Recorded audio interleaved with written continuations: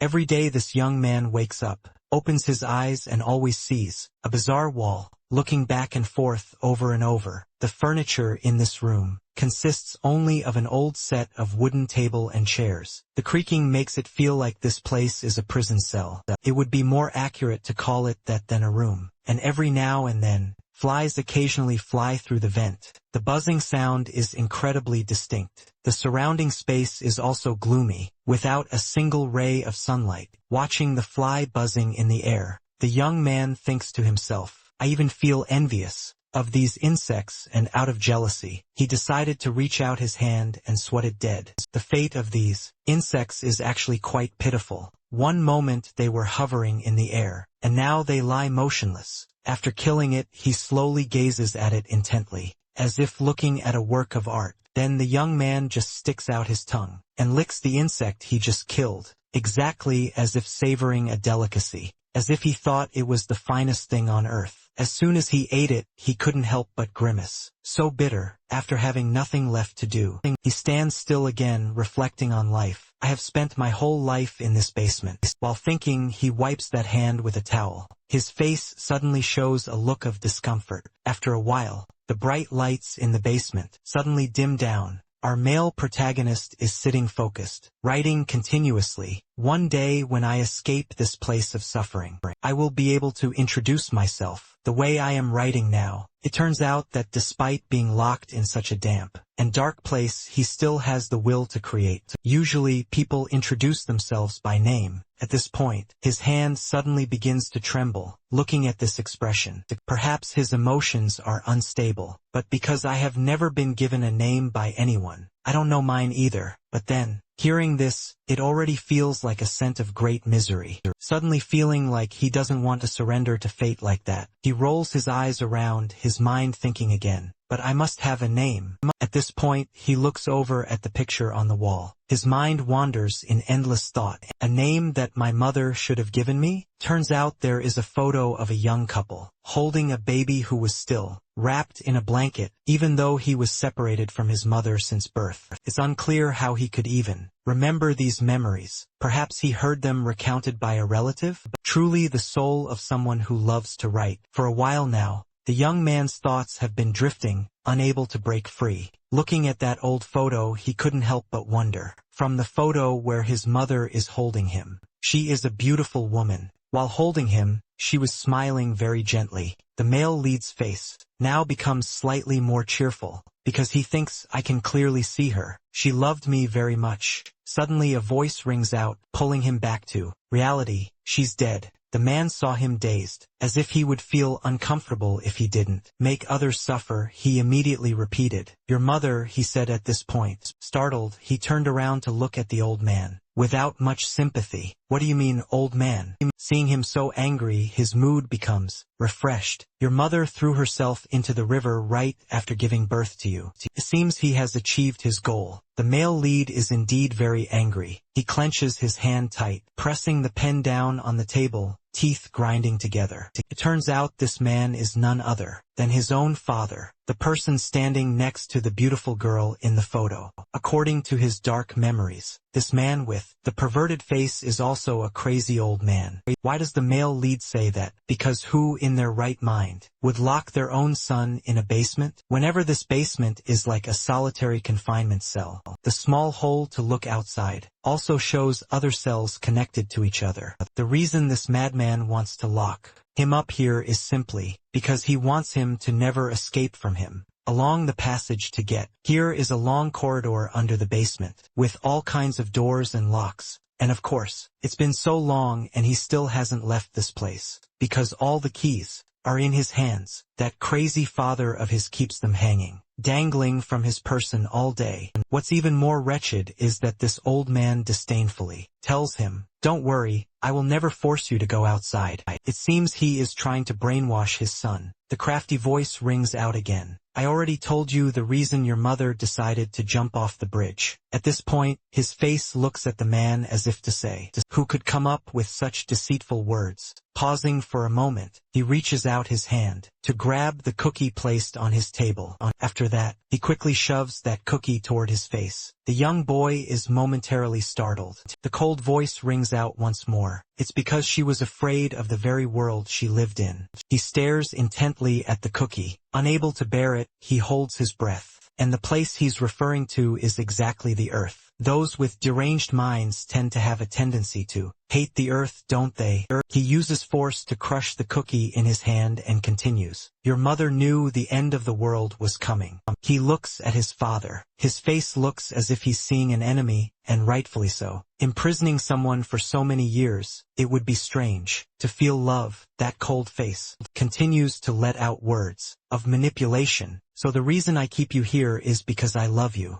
I cannot let my son end his own life. Hearing those nauseating words, the male lead is so angry his body trembles. How is he anything like a normal father? Fundamentally, he doesn't even view him as a human being anymore. Finally, after all those years of silence, the once small boy has now opened his mouth to rebut. You're lying. My mother died because she was afraid of the apocalypse. He shouted loudly into his father's face. Don't talk about my mother like that. Do you think I'll believe you? You lied about the apocalypse and locked me in here. The man nonchalantly replied, believe it or not, it's up to you. But having said that, he glanced at the notebook on his son's table. Then this old man immediately stepped forward and picked it up. Seeing this, one already knew he had no good intentions. And it was exactly like that. He started to light a fire and said coldly, this autobiography you wrote will never see the light of day. The male lead saw his work being consumed by flames. He screamed in panic, what are you doing? But it was probably too late. The fire had begun to grow, spreading across the white pages. Finally, inside the trash can, only a pile of ashes remained, with tiny sparks of fire. He clutched the iron trash can. The resentment and frustration suppressed for so long made his entire body tremble. A person like you has no right to be called a father. He squeezed out a twisted smile on his lips. Oh my, don't say that. I do everything for you. Now follow me. Hearing these hypocritical words, he looked at the man in front of him with full hatred. At the same time every day, they always walk through this corridor like robots. He walks behind and in front is that crazed man. He seems very satisfied with his son's obedience. As for the male lead, he is like a caged beast, gloomy and resentful. Throughout the walk, there is only the whirring sound of the fans around them. He rolls his eyes around to stave off boredom. And of course here, there is no sign of any other living creature. In that long, winding secret basement complex, his father and he are the only ones living in the vast basement. He leads his son to another cellar, very far from where the male lead sleeps and rests. The clatter of the chalk writing on the board keeps ringing out, and the person teaching him is none other than him. He sits listening to the lecture like a machine. Every day is exactly the same. The male lead feels weary because of the identical lessons, practicing exactly as before. While listening to the lecture, he steals a glance down at the desk drawer, the only thing that helps the poor young man get through those strings of tedious days. Pausing for a moment, he pulls the book out. His face also breaks into a joyful smile. During his free time, he can comfortably read books in the library. That is when he feels himself coming back to life, day after day, under the flickering lights in the dark basement. His only friends are the books. Even though the library has many books, his favorite is the one about the world out there. As he reads, the male lead's mind visualizes countless scenes he has never seen. At times he feels like he is about to go crazy. He wanders through thoughts that he doesn't know what it feels like to touch the light described in the books. But the lonely young man thinks to himself, it's probably much warmer than the lights in this basement. He has imagined so many scenarios where he would be flying freely, outside, overflowing with warm sunshine, along with the lush green trees growing close together, his feet greedily stepping on the emerald grass. Still damp from the lingering night dew, countless scenes appear. He imagines himself running and jumping playfully. He wants to spend his days peacefully admiring beautiful scenery, talking to the people he wants to, perhaps even making friends with them. It has been a very long time since he interacted with anyone at all. Suddenly, memory returns to that photograph. Why are other people's family photos so beautiful? But for him, it is truly terrible. Our male lead thinks again. But above all, the thing I need to do immediately after escaping. Before he could even finish his sentence, a foot aimed straight for his face. The psychotic father discovered he was up to something secretive and kicked him hard, sending the young man tumbling. The book went flying, and he managed to catch it just in time. It felt like the person in front of him was more a demon than a father. His face hit the cold ground. He questioned him in a cold voice. I told you that you could only read this book in your free time. He then looked at the title of the book, and couldn't help but be surprised. This is a book about the surface world. A bizarre laugh rang out along with the sarcasm of this crazy old man. How pathetic. He didn't even bother to notice his son, who was trembling with rage. Are you still pining for the outside world? He still insisted on what he had said before. You will never be able to go up to the surface. The old father's brainwashing program began again, with his distorted ideology. When the apocalypse comes, the world will be nothing but screams and a sea of blood. In the end, everything will just be dust and ashes. Saying this, his eyes became soulless. The person in front of him looked like a real devil. It seems you still haven't realized. This basement is the only way for you to survive. Carrying his resentment, he questioned his father again. That lie again about some damn apocalypse. Just for that reason, he has locked me in here for my whole life. That cunning smile bloomed on his lips again. To him, during the days spent locked up here, he continued to be tortured day after day. The small boy's physical body struggled to push itself up. He secretly made a resolution that he would escape this prison at all costs. This was the motivation for him to keep trying to rise up and continue living in this prison. But he was the one who understood best that now was not yet the time. He forced himself to stand up in the face of his father's contempt. In front of me, I need to wait for the opportunity, and the opportunity the male lead refers to is the bundle of keys on his hip. When he lets his guard down and is defenseless, I will definitely snatch it and reclaim my freedom for myself. Scene changes to an empty room. Inside are weights and many towels to wipe sweat. The sound of heavy breathing echoes in the quiet space. This place is also much brighter. The small boy of yesteryear has gradually grown over time. Right now he is trying to do push-ups, despite the sweat dripping all over his body.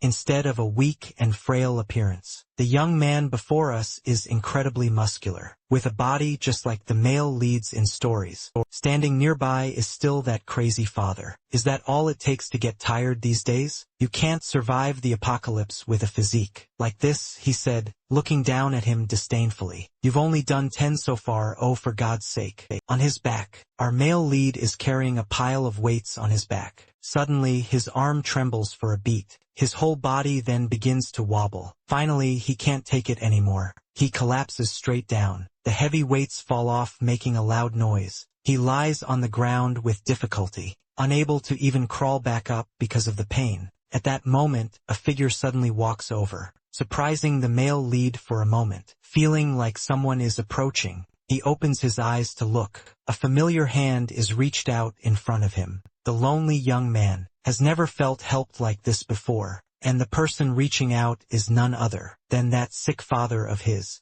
Suddenly, his weak heart feels a little bit refreshed. His view of the man becomes slightly more sympathetic. After a moment of hesitant caution, he finally slowly reaches his hand out. Feeling a bit shy himself, he asks him, "Why are you helping me?" As soon as he finished speaking, that hand of his father applied force, squeezing a bit harder. Immediately after, the old man yanked his arm hard. The young man quickly flew forward like a rocket. He let out a panicked scream. At the same time, he began to raise his leg and said coldly, "I never said that. I intended to help you." Those old legs kicked aggressively and hard, making him tumble to the ground once again. His body at this moment was like it had springs attached, continuously flipping several times. The male lead himself could not stop, and just like that he slammed into a mirror, shattering it. Looking at the scene before him, his father said, "If someone reaches out their hand to you, do not trust them. He stood still there and continued, "You must be absolutely vigilant toward people, especially during the apocalypse." Looking over the training equipment, he explained further, "That is why I have been training you and teaching you combat techniques." He raised his hands into a fighting stance again. "When you are forced to confront others, you must be strong enough to survive with your bare hands." Therefore, before he could finish his sentence, the old man hesitated, looking over at his small son, who had just finished heavy training and then fell. Such a painful blow made him unable to bear it, lying motionless on the ground. But he said to himself, "I suppose you aren't listening to me. So weak, I didn't expect you to pass out just from that. Let's end it here for today." As soon as he finished speaking, he quickly approached his son to examine him. The keys on his body rattled incessantly. It created a sound that was music to the ears. When he saw his father coming, his eyes suddenly lit up like a wild cat in the night. The thing he had been waiting for all this time was this old man's carelessness. Immediately after, ignoring the glass shards piercing his body, he was like a tiger pouncing on a delicious prey. The male lead had now grabbed a piece of broken glass nearby. He gripped it tightly in his hand. This was the moment he had always longed for. His heart could not help but rejoice. His steps also grew more urgent and faster. He felt like he was close to touching freedom. Then he crouched his feet to gain momentum and lunged. While his father had let down his guard, he will kill him and take the keys to escape from here. That is the moment he has been waiting for since he was a child. His figure soared through the air, aggressively aiming straight for his father. Seeing him not reacting, he was extremely overjoyed, thinking to himself that this time it finally worked. But as that sharp piece of mirror lunged forward, a small change occurred. Just a little more, and he would have been able to kill this madman and escape from here. But it was far from what he thought. There was only one single flaw in this plan. His father is someone who never lets his guard down. He saw his shadow on the ground. Furthermore, this murderous intent became even more apparent. Just as he was inches away, he aggressively spun around to look at him with a smile. Cunning.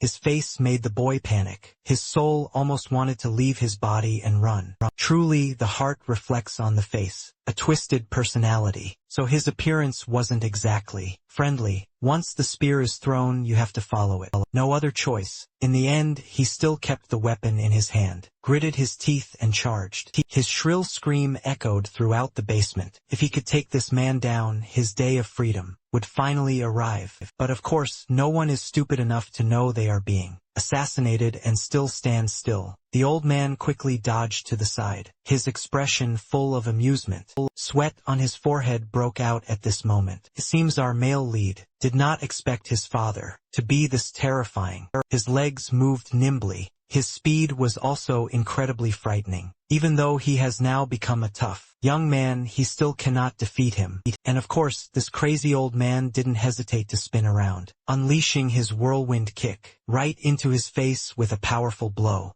Needless to say, our male lead was beyond panicked, and naturally he couldn't dodge the strike at all of this attack. Before his eyes, everything quickly fell into a dark night. Perhaps a long time had passed. Finally, he startled awake after the recent incident. When he opened his eyes, he sat up in shock. The surroundings were still the familiar scene, the dark basement and that worn-out bed. On this side, the faucet was still dripping into the bucket. It was almost full. Could also be said that he had been out for a very long time, like a soul that refuses to depart. As soon as he regained consciousness, that cold voice rang out again, making the male lead startle, his heart thumping. "You're finally awake." His dear old father was currently standing at the door. He couldn't help but praise. That was a good effort. Seeing his beloved son still in a daze, he brought up the action he had just taken. "Regarding that attack of yours." The crazy old man held up the broken mirror piece and continued, "But I told you before, if you don't use your bare hands, then all the training is meaningless." Immediately after, a cunning smile like that of a bandit bloomed on his double-chinned face. "Therefore, the punishment for using a weapon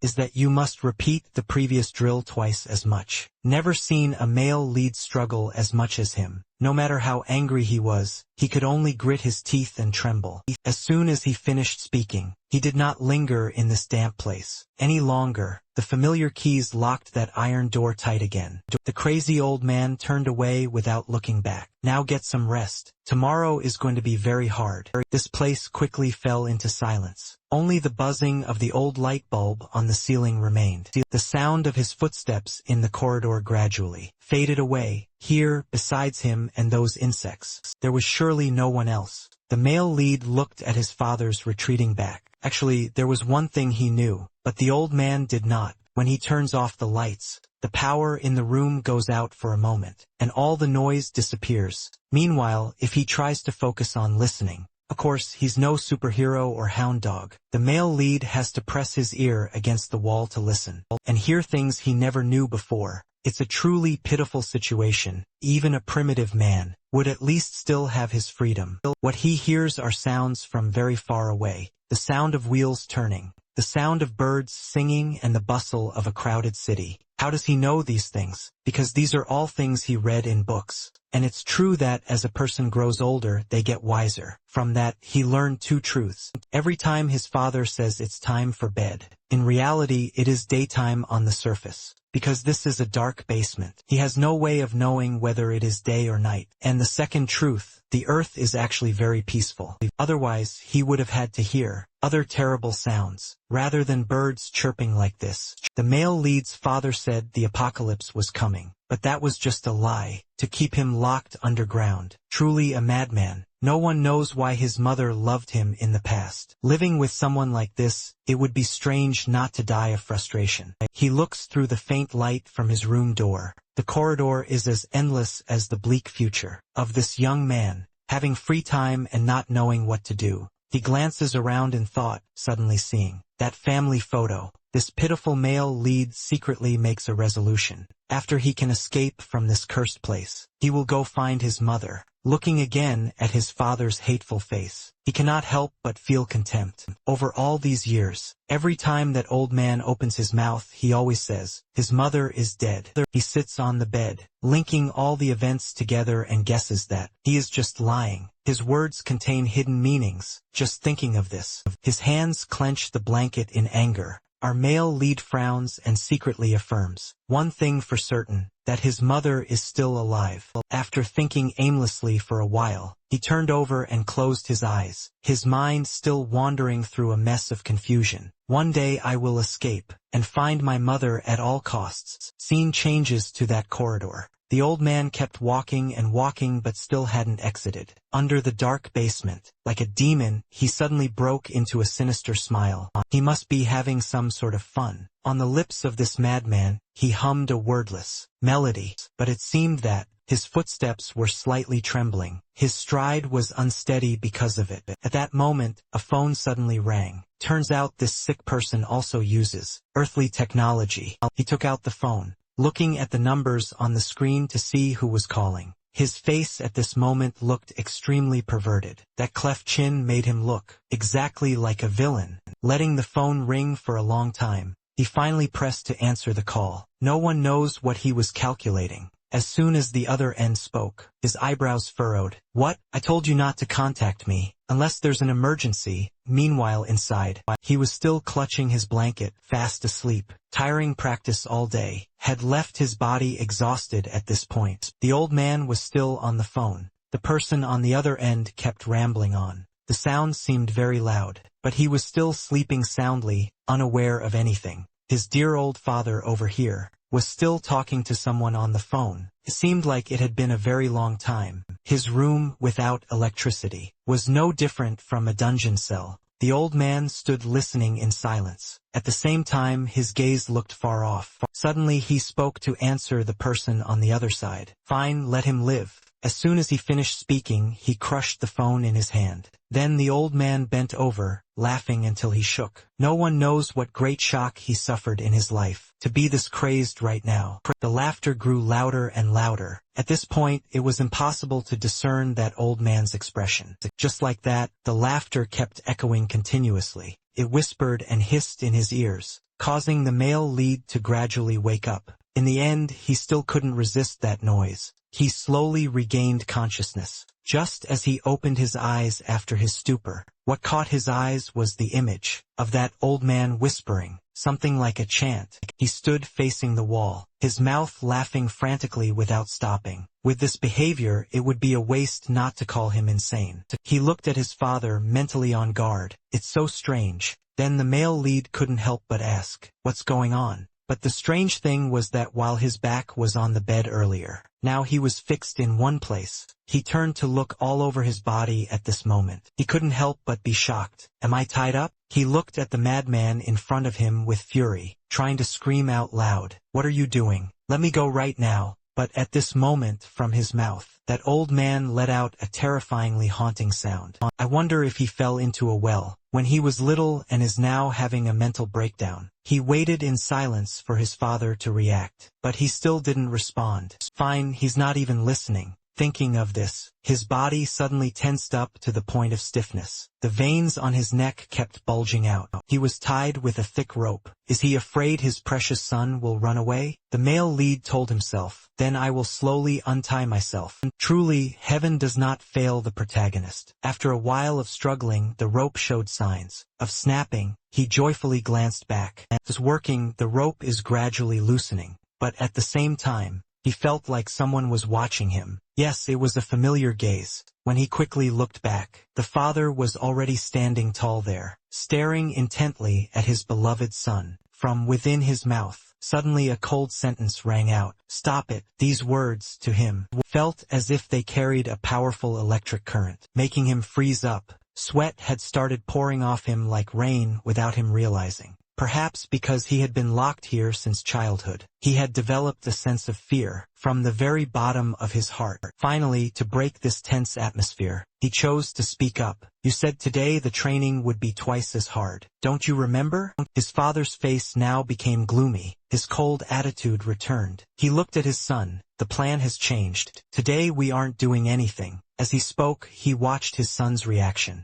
But it seemed this made him a bit unhappy. "No," pausing for a moment, his father continued. "Not just today but from now on. You won't be allowed to do anything, except sit in that chair." He could no longer tolerate his father's crazy games anymore. "What are you saying? You said you would train me to survive the apocalypse. But if you keep me tied up, I won't be able to." At this moment he cut him off. "The training is over." He gritted his teeth, feeling secretly anxious. Why did he suddenly change his mind? "I can't do anything if I'm kept tied up like this." Remembering that gentle smile, he felt utterly devastated. "I won't have a chance to meet my mother." He hung his head, his whole body, unable to stop trembling. But this reaction displeased the old man. His eyebrows furrowed together. "What are you doing?" He didn't answer and continued to use his strength to push himself. It seemed this action was working. The rope continued to snap. He looked at him, feeling a bit dazed himself. The sound of the ropes snapping grew louder. At the same time, that dear old father burst out laughing. Because as I said, the laugh of a sick person is different from a normal person. One look and you can tell. This madman is about to play another trick on his son. Can be said that hearing this laugh would haunt you for half a lifetime. Moreover, it's so ghostly and perverted that it's unbearable. And of course, a madman will not recognize his own crazed state. He laughed so hard his tongue even stuck out. Immediately after, as if being chased by a dog, his father rushed toward his son. Of course, it was nothing good, and naturally, since his limbs were tied, he couldn't react for the time being. He could only stay dazed and let him do whatever he wanted. Instantly, an aggressive punch was thrown. He was sitting on the chair and tumbled over. He couldn't move, lying flattened on the ground, motionless as a dead chicken. If anyone says this guy is a father, I'll faint right away. Seeing his son fall so hard, he just nonchalantly walked over slowly.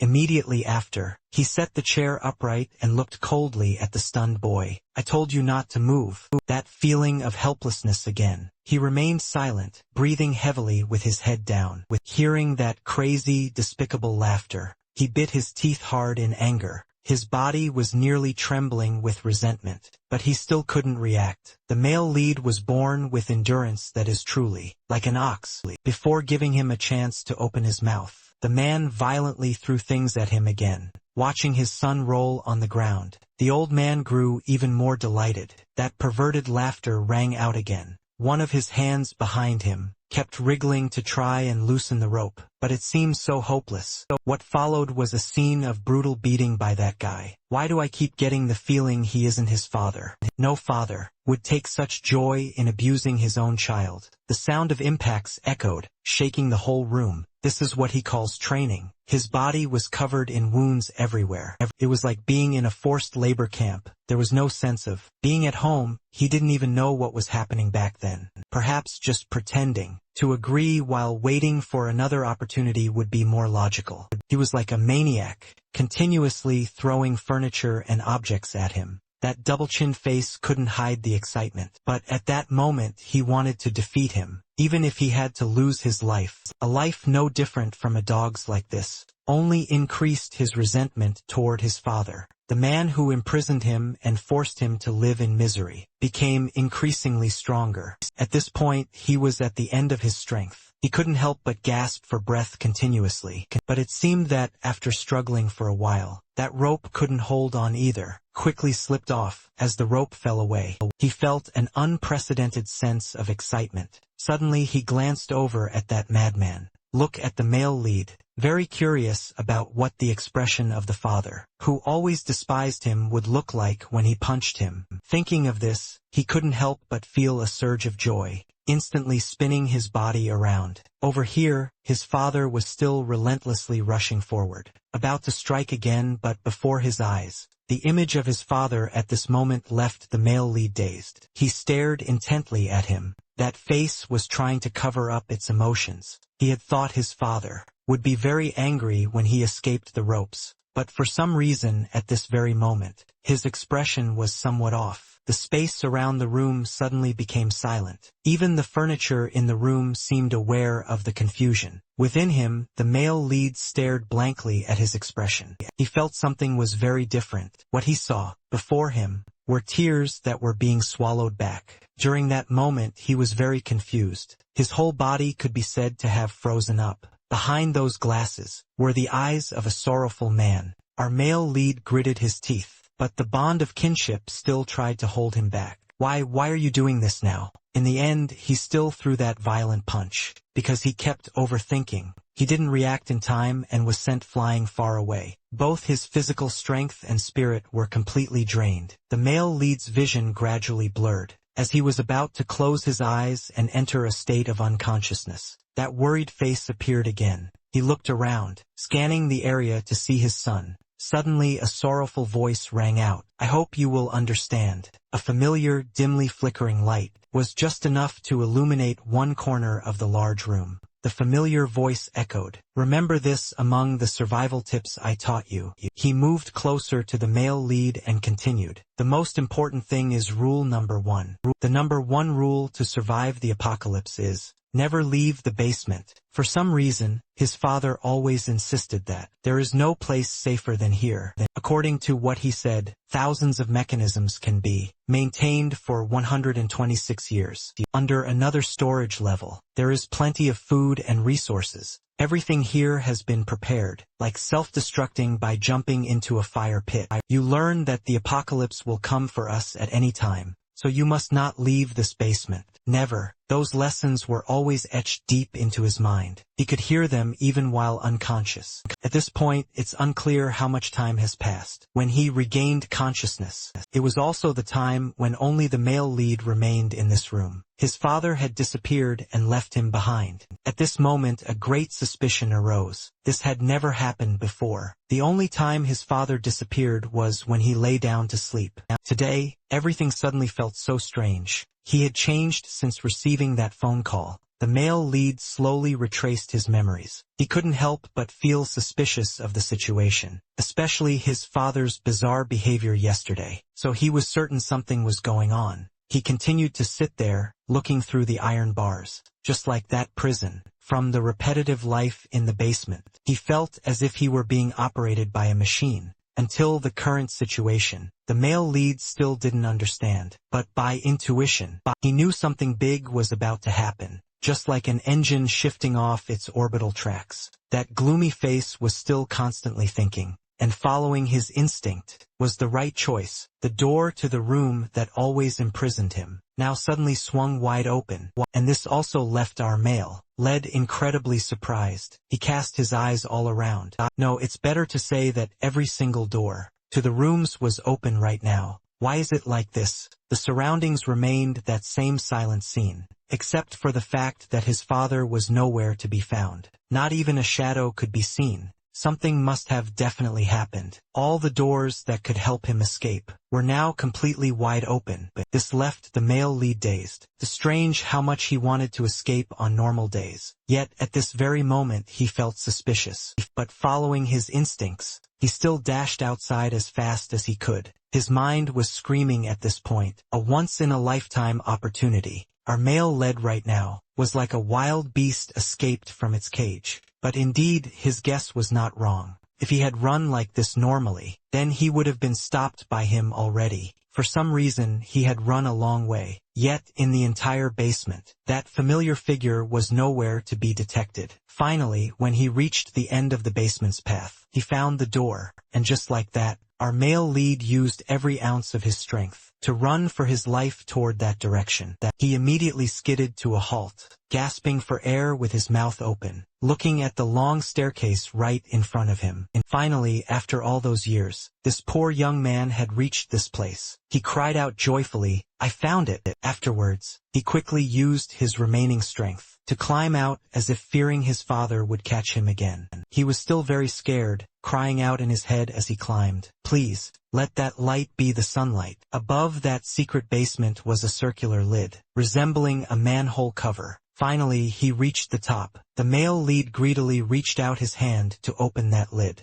He slowly stepped up. This was the first time since growing up that his body was illuminated by light. It feels like someone from another planet has wandered in. He just stands there with his mouth agape out on the street. Eyes that have never seen the sunlight, now slowly open to adapt. The scene before him makes him freeze. It must be said it is incredibly grand and magnificent, exactly like what was described in the books. There are skyscrapers piercing the sky, and on the streets below, people and vehicles are bustling back and forth. The surrounding area is filled with constant noise. The tall young man is now just like a child. He greedily looks around to explore the world. It seems our male lead is being overwhelmed, though this reaction is perfectly understandable. All of these things before, he could only see through books. The male lead feels like he has truly been liberated, even though this bustling scene is completely ordinary to some people. His eyes are dazed, and his inner self is screaming incessantly, "I did it." He can even hear his heart leaping. "I really did it." Lost in a daze he doesn't realize he is blocking the path of the cars. A frustrated passerby shouts, "Hey, kid!" It turns out he is standing aimlessly in the middle of the road, and the cars are being affected because of it. The young man shouts irritably, "What are you doing in the middle of the road?" Up until now, the only person this boy has ever seen is his father. Now meeting so many people at once, he joyfully turns around. It's a human. The sheltered male lead cheers. "It's really a human over there." The other person is startled. What's wrong with this kid? Did he hit his head somewhere or what? Suddenly, at this point, he abruptly stops himself, remembering that now is not the time. The male lead's brain starts working. He can't afford to let his guard down right after escaping. Father will realize I'm gone and chase after me. Acting on the thought, he quickly dashes away. For now, he must run as far from that basement as possible. Under the harsh sunlight and the thick haze of dust, while many might be weary of this life, he is incredibly excited, cheering silently. "I've dreamed of this moment my whole life." It is none other than escaping the dark basement that had imprisoned his freedom for a very, very long time. It must be said that he had never been able to run on his own 2 feet like this, and this was the first time he was free. Suddenly, as if something came to mind, he abruptly came to a halt. Just a moment ago, escaping seemed nearly impossible. The male lead couldn't have even imagined it, even if the door suddenly opens. The more he thought about this, the more dazed his gaze became. His inner self was also struggling with the thought, but he just kept running headlong toward the unknown, not knowing where he was going. Suddenly the male lead stopped. He wondered in a daze. At this moment, a heap of thoughts began to form in his brain. Was there a flaw in the security system? Before his eyes was a mess of confusion. It's not that. Father is a meticulous person, so he wouldn't make this mistake. Now he proposed a hypothesis that, what if, despite having escaped, his mind was still extremely uneasy, so pitiful? He remembered that face. He asked himself, was opening the basement door my father's intention? As soon as he thought of this, the male lead shook his head in immediate denial. No, it's impossible. Why didn't he think that his father had let him go? Because he was the one who created the rule that leaving was not permitted. The basement, at this moment, he suddenly looked at the surrounding city landscape. Everyone was still laughing and talking happily, and the park and entertainment venues were still operating normally. Over here, students were still skipping to school, chatting and laughing. That old man was even smiling very warmly, handing a balloon to the little boy. He was very happy, and so were his parents. The poor child, in his memory there was only an old photograph with both parents present. Even if the doors had suddenly opened, for a very, very long time, he hasn't known what happiness feels like. But since escaping outside, seeing all of them being so happy, makes him feel a bit sentimental. The male lead turns his gaze to the other side. The children leaving school are excitedly chasing each other. Yet these simple things, since he became conscious until now, our male lead has never experienced them. Everything seems to create a vivid picture. He just stands there with his mouth open like an idiot. Finally, on his lips, a satisfied smile also blooms. Right, looking at the little boy holding the balloon. He's about to bump into someone else. In the end, he couldn't avoid it. The balloon slipped from his hand. Balloons must fly away when they aren't held tight. He watches the balloon, feeling certain in his heart that everything his father said was a lie. He reaches up his hand as if wanting to catch that balloon. Outside this basement, the world is so peaceful. Flocks of birds are spreading their wings, flying freely in the sky. The golden sunlight shines down brilliantly. Over here, a group of female students talk about countless topics, then laugh together merrily. The balloon keeps flying higher, carrying his dreams as it moves upward. Everyone is still living their lives normally. The bustling scene goes on as usual. He follows the balloon with his eyes. Feeling happy himself, he smiles brightly. As expected, the impending apocalypse is something nonsensical. At this moment, the balloon happens to cover the sun. Around him, everyone's activities are like a fast-forwarded movie, and our male lead is the one watching that tape. At this moment, his father's words echo again. The apocalypse will come for us without warning. Suddenly, at that same time, the birds in the sky fly in a chaotic panic everywhere, looking extremely terrified. And down here, it seems everyone is also starting to sense something strange. Everyone stops what they are doing. The flock of birds continues to fly erratically. It is said that when they act like this, it means they have sensed something is wrong. That balloon is still obscuring the sun. But the strange problem is, did the ground darken because of a balloon? No. When that balloon flew elsewhere, in the sky, something appeared that was even larger than the sun. It was massive and dark. One look and you knew it was nothing good. At this moment, everyone looked up in a daze. They didn't know what on earth this thing was. Even the male lead was stunned. Oh my God, truly the unluckiest person in the world. Just escaped from the prison basement. And I run into what kind of phenomenon is this? That thing looks like a sphere of darkness. It is so large it has the power to cover the entire earth. Inside it, there seems to be something else as well, resembling small threads woven together, weaving together into clusters. Now it has become even more dense. Finally, it became like a tornado, slowly descending toward the ground. The crowd was in an uproar now. It's getting closer. What is that thing? I don't know, it's not the moon, right? What? The moon? Can't you see it? Having just reintegrated into society, our young man was naturally the most terrified. The way he looked at that thing was even scarier than looking at his old man. Whispering discussions kept ringing in his ears. People didn't know what it was, but a stream of light appeared in the sky. That squiggly cluster is actually a monster. It has transformed, and he still hasn't regained his composure. Oh dear, that thing, no one knows where it crawled out from. It's not just one, but a whole swarm. They are crawling all over each other, one on top of another as if incredibly hungry. More and more of them. stacking up like that to form a vortex. And at this moment, that vortex is about to smash straight down into the city. Right then, the words of his dear old father rang out again. Never leave the basement. This is the most basic rule for you to survive. Again with that standing dazed with mouth agape attitude. It's so frustrating watching this guy. But his father also said, however, there is one exception. If the location of the basement is compromised. And at this moment, that skeletal creature fell straight from the sky down into the basement. His father was like a prophet at this moment. They seemed to live in swarms. Right now, the monster invasion has struck the earth directly. And according to what he taught, if there is danger, this rule number 1 will be voided. Inside the basement, there is also a security system, and commands can be read remotely, locking the doors. Perhaps because of that, the monsters cannot advance any deeper. Any further, their destructive power is too terrible. And these things look like zombies, commonly seen in movies. The citizens, just like him, no one can react at this moment, because the event happened so fast they can't accept it yet. Tens of thousands of monsters poured down, with many different shapes and sizes, a diverse variety. Just like that, they slowly crawled out into the city. Before the dazed eyes of the people, they are almost motionless. But that doesn't mean the monsters are too.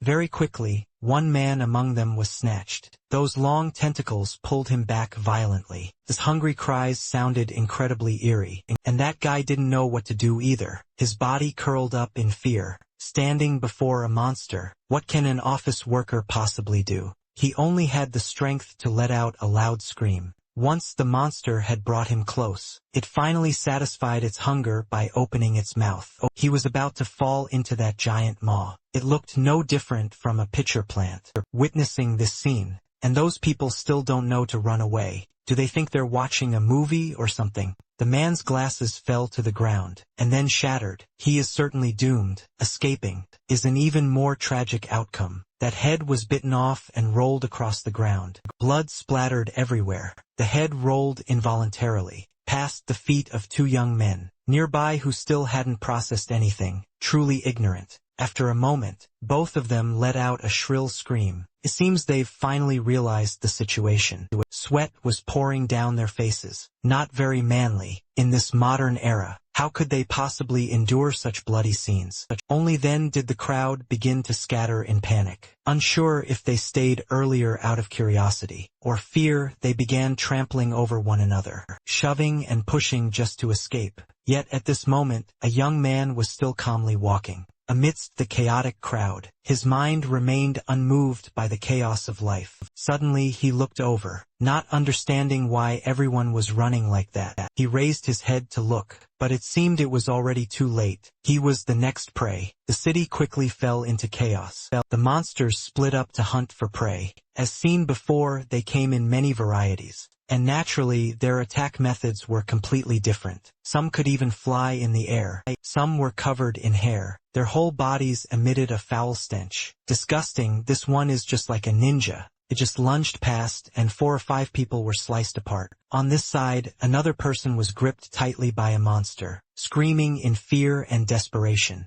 It seems this area is already in shambles. They are still hunting relentlessly. Blood quickly filled the streets. Countless dead, with very few escapees. Most lost their lives in this place. That man tried to run, but of course he shared the same fate. As for our guy, still with that useless, dazed appearance, his body was trembling now. People around were screaming non-stop. Hurry, call the police. It's not working. Something is wrong with the phones. At this moment, the son who only knew play suddenly remembered those precious teachings. He looked at the chaotic scene and said to himself, Father once said when the apocalypse comes, the world will have nothing but screams and a sea of blood. And the scene before his eyes right now is exactly like that. And according to what he said, in the end, everything will be nothing but ashes. He recalled the images from a few minutes ago. This place was still peaceful and happy, but now corpses lie scattered everywhere. Fresh blood flows profusely across the ground. His innocent eyes were once again filled with fear. He just stood there like a fool, doing nothing at all. Monsters were everywhere, and it made sense. Who would have thought the day of their freedom would be the exact moment the apocalypse arrived? Over here, A woman looked at everything happening before her eyes. She couldn't bear it and screamed out loud. Ancient trees were struck with great force and collapsed. This place soon turned into a death zone. The monsters swept through relentlessly. Wherever they went, they paved the way with blood. And seeing this sight, he finally began to realize that the apocalypse had started. The monsters descended upon the city from above, like a fierce, raging torrent. He tripped and then tried to struggle back up to keep running. Even if he didn't want to admit it, at this moment he had to acknowledge that his father was right, the apocalypse really was here. Does that mean Mother is also dead? Is that true as well? The monsters behind them destroyed everything in their path. One by one, groups of people were caught and slaughtered. In a brutal manner, his hand, flailing in midair, was suddenly grabbed by another firm arm. His father's cold face appeared. Without saying a word, the old man just used his strength to pull him forward. He was stunned with surprise. "Why are you here?" Along the way there were wretched cries, and the constant sound of heavy breathing from exhaustion. The old man didn't answer, but only urged him in an urgent voice, "Run fast, don't stop." As he ran, he glanced back over his shoulder, seeing the monsters flooding the streets, like a flash flood, savagely tearing apart every human they could catch. That sight terrified him to the core. There was a turn up ahead. He hurriedly followed on the old man's heels and turned into it. But then, another swarm of monsters from within a small alley poured out and blocked the path. "There are monsters over there too." The old man quickly changed direction. "This way," but both of them had to run back, against the chaotic flow of people, heading toward a bridge. There were still a few people there trying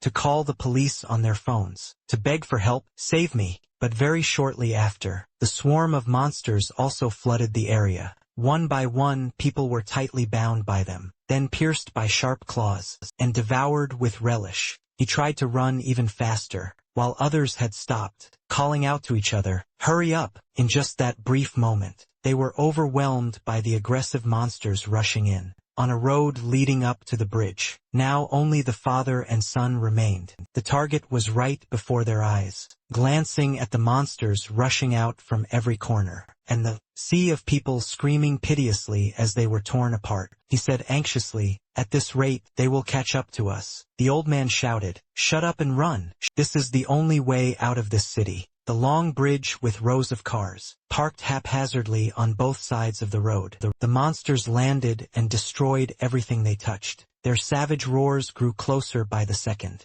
making his heart stop in fear. They twisted together, crawling on the ground like a black flood. Looking back at him, he warned in a panic, "The monsters are chasing us onto the bridge." Then, in that moment of distraction, his whole body suddenly froze motionless, in extreme panic, as his ankle was gripped by the tentacle of a monster that appeared from nowhere, crawling up from the bridge railing, grabbing him tightly, squeezing so hard it caused a stinging pain. "If I can't break free, then..." Right at this moment the father returned, carrying a large rock in his hands, aiming straight for the tentacles and smashing it down hard, forcing the monster to retract its feelers and fall, plunging into the abyss. He looked coldly at his son who was clutching his leg in pain, slumping down onto the road. "Damn it, my leg." The bridge suddenly shook violently, due to being subjected to an overwhelming load. The father and son stared at each other in confusion.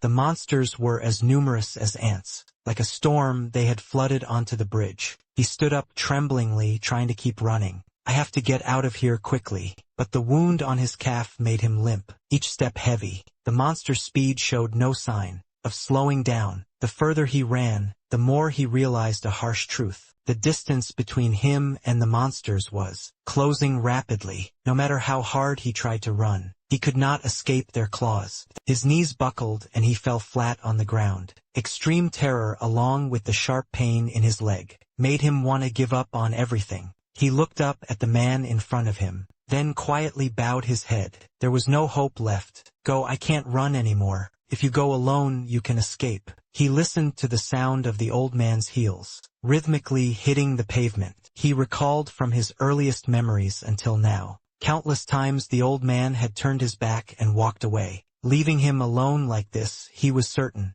"That's right, just keep running." You always leave me behind like that anyway. Seeing the old man's shadow cast on the ground, slowly approaching him, he was stunned with shock. The old man reached out, leaning down to ask, "Why aren't you getting up?" Only then did he dare to look up, his wide, dazed eyes looking up. "What?" His voice grew louder as he spoke, as if to drown out the emotions surging in his heart. "Why haven't you run away yet?" "Even if I run, I won't be able to go far," he responded decisively, firmly as a nail driven into wood. "You can survive because I have a plan." He hesitated, his voice full of doubt. "What? No way. A plan?" Looking at the road ahead, then looking back at his stern face, unflinching and resolute. He gritted his teeth as the image of that sorrowful face flashed through his mind. Then he reached out and placed his hand in the old man's large, warm palm. He was pulled forcefully backward. As they brushed past each other, the old man only managed a brief sentence. "Run." Limping along, he turned his head and asked, "Wait, you haven't told me what the plan is yet." He was startled to realize there was an object lying in his hand. About to open it to see, the old man stood behind him and spoke up to remind him, "There's no time. Run across the bridge, now." He had to set aside his curiosity. "Got it." Then continued to run headlong, not daring to neglect his path for even a glance. Alone, he bypassed one car after another, parked haphazardly, scattered all over the bridge. Finally, he could see the safe ground. On the other side of the bridge, his footsteps grew faster and faster, until he saw dark shadows wobbling from both sides of the road, collapsing down. His eyes widened in alert as he turned around, only to see the bridge's suspension cables had snapped. The bridge piers were swaying violently. His pupils dilated to the max. The sound of cracking concrete rang out ear-piercingly. In the blink of an eye, the entire bridge snapped in half. It collapsed right before his eyes, dragging the dense swarm of monsters, falling straight down into the deep, yawning abyss. His father stood stranded alone, his face still showing utter bewilderment. Out of breath, he called out loudly. He stood there in shock, his mouth agape, forgetting to close it. What just happened? Why is the bridge? Could it be? Thinking back to what the old man said earlier, "You can survive because I have a plan." Looking down at the fracture point of the bridge, could it be that the plan he mentioned was actually this? His voice, filled with a sense of choked-up resentment, rang out, "Why? Why did you have to go that far? You tortured me my whole life, so why now?" His legs trembled as if about to buckle, as if all his strength had been drained away. He slumped down onto the broken bridge, clutching the road surface with his hands, his face clearly showing resentment. "I survived. But what now? What the hell am I living for? Everything I ever dreamed of, the longing for a life on the surface, it has all gone up in smoke. Peaceful life, the poetic beauty of the world above, all of it, in just an instant, turned into a scene of death and spine-chilling desolation." He gritted his teeth, and his life's only remaining goal, the image of the gentle woman in the photo from the dark basement, at this moment, was also being mercilessly consumed and burned by the fire of despair in his heart. His tears fell uncontrollably, his voice trembling and choked. "I want to ask, why did you do that just to save me?" Remembering the only tiny bit of fragile warmth he had just felt on the bridge, the tears flowed even faster. "Now how am I supposed to keep living in this living hell on earth?" He sobbed out loud, weeping like an abandoned child, completely lost in the middle of a cruel life. Recalling that warm handhold, he tried to suppress his crying, looking down at his hand, clutching the item the old man had thrust into it earlier. His fingers slowly opened to reveal a small piece of paper.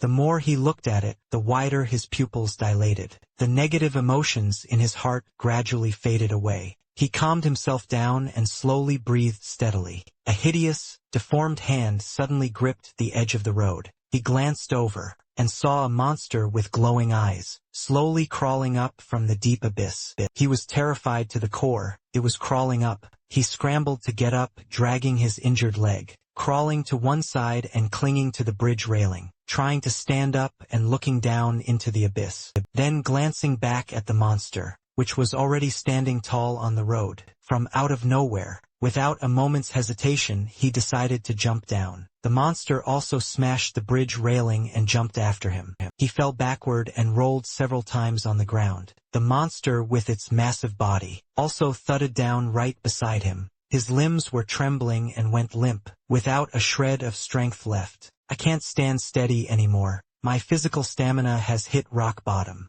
Watching the monster struggle to crawl back up, its eyes shining piercingly. No, there's no way I can escape from this hideous monster, he thought to himself in despair. I am definitely going to die a tragic death here. He gritted his teeth, refusing to accept his fate, looking back at the paper still clutched in his palm. But I thought I had nothing left to lose. Then tears filled with a longing to live, large as beans, poured down. The paper with the words "Your mother is still alive" was trembling in the palm of his hand. Why are you telling me this right at this moment? The monster, its body covered in jagged spines, was already standing right in front of him. He slowly stood up straight, facing the monster many times larger than himself, with all the power of faith and an iron will. I want to live. I will never give up, and I will try every possible way to survive and find my mother again. Facing the monster's ferocious appearance made him feel inevitably anxious, but this situation was truly not feasible at all. Just at this moment, his old man's teachings echoed in his ears again.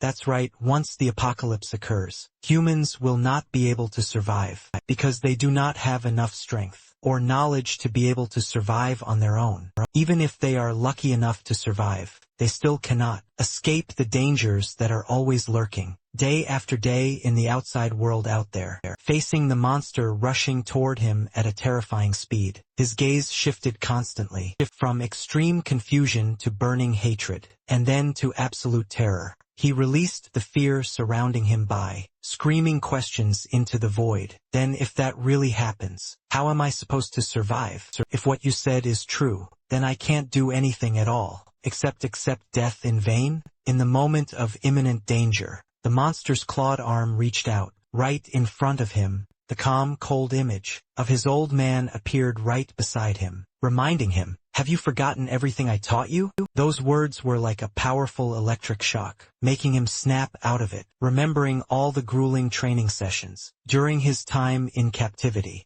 his pupils dilated, clearly reflecting the image of the monster's giant fist rushing toward him. At the crucial moment, he quickly dodged the deadly attack. Then he lunged behind the monster. As it slid forward, powerfully by its own momentum, the dust gradually settled as he stood there firmly. The monster turned back to look at him, opening its mouth to let out a savage roar, making his whole body tremble violently. The old man's teachings once again echoed in his ears, like a guiding compass. "Son, you are different from ordinary people. The biggest difference between you and them is that you know how to survive." Though the fear was still there, he still tried to use his eyes to observe the surrounding situation, searching for a slim chance to survive. His eyes focused on a sharp object protruding from the ground. Taking a deep breath to let his body gradually calm down, he spread his legs and stood firmly, his eyes gleaming with an unusual determination.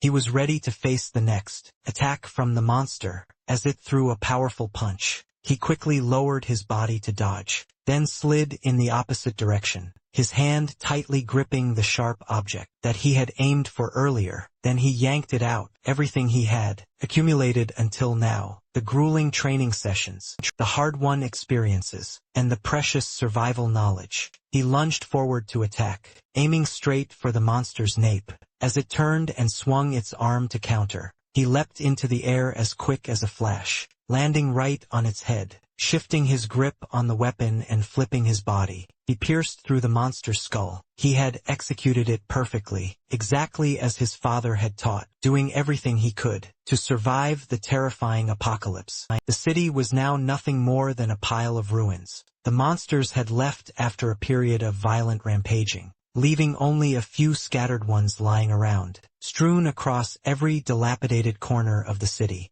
There were still some lucky survivors. They were gathering in a ruined basement. Every face was haggard and weary, in a state of gloom and dejection. One of them spoke up in a tired voice. "It's been 4 days already. Shouldn't the military be doing something? We're lucky to have found shelter in here." but the food is about to run out. We're gonna have to leave this place. Having said that, she glanced at the person sitting nearby. The basement was ruined and devastated. All four sides were completely blocked by broken bricks and debris. Her voice rang out once more, with a hint of impatience. Don't you want to say anything? If we just keep waiting like this, something will definitely happen. Hey, another person suddenly interrupted her. The girl turned back to look at the person who just spoke. What is it? The person replied, somewhat annoyed. Why don't you stop, kid? He rubbed the back of his neck and continued. You're making everyone here feel uncomfortable at all. The girl asked, her voice full of confusion. Why? I wasn't speaking that loudly. He frowned, rubbing the bridge of his nose, facing the girl's puzzled gaze. About to explain, that's not what I meant, but stopped halfway through,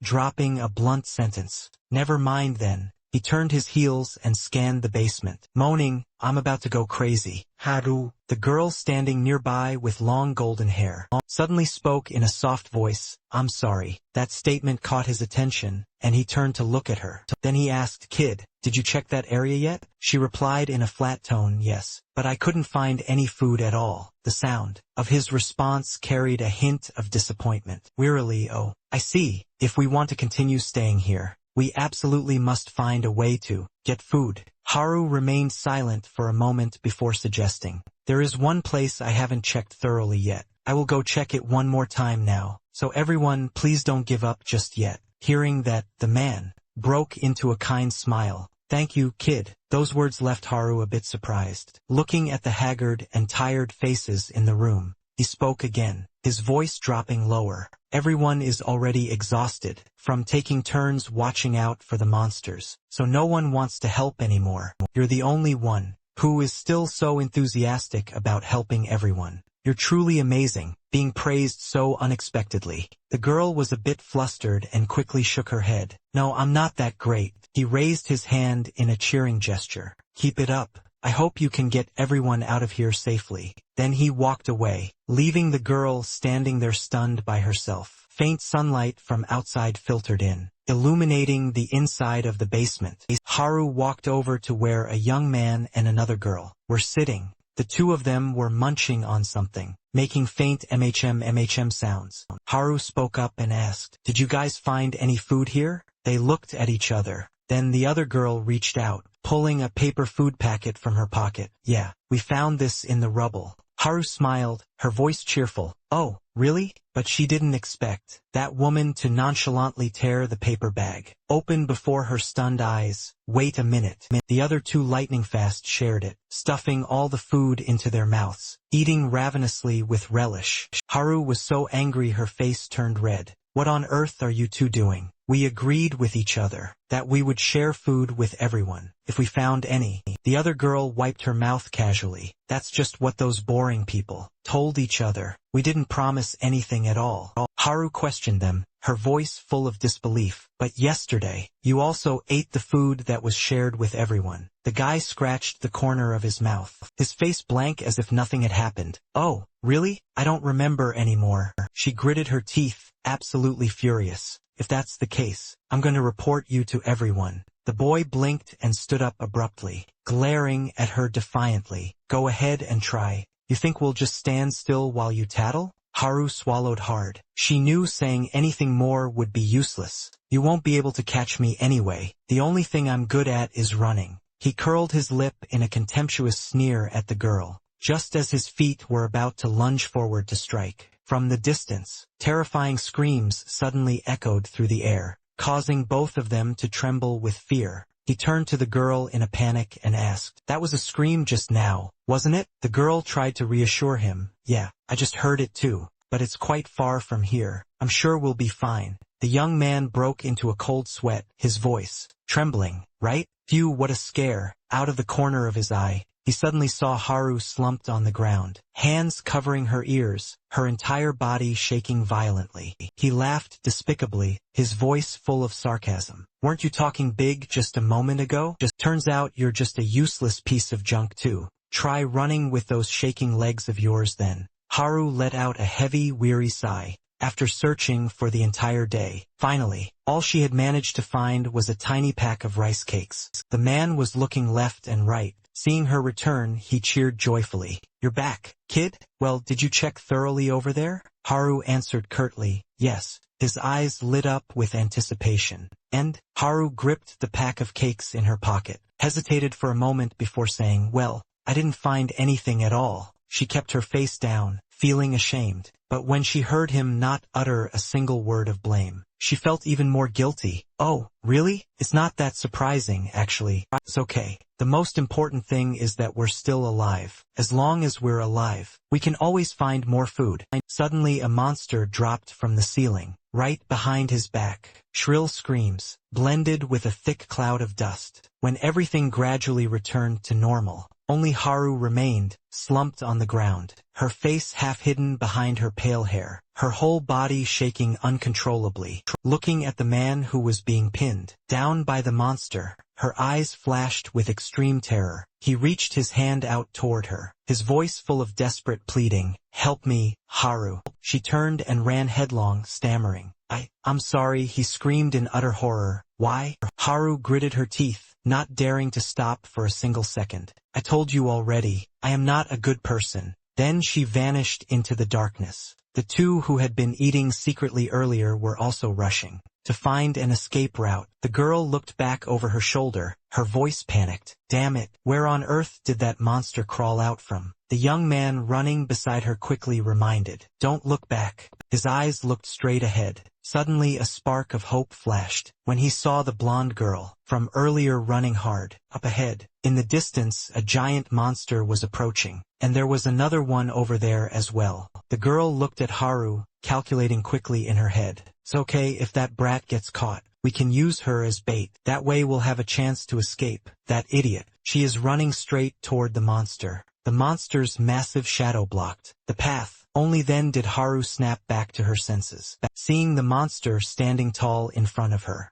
Its countless tentacles lunged forward like lightning, but she didn't stop at all. With eyes wide open, her whole body somersaulted flexibly, dodging all of its attacks. The other two stood frozen, their mouths agape in shock, when they saw Haru easily bypass the monster in a spectacular fashion, her long hair flying in the wind, revealing a long scar right on her forehead. Both just stood there stunned, watching her run away faster and faster. Their minds recalled her words from before. "The only thing I'm good at is running." The expressions on their faces turned pale as they saw the monster turning its head, attacking toward them. The young man's trembling voice rang out. No way. Was she telling the truth? A long, wretched scream echoed and then fell silent. Reaching a secluded corner, Haru leaned her back against the wall and slowly slid down. Sitting on the ground, completely out of breath, she reached up to quickly wipe away the beads of sweat rolling down her forehead. "Maybe I've escaped." Glanced to the side. She saw men sitting motionless there and was startled.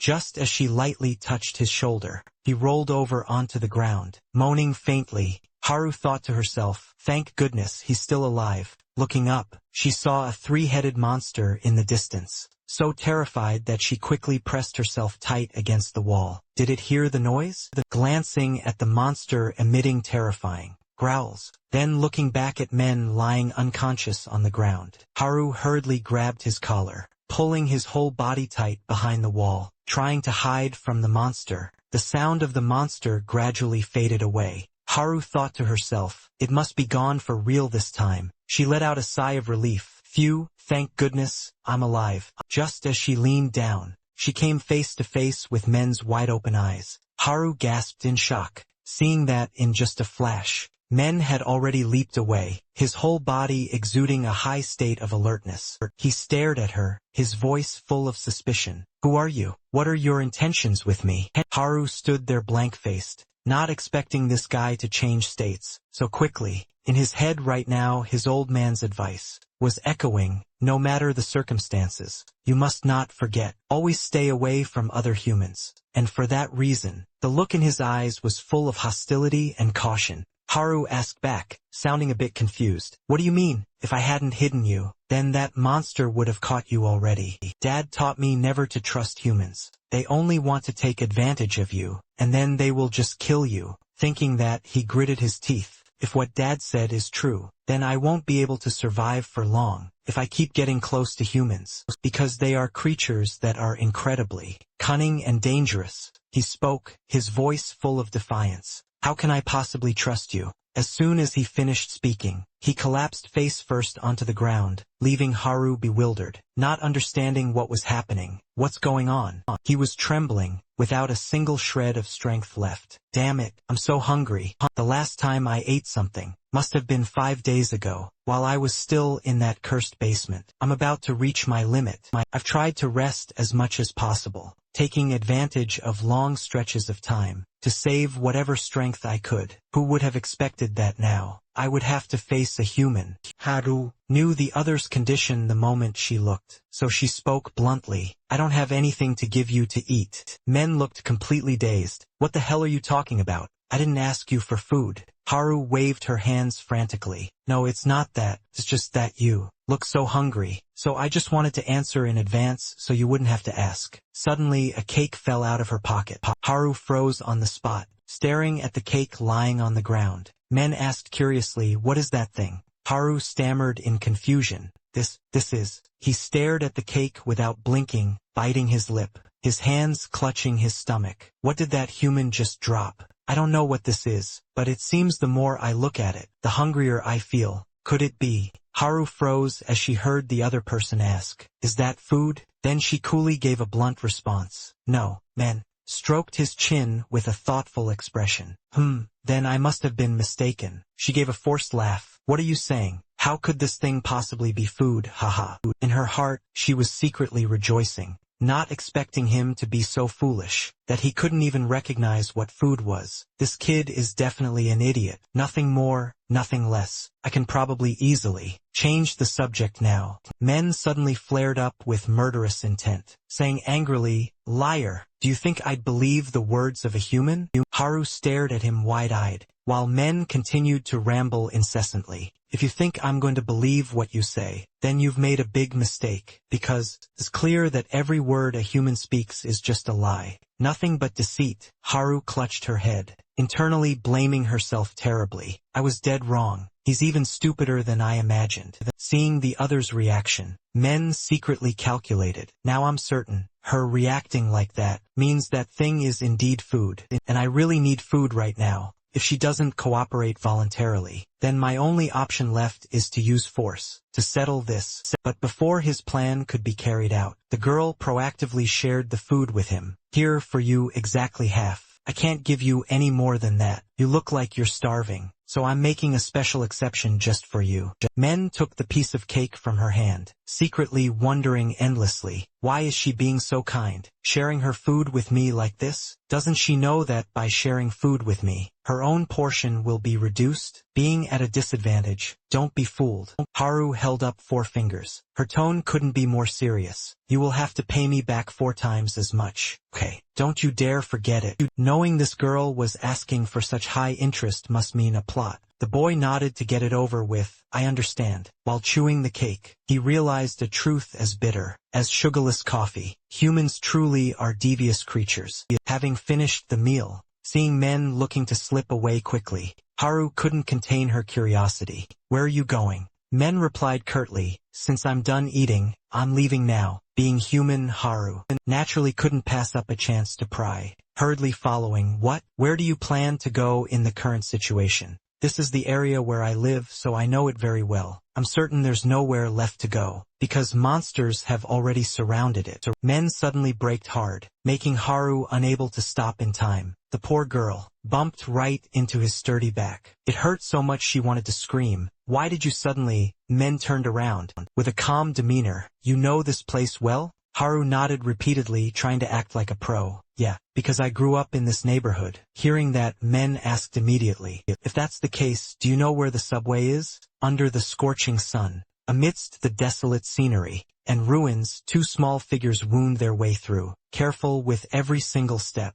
Haru couldn't help but feel a slight bitterness, silently cursing. How on earth did it end up with me being the guide for this idiot? If I had known, I wouldn't have shared my bread with him back then. I'm such a fool. But then memories flooded back of when she questioned him about the reason. Why the hell do you want to go to the subway station? He had replied with a firm voice, because it's safe there. Goods we need to survive are concentrated there. There is a route where we can move without the monsters seeing us. And more importantly, it's very difficult for monsters to detect humans at the subway. Men pointed his finger toward the ground, his gaze as determined as if he had just found the love of his life. As Haru sullenly led the way, she secretly exclaimed that this kid was truly a tough case to handle, talking as if he knew everything in the world, especially that confused moment at the beginning, where he didn't even recognize a piece of bread. He's truly beyond help. We've arrived. Haru glanced in all directions, trying to find a familiar sign. I'm sure it's somewhere around here. Men stood behind her, his voice full of suspicion, as if trusting people were a crime. Are you sure it's here?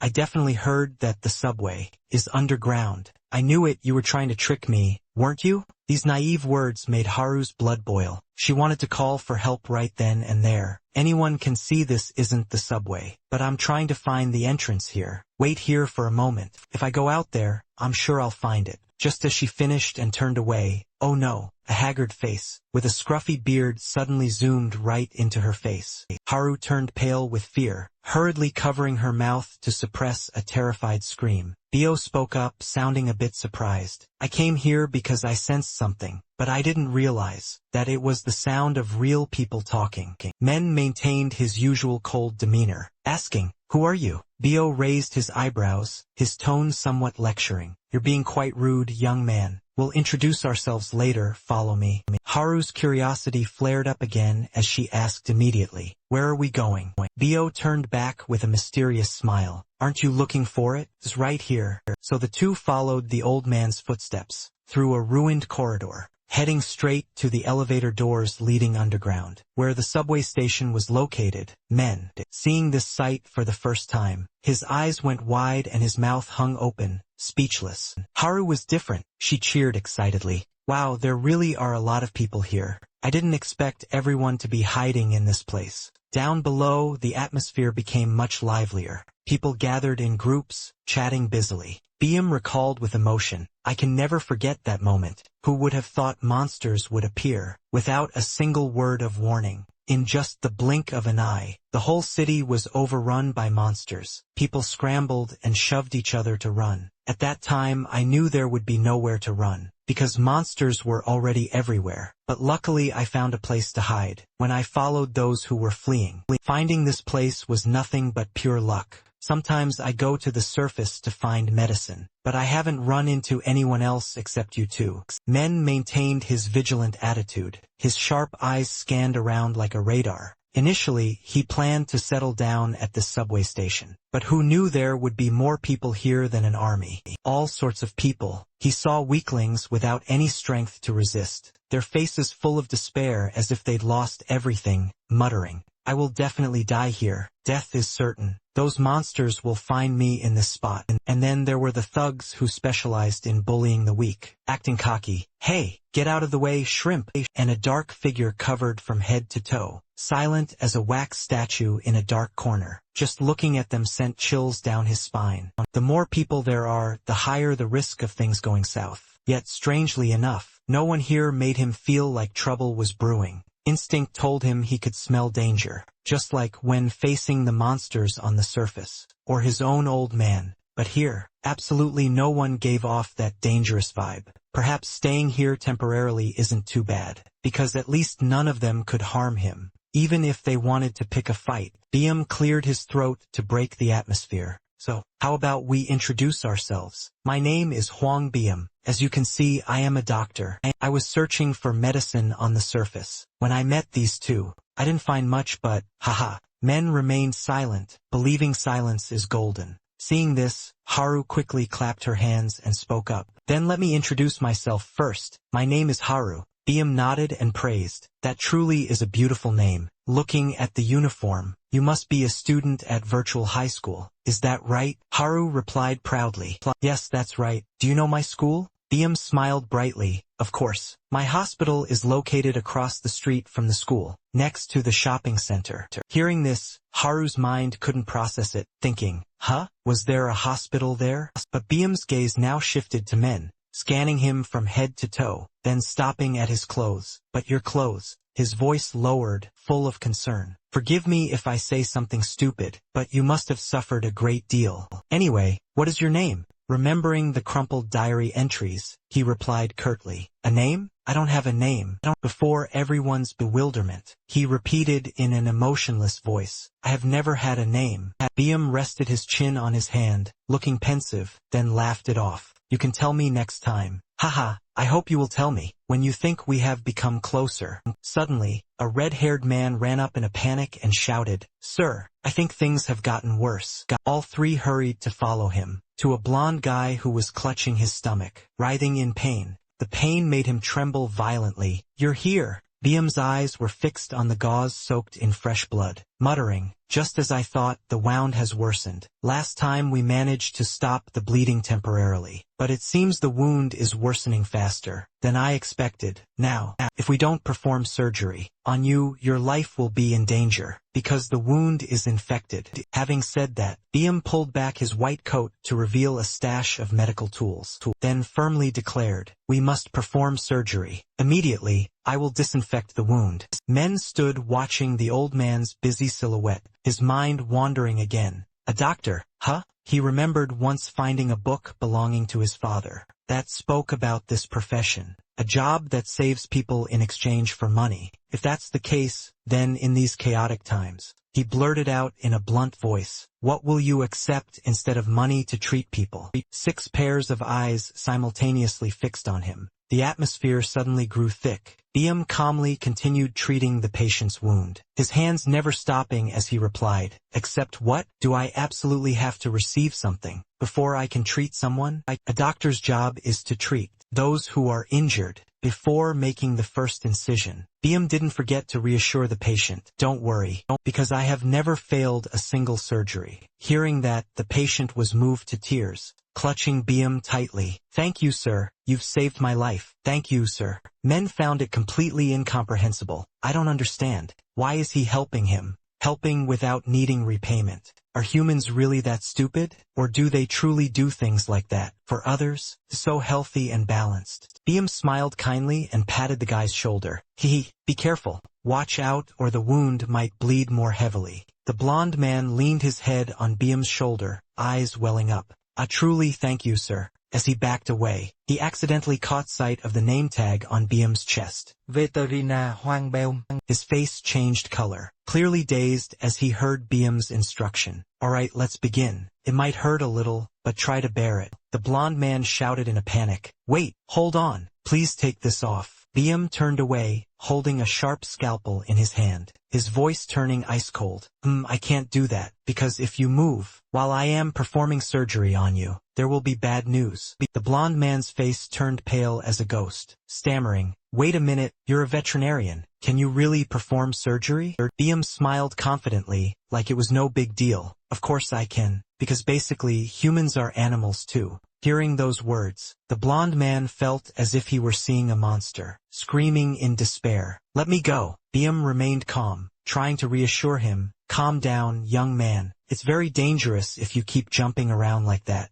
Your condition will only get worse. I need anesthetic. The orange-haired man standing nearby quickly replied. We don't have anything like that. Biem looked around, then picked up a brick from the ground, grinning. Oh, found it. Then, he just used his foot to push the brick toward the blond man's head, ignoring his crying and please have mercy on me. Men witnessed the entire scene, and, once again confirmed his initial conclusion. I must have been wrong. Humans are dangerous, truly walking red flags. He slumped down in a corner, letting out a long sigh of relief. Phew, finally some silence. I made the right choice to leave that spot. There's no reason for me to pay attention to that scene. He looked up at the sky, then looked down at the crumpled photo in his hand. What should I do now? The only thing I have is the photo Dad left for me. A photo taken when I was a child, and the note on the back says, "Your mother is still alive." That's it. I don't have enough clues to find my way back to her. Truly, I have nothing left.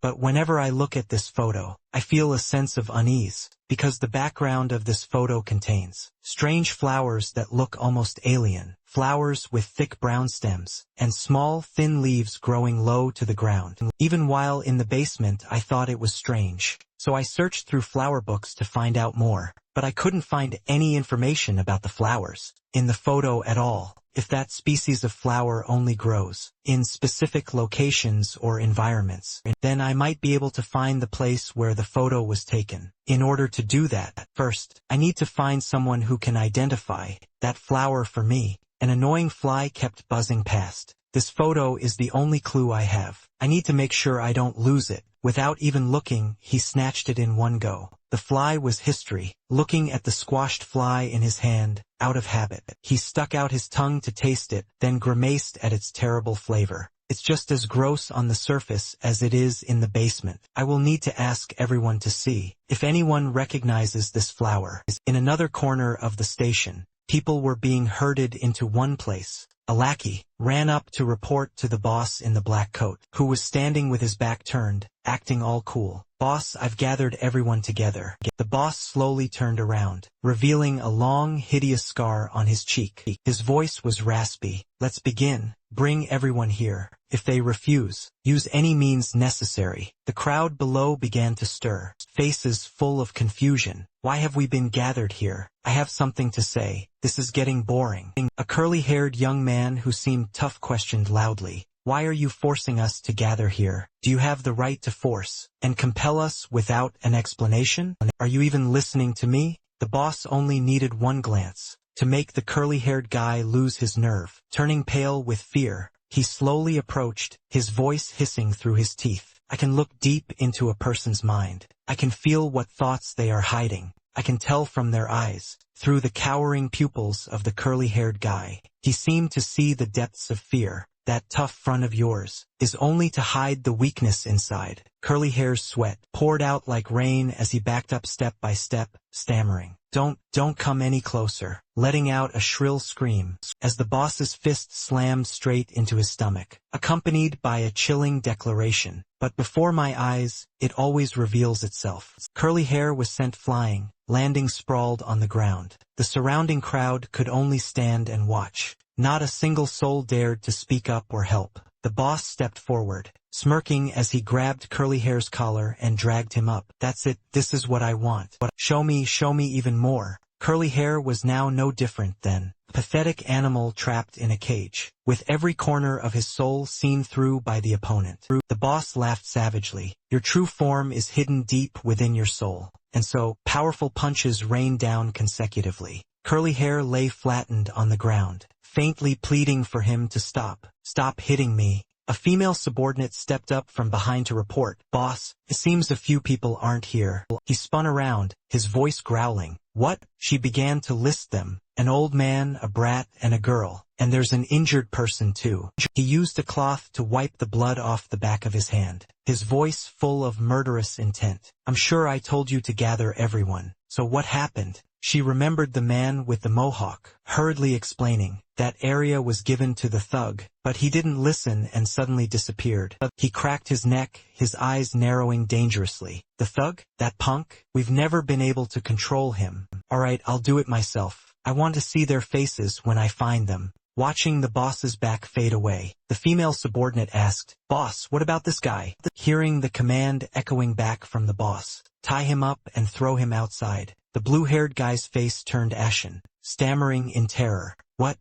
You can't do this. I'll do anything you ask." But the boss didn't care at all. His gaze remained ice-cold, staring straight ahead. Men struggled to crawl up from the ground. Did I fall asleep? Working without rest for days watching out for monsters. It's truly exhausting. Just as he opened his eyes, he found himself in a pitch-black, long tunnel, stretching endlessly, leaving him utterly confused. "Where am I? Oh my God." He tapped his head to wake himself up. He walked and suddenly realized something was wrong. under his feet as he stepped down. But strangely enough, he couldn't feel the ground. Is this place trying to swallow me up? Cold sweat broke out on his forehead, rolling down drop by drop. No, I might have been swallowed already. It's really over. A mass of spider webs appeared out of nowhere, piercing through a hovering drop of sweat. Then lightning fast, it wrapped tightly around his body. The more he struggled, the tighter they constricted. Soon he was wrapped up like a cocoon. He startled awake. Out of breath, he hurriedly looked around. Thank goodness it was only a dream. But why did it feel so real? He opened his eyes wide, seeing 3 complete strangers standing in front of him. Dazed, he asked, "Who are you people?"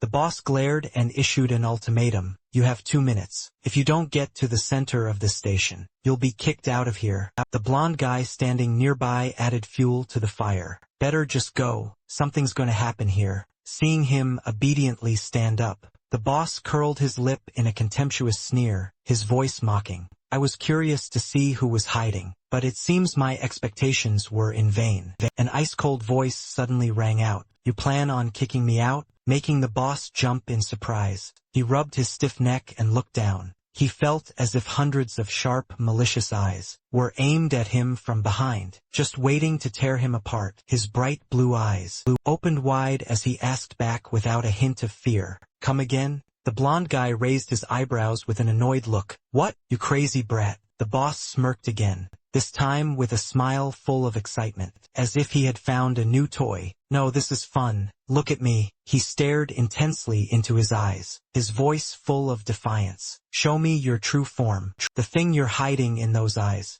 But strangely, looking into those deep eyes, he saw nothing but a mysterious pitch blackness. The blonde guy found it odd and hurried to ask, "Boss, what's wrong?" He didn't forget to drop a threat to the boy. "You're in trouble now. You should have left when we came to warn you." He spoke in a strangely calm voice. 2 minutes? No, make it 2 seconds. More than enough to take you all down." The blonde guy heard that and burst out laughing hysterically. Just like the boss said, "This kid is hilarious." He pulled out a sharp dagger hidden on him, holding it up mockingly. "So is that your suicide note?" Just as he was about to rush forward, a firm hand held him back. Men's eyes suddenly flashed with shock. He hurriedly reached into his pants pockets, searching frantically, his face changing color. "Wait, where's my photo?" His opponent, the blonde guy, held up a crumpled object and sneered. "Are you looking for this?" He crumpled the photo into a ball, then laughed derisively. "I wasn't expecting to find anything valuable on you. All I could find was just this stupid photo." Men's entire body radiated a cold, murderous intent. His voice hissed, "If there's a single scratch on that photo, I'll kill you."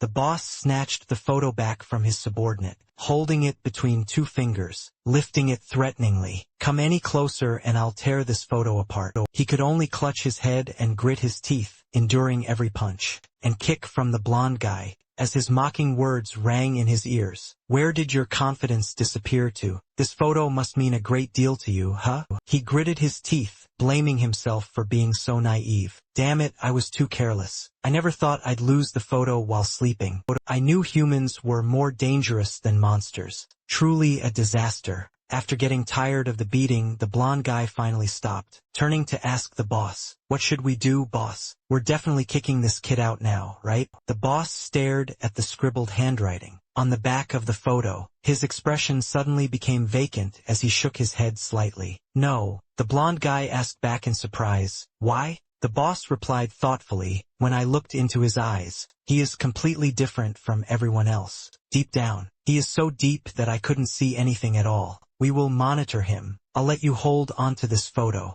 Keep this in mind. Don't drop the photo while you're watching him." The blonde guy's face slumped, looking resentful. "Do we really have to do all this for just one brat?" The boss growled with authority. "That's my order." He mumbled as he bowed his head. "All right, boss." The blonde guy was still feeling bitter, recalling the boy's aura from earlier. He grinned sinisterly. "Now that I think about it, when that kid was about to attack me, I did feel a bit of fear, but what does that matter anymore? He's no match for me." He ordered arrogantly, "How about you give us a smile?" silently flexing his confidence in his head. "As long as I'm holding the photo, this kid won't dare to do anything. Not a chance." Haru appeared out of nowhere, standing in the distance, shouting loudly, "Hey, what are you people doing? The boss turned back and smirked. There's the other one. Saved me the trouble of looking. Cold sweat poured down Haru's face. She pointed at herself and stammered. Excuse me, sir. Are you looking for me? His voice was ice cold. Ordering, go report to the station center. Those words scared Haru out of her wits. The blonde man walked away boastfully, holding the photo, not forgetting to throw in a taunt. I hope I see you again next time, kid. I'll take real good care of this for you. Haru looked toward Men. Seeing her new friend sitting with his head hung toward the ground, the girl tentatively reached out and asked softly, "Are you okay?" but was met with a cold brush-off from Men. Haru was fuming, gritting her teeth. "Hey, what did I do? I was only trying to wake you up." Men pushed himself up with his hands, his eyes full of hostility, glaring at Haru like a sworn enemy. "I don't need your help, beat it, mortal." But Haru didn't back down, pointing straight at his face, her voice full of frustration. "My name isn't Mortal. I told you already, it's Haru. Say it right." So exhausting, Men brushed past her, dropping a mocking comment as if he were superior. "Do I really need to remember something like that?" Grandpa Men is truly difficult to deal with, without any rhyme or reason, taking out his anger on the girl. The two children stood on either side of the veterinarian, both of them sulking, looking completely miserable. Biam glanced back and forth, trying to be a reluctant mediator. "Haru, did something happen between you and this boy?" She snapped back, her voice full of resentment. "No, I'm the idiot for trying to talk to someone who doesn't know how to communicate. Truly a hopeless case." Hearing this tone, the doctor knew immediately that something was up. Men maintained his arrogant front, puffing out his cheeks in disdain, thinking to himself, "Why do I have to hold hands with a human? Of all things, never mind." His father's advice echoed in his head again. If someone reaches out their hand to you, never trust them. Humans are our enemies. His eyes glanced at the orange-haired man sitting perched on the railing. "With that arrogant attitude, the one holding my photo, it'll be hard to get it back by force. Even if he tears my photo, when I move in, piecing it back together would still give me enough clues to search. However, I still don't want to ruin it, it would hurt too much." The hand by his side unconsciously clenched into a fist. "It's the only thing that came with me from the basement. There is no reason for it to be torn. I just need to wait for the right moment when he lets go of the photo. I'm going all out." The boss spoke again in a steady voice. "Everyone is here now, so let's begin." He sat leisurely atop the stopped escalator, flanked by henchmen clutching weapons looking like fierce predators. "You will be given two choices. Follow me or oppose me. If you choose to follow me, you will have no reason to worry about being kicked out of here, like that brat over there." He pointed toward the curly-haired guy from before, now tied up tightly like a cylinder of sticky rice, serving as a scapegoat for the display of power. "He intended to cause chaos at our station, the only shelter nearby, so I decided to expel him." Before the bewildered eyes of Haru and the doctor, the boss continued his lecture. "If you choose to be on my side, then at least you won't be considered a rebel, someone trying to disrupt the order of this place." At this moment, the orange-haired man went up the escalator, having been escorted near the surface. Men stared at him intently, without taking his eyes off him. "I won't use force to make you follow me, but if you plan to follow me, remember this. My word is absolute. Understood?" Everyone looked at each other with apprehension, then moved in turn. One by one, no one dared to resist. Even the patient, from earlier, exchanged glances with Biam, then silently merged into the crowd, heading toward the boss's side. Biam stood watching them leave, partially understanding the go with the flow mentality of the crowd. The strong dominate, the weak submit. In this lawless world, that is nothing unusual. You say you aren't forcing me to follow you, but that is still manipulation, because if I don't, I'll be treated like the guy about to be kicked out of here. Choosing that side is the most logical choice if one wants to live longer. It truly is the law of the jungle. However, Biam smirked. He straightened the tie on his collar with full confidence and walked against the crowd, looking like a man on his own path. If you have lived a long life, acting unpredictably sometimes isn't so bad. If I join that side, I might not be able to help a patient when they truly need it, so I'll stay on this side even if I'm all alone. I'll handle it all." Haru let out a heavy, sorrowful sigh. Biam looked down at the little girl in surprise. Aren't you going over there, kid? Seeing Haru still looking as dazed as a newbie, Biam quickly nudged her shoulder, his voice urging, hurry up and go over there. If you think you can stay here, then you're being a bit of a fool. So delusional. Haru suddenly burst out laughing and pointed behind her, her voice full of implication. But uncle, I don't think I'm the only fool here. That means. Biam slowly turned around and, oh wow, another group of people, standing and lying around in a mess, had also decided to stay on this side, determined not to share a table with that crowd. A girl wearing glasses with a terrified face, clutched her head and pulled her hair, saying, a long, rambling sentence that was mind-boggling. Why is there none? No, even me. I didn't intend to stay here. Damn it, do you people understand yet? We're finished. Those guys will be watching us. Our fate is to be captured and tortured. There's not a shred of hope. Her fingers trembled, pointing toward the guards holding clubs, standing tall outside the door. Another person standing behind quickly spoke up to encourage her, their voice trying to sound optimistic. No way, it won't be that bad. Calmness leads to success. Hearing that, the girl with glasses suddenly brightened up from her gloomy expression, turning back to ask, it won't? The black-haired girl sitting with her chin in her hand muttered, with a pensive face, it won't be as bad as being tortured. Won't they just rather let us starve to death? Or throw us out as food for the monsters? Any death we choose is painful. Hearing that, the girl with glasses turned pale, clutching her head and screaming at the top of her lungs, her voice full of despair. I knew it, we're freaking dead. This is the 80-second tribulation. Biam was standing there when suddenly, a cute little girl with a red bow ran into him with a thud. A man in fishing gear, wearing nearsighted glasses, quickly held the girl back, reminding her sternly like a national dad, little one, you can't run around like that. Then he turned to Biam, with a guilty expression. I'm sorry, sir, I should have held her more tightly. Biam smiled kindly, leaning down to look at the girl with an affectionate voice. It's all right, she's at the age to run around. Listen to your father, little one. Daddy's good girl. The girl's lips moved, whispering something. Biam couldn't hear clearly and had to ask again. I couldn't hear what you said at all. The girl looked up with big round eyes, her face suddenly becoming grumpy and pouting. He is not my father. As she spoke, the girl jumped up, using her small head to headbutt Biam in the stomach. Looking quite formidable, with a clearly sassy attitude, the girl continued to explain. My father is somewhere else. He must be looking for me and Mom.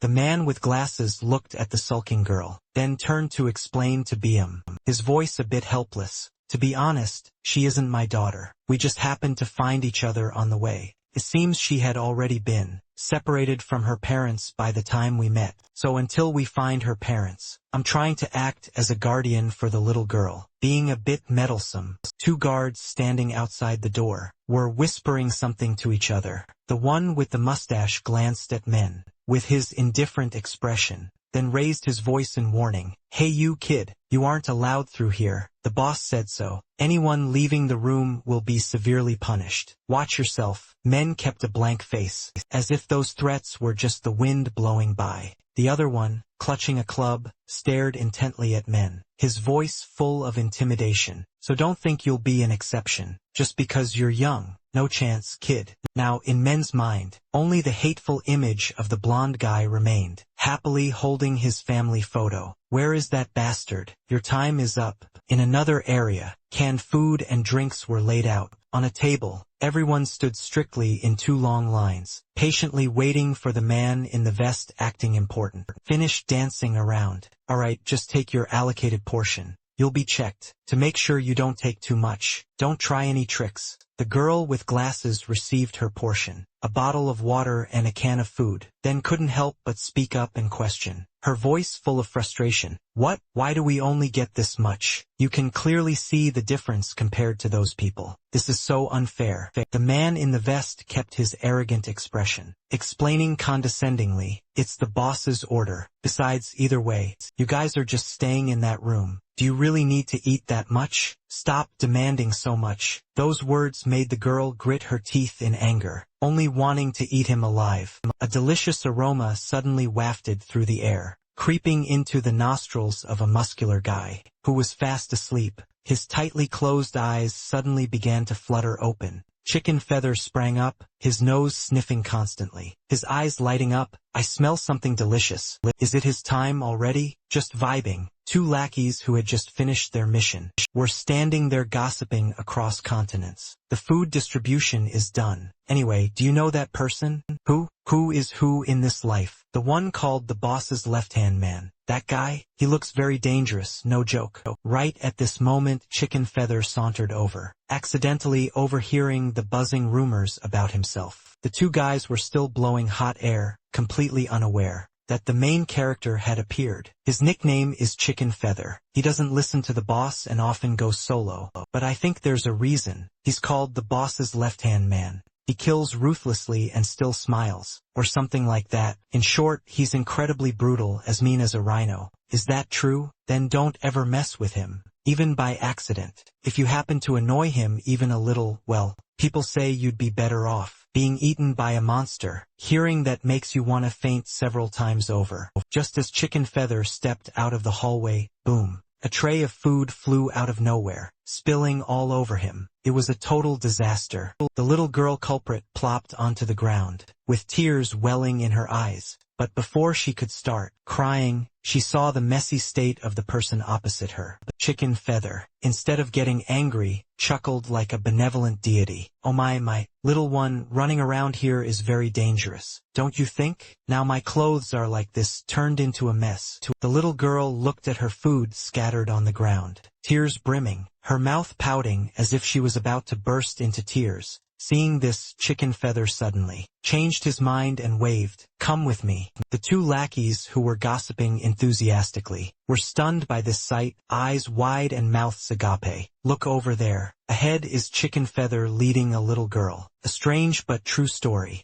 The two began to whisper, their voices full of confusion. No way, is that child the next victim? Truly as brutal as the rumors say. To think he would torture that little child. What a nightmare. Seeing Chicken Feather's face getting closer and larger, the two broke into a cold sweat, their faces turning pale. But why is he coming out here? At some point, Chicken Feather opened his mouth, eyes wide, looking straight at the man in the vest, his voice powerful. "Hey you," making the other man hold his breath in fear. "Está mering, yes?" Chicken Feather pointed at the little girl standing coward, with a piteous expression. "It's nothing, give the kid her portion." He hurriedly replied, "Yes, but one person only gets one portion. Rules are rules." Chicken Feather's face darkened, looking terrifying. "Fine, then give her my portion instead." He strictly obeyed the order, bringing 2 cans of food and a bottle of water to the little girl, muttering, "Here." Seeing the food,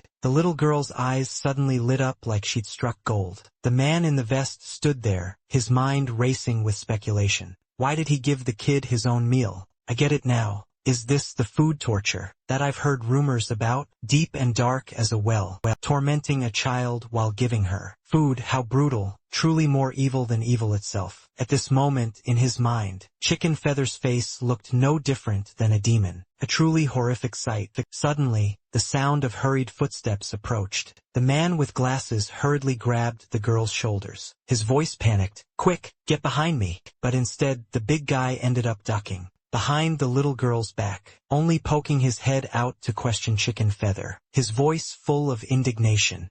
What are you doing to this girl? What do you want?" Chicken Feather widened his eyes with an innocent, confused expression. "You got a problem with what I'm doing?" The guy with glasses wasn't a pushover either, counterattacking immediately. "You damn bastards. Now let's get out of here quickly. Get lost so the water stays clear." And just like that, he took the girl's hand and walked away. Chicken Feather stood there, watching them with his lips pursed into a mysterious smile. Outside, another guard was deployed. The black-haired girl could only shake her head, thinking to herself with doubt, "Are there more monitors now?" Tense as a guitar string, Haru looked on and agreed. "I think so too." Men was seething with rage, muttering, "Damn it, should I leave to find that dog? This grudge will never be settled." His gaze accidentally met Haru's, remembering the ice-cold brush-off from earlier. Haru quickly turned her face away, pouting her cheeks in annoyance, looking quite cute. It was late at night when everyone had fallen fast asleep. The black-haired girl quietly sat up. She saw men sitting huddled in a corner, arms crossed over his chest, his head resting on his knees, sleeping soundly. She crept up, intending to reach out and touch his shoulder. Suddenly a sharp pain shot through her arm. Men had gripped it tightly, looking at his vigilant face. She asked with a bit of surprise, "What is this? You're still awake? Unbelievable." Men didn't answer but asked back suspiciously, "What are you doing? I knew it, you were going to attack me. While I was sleeping, weren't you? Don't act." The black-haired girl gave a forced smile, rubbing her aching arm. "Why is this kid so strong? That hurts. Kid, what are you saying? I just wanted to talk for a bit. Why so tense?" Hearing that, he finally relaxed his guard, but still kept a cranky expression. "Talk?" She clutched her arm, grimacing. "Is there a problem? You act like you've never talked to anyone before. How strange." He was silent for a moment, then snapped back in frustration. "Whether I've ever talked to anyone or not, what does that have to do with you?" While the girl was still dazed, not yet having processed the situation, he brushed her hand off and continued, his voice lacking patience. "Whatever, just get straight to the point. Don't beat around the bush." She sat down beside him, but still kept a safe distance, then started a little heart-to-heart. "Thinking about it now, why do you always distance yourself from everyone? Is it because you're a very shy person? An introvert?" Hearing this assessment, Men shot her a glare, sharp as a blade, his voice full of annoyance. "What nonsense are you talking about? There's no reason for me to befriend enemies. Listen to that ego." She asked back in confusion. "Enemies?" He replied in a clear voice without a hint of hesitation. "That's right. To me, all of humanity is the enemy. Is there any reason for me to befriend people who might stab me in the back the moment I turn around? Trusting people is a crime." The girl replied gently, her voice a bit sad, "But I have no intention of harming you." He glanced over, his voice blunt. "I don't trust you, you could be lying." But their conversation accidentally reached the ears of those trying to sleep nearby. "Well, I have no problem if you're wary of me, but could you make up with that girl Haru, just to keep things peaceful?" "Make up? If you're talking about that blonde human, then I've never even fought with her. Don't make things up." Hearing this, the girl's eyes lit up as she exclaimed, "Oh really? So you can get along with her, right? How adorable." He let out a long sigh, his voice full of helplessness. "That's a different matter. She's still just humanity to me. She's no different from those people guarding the door. So annoying." The girl hesitated, her eyes turning toward Haru, who was trembling in a far corner, her voice full of compassion. "That child thinks no one can hear her, but she holds her breath and cries every night. There must be something heartbreaking that she still hasn't found the courage to say. Well, everyone in this basement is like that. Everyone has their own suffering, but that's just how it is. If a kid about her age like you could get along with her, it would be much better, wouldn't it, right? More friends, more fun." He let out a laugh after hearing that, his voice full of sarcasm. "How ridiculous. Sadness is something only the weak indulge in. If you have time for that, you'd be better off coming up with a plan to escape. Time is money." The girl suddenly changed the subject with an unexpected question. "Kid, have you ever been sad about losing someone important?" The final image of his father, the collapsing bridge, and the broken glasses with the chain, reappeared in his mind. His voice became firm and cold. "No, and I never will. Because I don't have anyone important. Not sad because no one matters." The girl's voice rang out gently like a whisper. "That sounds a bit lonely, as if you're all alone in a dark space. Lonely on the sofa." She tried to encourage him. "But it's okay. If you die, I'll be sad for you." He glanced at her, his voice full of mockery. "You're quite the comedian. I will never die. And I won't care if you die. No need to worry, save your breath." The girl laughed cheerfully, not showing any offense. So cold. She quickly covered her mouth, trying to stifle a sneeze, afraid of disturbing everyone's sleep. She stood up and whispered, "Perhaps I've talked too much? I won't bother you anymore. Sweet dreams." He didn't reply, still sitting there with crossed arms, judging silently. People are truly strange and incomprehensible. The blonde girl, who had been pretending to be fast asleep, was actually eavesdropping on the drama. She let out a soft breath and told herself, "Just try to sleep. Tomorrow I've got to go fangirling." He leaned back against the cold wall in frustration, muttering, "So I've been here for 4 days already. At first I thought this was just a place to rest, but a guy is holding my mother's photo hostage. Therefore I can't go look for my mother right now. It's truly infuriating." The blonde guy and two lackeys appeared again. With mocking faces, he held up the photo, laughing provocatively. He could only sit still and take it, letting them beat him up. He clutched his head, his voice full of resentment. You people find this fun, don't you? You scumbags. The blonde guy laughed gleefully, his tone condescending. It's not fun at all. We don't want to do this either. This is punishment. Punishment because you left the room without permission last time. That's what happens when you don't listen. He looked up, his eyes flashing with provocative fire. Then why don't you come here and punish me? He put that photo down and come at me if you've got the guts. Blondie was seething with rage and roared. Is this brat not afraid at all? He doesn't even care. He's only looking at that photo. Are you looking down on me? Since you can still talk tough like that. It seems the current punishment isn't enough for you. You've got a lot of nerve. Father once said humans are naturally cruel creatures. Now I finally understand those words. Spot on. He stood up abruptly, his face cold as ice. The black-haired girl was stunned and stammered. What, are they going to do that again? Unbelievable. He walked past everyone, his voice steady. But of course, not everyone here is like that. Biam hurriedly ran over, his voice full of concern. Fortunately, your wounds aren't too large. But to be safe, you should disinfect them first. Better safe than sorry. He ignored him and walked straight back to his spot, muttering, that's enough. Just as he sat down, a portion of food was handed directly to him. The black-haired girl whispered, this is lunch, I picked it up for you already. Since I didn't know when you'd be back, no need to thank me. The men took it, starting to say something but then stopped. Is that so? An unfinished sentence, then he sank back into silence. The girl teased him, her voice full of curiosity. Huh? Were you going to say something? Is it a secret? Men sat cross-legged beside her, his face blank as if nothing happened. No, it's nothing. Looking at the girl who was coughing incessantly, he thought to himself, I was about to say it, but then I thought of those words. Never mind. That night she said, but I have no intention of harming you. If those words weren't a lie. He remembered her innocent smile at that moment. If you die, I'll be very sad, Men told himself. Maybe this time he would take a gamble. Maybe I can trust her just this once. Life is just like that, to trust or not to trust. To not trust or to trust, just say the word. Suddenly, the food tray in the girl's hand clattered to the ground.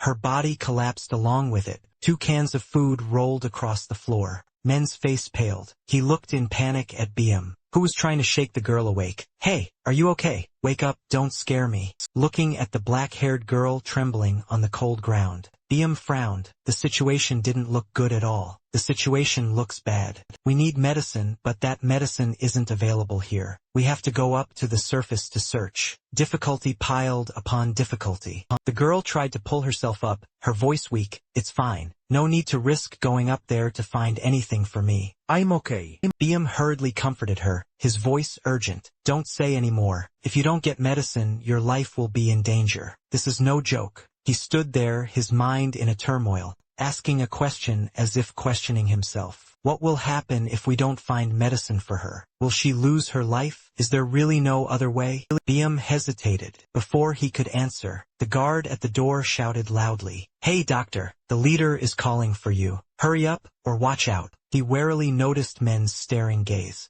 He sighed softly and held men's photo up against his chest, complaining silently in his heart. What a pain. I don't understand what the leader is thinking. Why do I have to keep holding this photo in front of that kid? Even without this photo, he has a knife. Controlling this guy would be simple enough. Too much showing off. The blonde guy urged again, his voice impatient. The leader told you to go over there and provide treatment. Hurry up, don't dawdle. Biam hesitated, his face full of awkwardness. But I can't go over there right now. The guard glared, his voice threatening. What? Are you defying the leader's orders? Do you want to disappear? Biam hurriedly explained, trying to stay calm. That's not it. I will go over there after I treat this girl. Her situation is very urgent right now. Her life is hanging by a thread. The black-haired girl didn't want to implicate others. She struggled to get up and said, "It's okay. I know the location of the medicine I need. I'll go find it myself. Everyone, don't worry." Seeing her cover her mouth, coughing incessantly, Biam couldn't believe it. What are you saying? In that condition, you're gonna find medicine alone? Let me go with you. You can't go alone. The blonde guy's face darkened, his voice full of irritation. What's going on here? If she's terminally ill, why didn't you say so sooner? Wouldn't it be simpler this way? So much trouble. As soon as he finished speaking, he pulled the dagger from his hip and dealt a fatal stab to the girl's stomach. Everyone present was stunned, unable to believe what had just happened. A horrific sight. Men's eyes widened, staring in shock as the blood-stained knife was pulled out. The girl who was just talking to him moments ago now collapsed to the ground. No way. No. Everyone watched in panic as the dark red blood flowed from her body, staining the ground more and more with each passing second. The bloodstain spread until it touched Men's bare feet. His eyes were wide, his whole body frozen as if turned to stone. His bright blue pupils seemed to see the warm heart beating its final rhythms inside the girl's chest. Then gradually growing weaker, life was fading away. Blood continued to flow, staining a large patch of ground red. Men's expression now carried a hint of bewilderment. He asked himself in a bitter voice, why is it that a human being can die so easily, fragile like a joke? The spark of life on the girl's chest grew smaller. Smaller and smaller until it turned into thin threads, vanishing into thin air. A blood-stained finger lightly touched his calf. Men's eyes widened as he looked down. The girl lying there whispered her final words, her voice weak, yet she still tried to force a smile. Why do you look so serious? Her mouth curled into a slight smile as if to comfort him. Everything is just fine. His mouth gaped open, but he couldn't utter a single word. Her bloodied hand went limp, leaving a long red streak on his calf, an indelible mark. The faces of everyone around showed pain and sympathy. Biam gritted his teeth and let out a curse. Damn it. The culprit, the one who just committed the crime, frowned at the blood on his hand, then spoke with a look of utter disgust. Really got my hands all dirty. Biam was trembling with rage. He knelt down, his voice choking. How can you kill someone and still say those words? That's right, it's not just the beasts on the surface that are called monsters. There's no shortage of such monsters down here too. Cruel to the extreme. The blonde guy held up the bloody knife, laughing savagely. You talk too much, old man. I just saved you. If that girl had gone to the surface, and you insisted on following her, wouldn't you be dead by now? How could I let you take such a risk? Therefore, you should be thanking me. It's better for her to die here than to become bait for those monsters up there. What a twisted kind of mercy. He noticed Men standing with his head hung low, his entire body radiating a terrifying gloom. He bared his teeth in a sneer, his voice full of provocation. What's wrong? Scared now, are you? Such a coward. He slowly lifted his head, his voice low and bone-chillingly cold. You aren't holding my photo anymore, are you? His bright blue pupils flashed, staring intensely at the blade still stained with red blood. The blonde guy suddenly realized it. He hurriedly turned his head to look and saw the photo lying, forsaken on the ground. He stuttered awkwardly, I must have dropped it when I grabbed the knife. He leaned down to pick up the photo.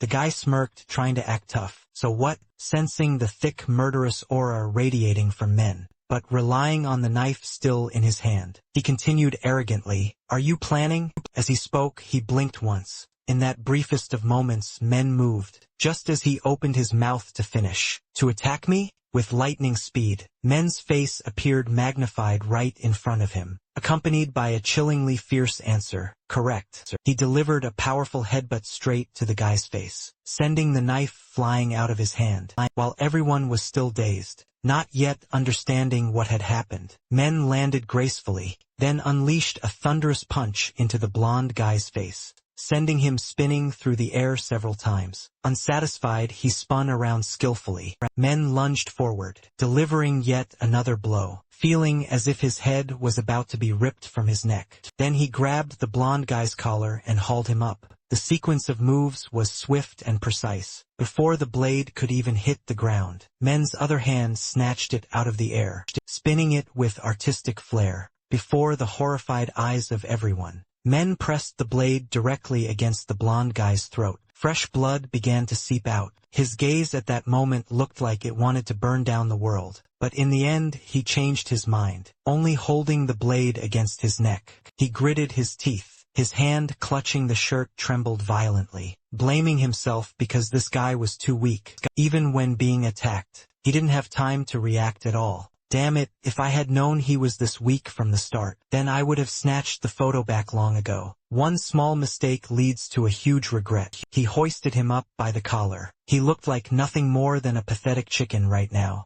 revealing the fresh red bloodstain on his calf. His voice full of regret. If I had done that, then maybe that thing wouldn't have happened. The tip of the knife once again pointed directly at his throat. Men's bright blue pupils flashed with a glowing red light, full of lethality. His father's words echoed in his ears again, like an encouragement, a form of approval. That's right, kill him. Terrifying black veins strained on his face. His father's words kept urging him like a death sentence toward those who are weak and unable to fight back. Do not show any pity for those people. Just finish those weaklings off without mercy. Mercy to the enemy is cruelty to oneself. But the deadly red light had completely overwhelmed the blue in his eyes. Just as he was about to strike and end his enemy's life, a familiar voice rang out, stopping him. Please, stop. He slowly turned his head as the other person walked over. It was Biam, he advised, his voice full of urgency. Once you have killed someone, you will never be able to turn back again. Think carefully, he muttered, his voice full of bewilderment. Can't turn back anymore? His pupils returned to a pure blue. He turned back to look at Biam, his voice challenging. Are you speaking for this bastard? Are you defending him? Biam shouted with determination. No, I mean, your kind heart will be stained. Don't let hatred cloud your judgment. Men was stunned, not understanding. What? Biam clenched his fists, trying to persuade. Think again. You don't necessarily have to kill that guy, right? Give him a way out. He looked down at the sharp blade in his hand, the hazy reflection of his own eyes visible on it. Cold. Then he looked up and asked Biam with doubt. So, do you think it's absolutely necessary for me to kill him? He had once asked his father this very question. If I beat him near to death until he can't attack, then he won't be able to strike us anymore. Is there really a need to be so cruel? Back then, his father had laughed out loud, a laugh full of contempt. With that weak mindset of yours, you'll just end up dead. Don't be afraid, just act. Are you scared of killing, you coward? He countered fiercely. Don't misunderstand. I will never become a crazed person like you. Do you understand? Even if the apocalypse happens exactly as you say, I will still survive. I will never murder people just because I don't like them. I'm different from you. Yet, when he saw the blonde man plunge that cruel knife into his new friend, right before his eyes, just a moment longer, and he would have become the kind of person he always hated. How ironic. The bloody knife fell to the ground, making a piercing clatter. Seeing this, Biam breathed a sigh of relief, his voice joyful. So you've thought it through, right? Thank goodness. He replied in an unervingly calm voice. It's not because of what you said that I stopped. It's because if I kill him, then I'll be just like him. And now I have no reason to kill him anyway. Thinking of the gentle smile of the blue-haired girl before she passed away, his voice grew even colder, distant from everyone else. Whether they live or die,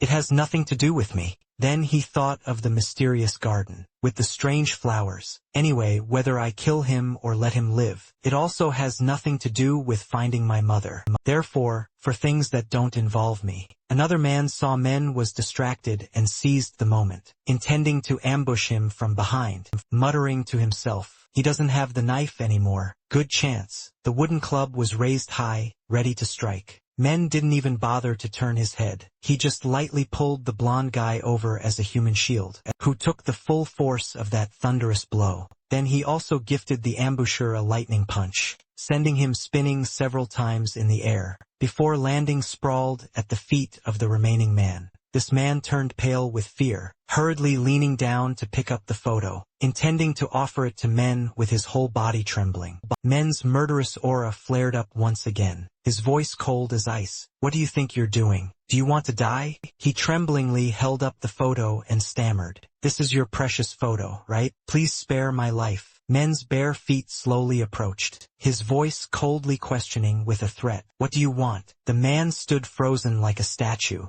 then hurriedly took out a handkerchief, carefully wiping the dirt off the photo, then offered it with both hands, acting totally submissive. It's nothing at all. Please take it and keep it carefully. I wouldn't dare have any other intentions. His hands holding the photo shook violently. Everyone in the room held their breath in anticipation. The atmosphere was tense to the extreme. The black-haired girl's body had been wrapped in a thin blanket. Everyone stood around in silent mourning. Everyone's eyes were wide open, but no one could make out their true emotions. Liam suddenly looked around in panic, his voice full of worry. It seems I don't see that little girl anymore. Where is she? Where did the little one go? The man with glasses replied with a bit of hesitation. I think the girl said she was going to the restroom, but it's fine. It's probably better she didn't have to see a sight like this, better to avoid trouble. Suddenly someone called out to men, their voice sounding annoyed. Hey, wait a minute, kid. The big-bellied uncle, his face scowled as he criticized in a lecturing tone. You could have easily taken that guy down from the start. Why did you just keep quiet like that? Were you showing off? He explained in a calm voice. Because he was holding something important of mine. The fat man frowned in disbelief. Is it that photo? Is it really that important? What's the big deal? He snapped back, his voice full of irritation. Of course it's important, making the man turn pale with fear, not daring to utter another word. Looking at the precious photo in his hand, he spoke, in a steady voice. By the way, I have something to ask everyone. Everyone's eyes turned toward him, focusing intently on the photo. The answer he received the most was still, I can't think of anything. This is the first time I've seen the flowers in this photo. And the girl with glasses asked curiously, where was this photo taken? It looks familiar, but I can't recall. He shook his head and replied, I don't know, that's why I'm asking you all. The man with glasses offered a suggestion, in a somewhat pseudo-intellectual voice. Maybe if you search online you might find the place. But, in a situation like this, that's a bit difficult to do. We don't even have internet to use. Liam wondered in a concerned voice. But why do you want to find that place so badly? He stated his intention with a voice full of determination. Of course it's important to me. I will go there, and nothing can stop me. Hearing that, all three of them were startled, their faces changing color. Liam hurriedly advised in a worried voice. You already know this. The surface is crawling with monsters right now. Even if you find the location, will you be able to reach it safely? It's extremely dangerous. Men replied with certainty, his voice not wavering. Don't worry, I can survive. This sky-high level of confidence made everyone unable to believe it. They could only look at each other and shake their heads. He gripped the photo tightly in his hand, secretly hoping, regardless, I still hope someone recognizes it. This location so that I can go there, even if the chance is slim. At this moment, the boss stood at the door, speaking in a voice full of disappointment. I didn't think things would turn out like this. That brat couldn't even handle such a simple matter. What a waste of space. He glanced back with a sharp gaze. The boss rolled up his sleeves as if preparing for action. But it's fine, it doesn't matter. Since it's come to this, there's no other way. I'll have to use forceful measures. He carefully tucked the photo into his pocket, guarding it like a treasure. The two stared each other down, the atmosphere tense as a wire. He declared in a threatening voice, I'm gonna have to use force on you, kid. Don't blame me for being cruel. Outside, the sunlight was still bright and dazzling. In a dark and damp alleyway, a monster suddenly appeared. It sniffed and tracked a scent on the ground, then used its front paws to claw and dig, digging a deep hole. Beneath that thick layer of soil lay the tunnel of the subway station. In the pitch-black corridor of the station, scraps of paper and dry wood were stuffed. Underneath an old pot, is there enough firewood? Burn brighter. This is truly exhausting. Only now do we have enough supplies to cook. I'm so hungry I could faint. A match was struck, igniting the flammable materials. The flames flared up, illuminating a dark corner. Haru was pricking up her ears to eavesdrop on the drama when a loud voice tore through the air. The fire's lit, blow on it quickly so it gets bigger. I'm busy, do it yourself and stop bossing people around. Right after that, a little girl with a face scrunched up like she'd eaten a chili suddenly appeared. Haru's gaze landed on her. You're back? The little girl frowned, her voice full of indignation, starting her rant. Sister, why does everyone in this place seem so strange? People go to the bathroom and no one flushes the toilet. It's so gross. Haru looked dejected, trying to untangle the situation. About that, everyone is busy with many things, so they probably just forgot, sweetie. Besides, it seems like the water pipes might be broken or something. Just wait a moment, okay? Right at that moment, a hero with a stylish scarf wrapped around his head stepped out from nowhere, speaking in a charming voice. Don't go alone, it's too late now. Let me take you back to the resting area. Haru immediately gave him a sharp glare. He hurriedly raised his hands to explain, looking innocent. Whoa, I'm not doing anything. It's dangerous everywhere around here now. Even if I had an agenda, I just want you to be safe. This real love, baby. From the kitchen, a human camera was peering over and started gossiping lightly. Those guys over there seem to be arguing or something. Truly exhausting. What time is it now that they're still arguing? All of a sudden, an unidentified flying object dropped plop into the pot. The two young men leaned in at the same time, eyes wide, asking each other, "Hey, what did you just put in the pot?" The one next to him replied nonchalantly, "Alright, just keep stirring. Stop asking random questions, I didn't add anything." His face clearly showed a what the hell expression. Suspicious. What was it? Or was I mistaken? As soon as he finished speaking, it felt like the universe collapsed as countless rocks and soil crashed down directly into the delicious pot of soup. He screamed in shock like he'd been electrocuted. "Oh my God!" Then he hurriedly looked up to inspect the scene, looking as dazed as a newbie, wondering, what is that? Why are rocks falling from the ceiling? The ceiling had cracked open like a spiderweb, revealing a supersized giant hole, dotted with glaring yellow spots. A monster's head full of teeth peered out from there, looking absolutely terrifying. In another development, Men was in a tense standoff with the boss. The boss began a heart-to-heart in a raspy and world-weary voice. "In the post-apocalyptic world that I live in, there are many cold-blooded people. Those who will do anything to survive, regardless of the cost. One could say their cruel nature is no different from monsters. In a normal world, such things would be considered beyond the bounds of social norms. But in this post-apocalypse, people like that are nothing unusual. Now that monsters exist and roam the surface, everyone must do whatever it takes for their own lives." A lackey behind him looked worried, hurriedly speaking up to warn him, "Boss, be careful. That kid seems quite strong." Immediately, the boss sent him sprawling to the ground with a kung fu kick, followed by a harsh scolding. "Talking much is useless. What needs to be done now is to take down this brat to restore order." Acting all high and mighty, he confidently strode closer, his voice challenging. "Fine. Looking at you, I see you want to defy me. Let me show you who the leader is around here." He smirked dismissively, his gaze sharp as a razor, coldly declaring, in this current situation, aiming at his large round eyes, every aspect of human nature will be fully revealed. Everything comes out with nothing left to hide. He focused on staring into those deep blue eyes, but saw only a pitch blackness as deep as the universe. His pupils dilated, shock written clearly on his face. "This isn't good, I was wrong. I am not the hunter. In reality, I am the prey being watched by a hunter." His pupils constricted with fear. He realized he had walked straight into a trap. He is the real predator, with that terrifying gaze, and a mouth that looks like it wants to devour me. At this moment, the boss felt like he had jumped into a tiger's mouth. He snapped out of the nightmare, thumping down onto the ground, his face as pale as a ghost. The blue-haired girl standing nearby called out to him, her face full of confusion, "Boss?" Meanwhile, he still couldn't process it, haunted by the predatory gaze of the brat in front of him. The pressure from those eyes was truly no joke. He couldn't resist it at all. Cold sweat poured off him like he was bathing in it. He shuddered, his heart thumping wildly. How terrifying. Just a little bit more and I could have lost my life. The onlookers stood with mouths agape and eyes wide, not understanding why this guy failed before he could even flex.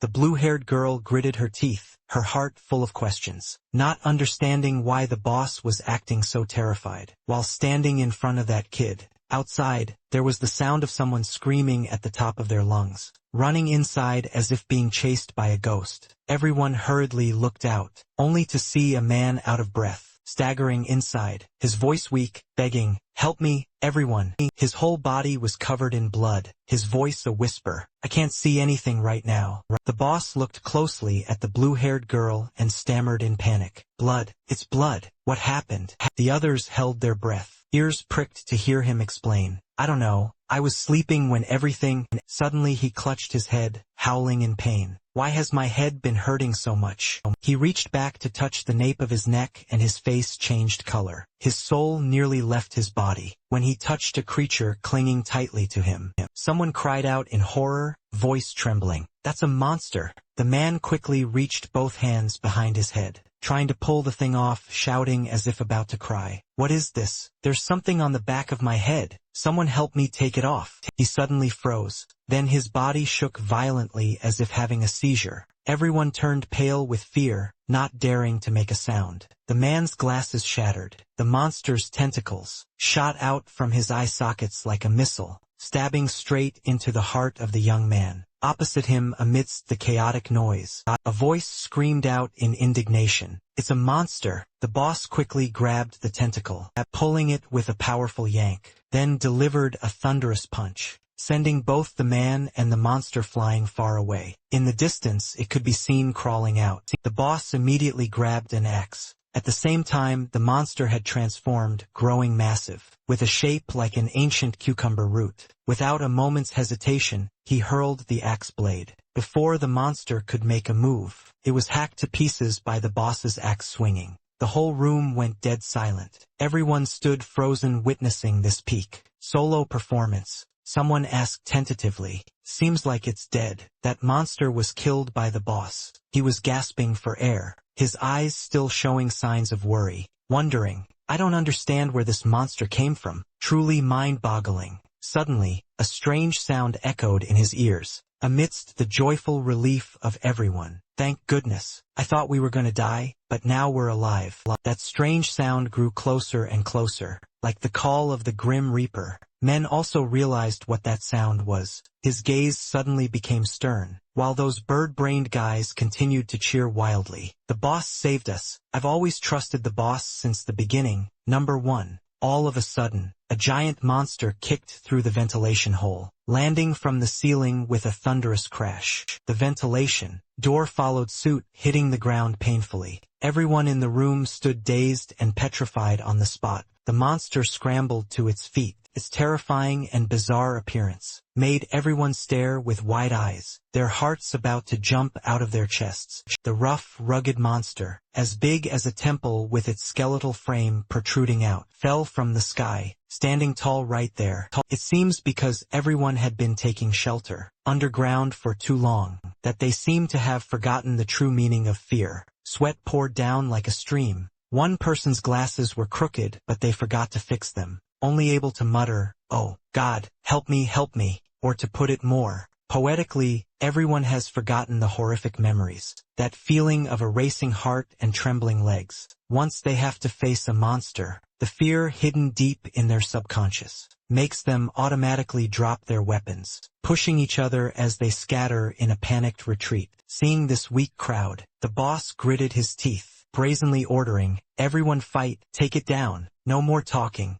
The crowd was immediately blocked by the boss. At the door, the escape route was sealed to prevent them from fleeing. "How long are you all gonna stay terrified and keep running away like this? How long will these things keep repeating?" Not a single person dared to utter a sound. He pointed his finger toward the monster, his voice firm and certain. "There is only one monster here right now, can be defeated. We are much different than we were before. If we join forces, we can do it. Teamwork makes the dream work." The group looked back at the giant monster. The fear in their eyes had faded somewhat. Perhaps they had witnessed him one-shot the previous monster. Therefore, the fear that had been deep-seated and rooted in them until now was shaken by his highly credible words. One person responded enthusiastically, "We can do it. We can take it down. Just now, we witnessed the boss take down that monster." Even another person chimed in with agreement. "Anyway, if we run, we have nowhere else to go. We're going to die either way. Let's fight." Someone hurriedly picked up the weapon they had just dropped. Voice determined, "The boss is absolutely right, no doubt about it." A blue-haired girl, standing with the two who just spoke, her spirit burning as if to set the whole room on fire. "We must use our strength to bring that monster down."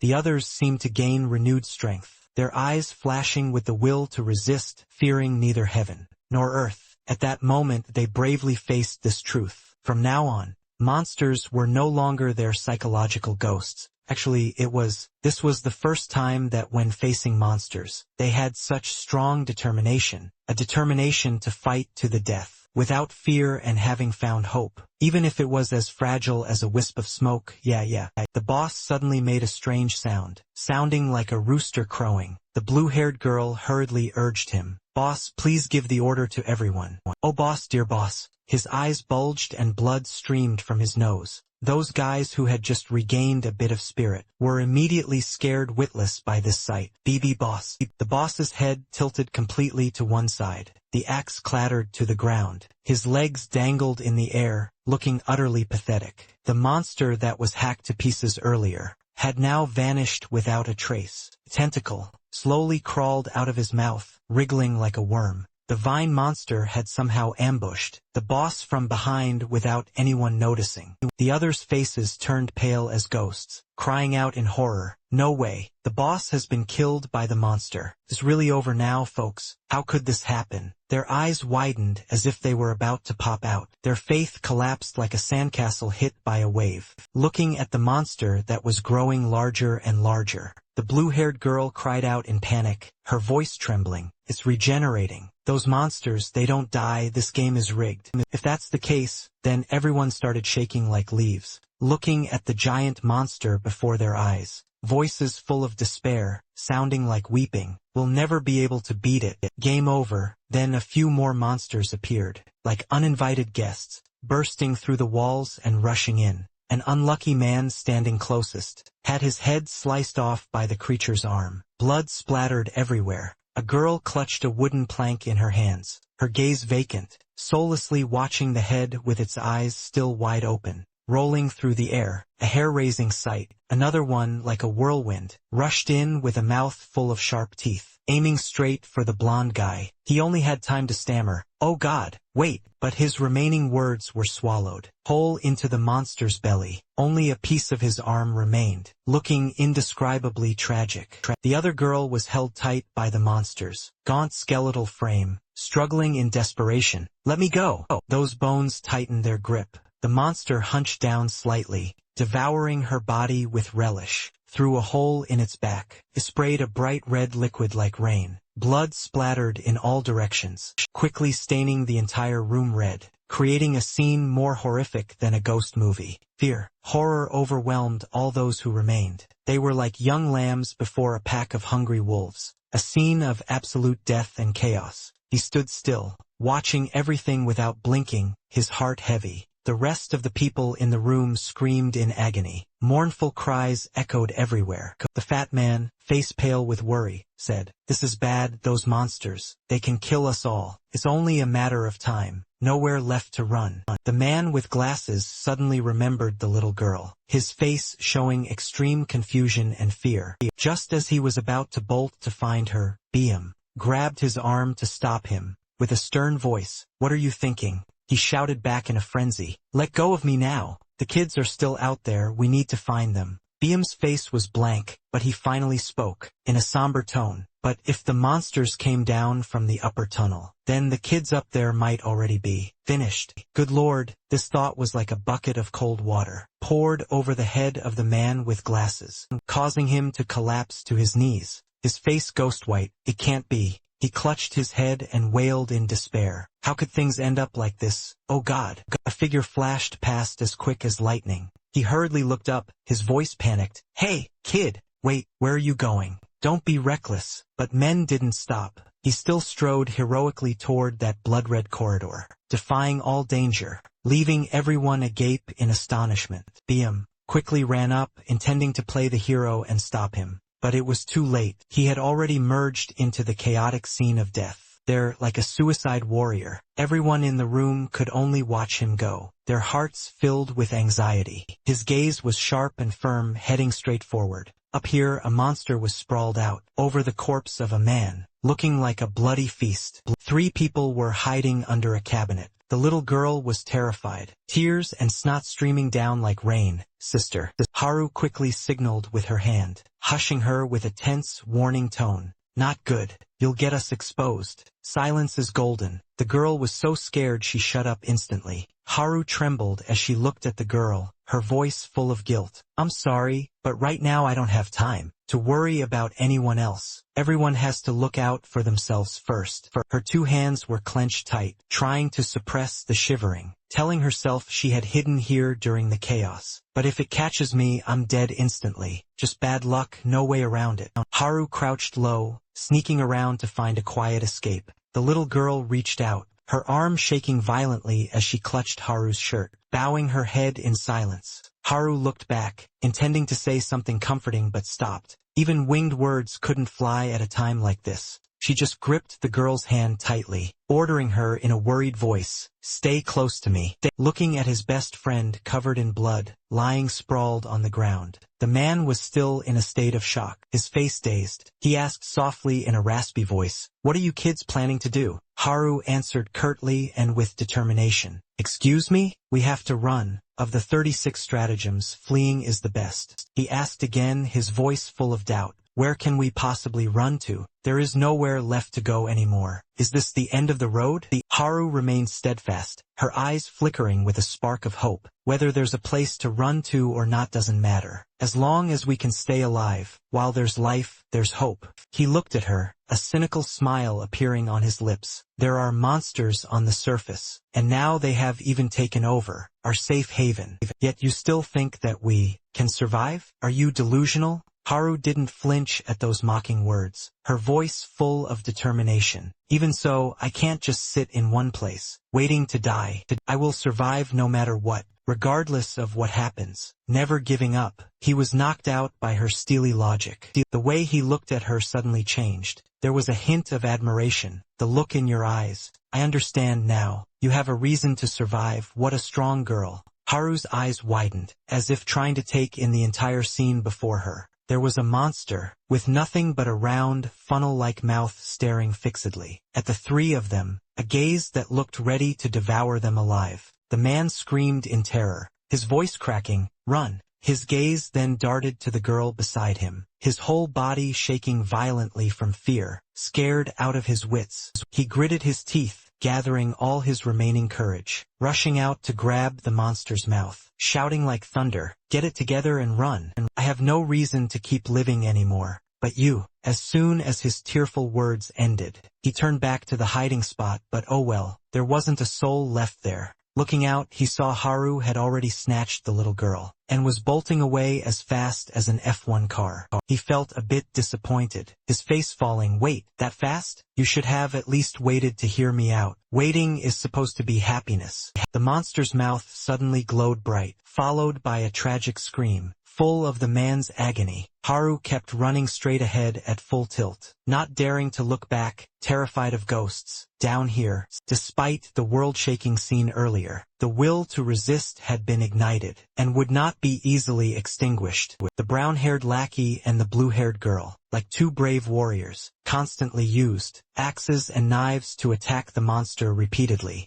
hitting it without missing a single beat. The more she stabbed, the more confused and flustered she became. Why, is the game rigged? Looking at its body covered in gashes, its wounds gradually healed themselves automatically, as if by magic. She muttered in despair, "It's still no use." Watching her comrade use his supersized giant hammer, only for the monster to easily restrain it with one hand, she collapsed to the ground in hopelessness, beyond saving. Sitting on the ground, she cursed under her breath with bitterness. "Damn it, we can't win. This game is too hard." Right at this moment, men, like a god without saying a word, silently walked past. He strode heroically toward the monsters, leaving the others agape in shock, wondering, what's wrong with him? Is he high? Where is he going? A vine monster was wriggling, looking like a giant python, piercing through 2 or 3 people at once. A chilling sight. Seeing him approach, it suddenly stopped and dropped the other people,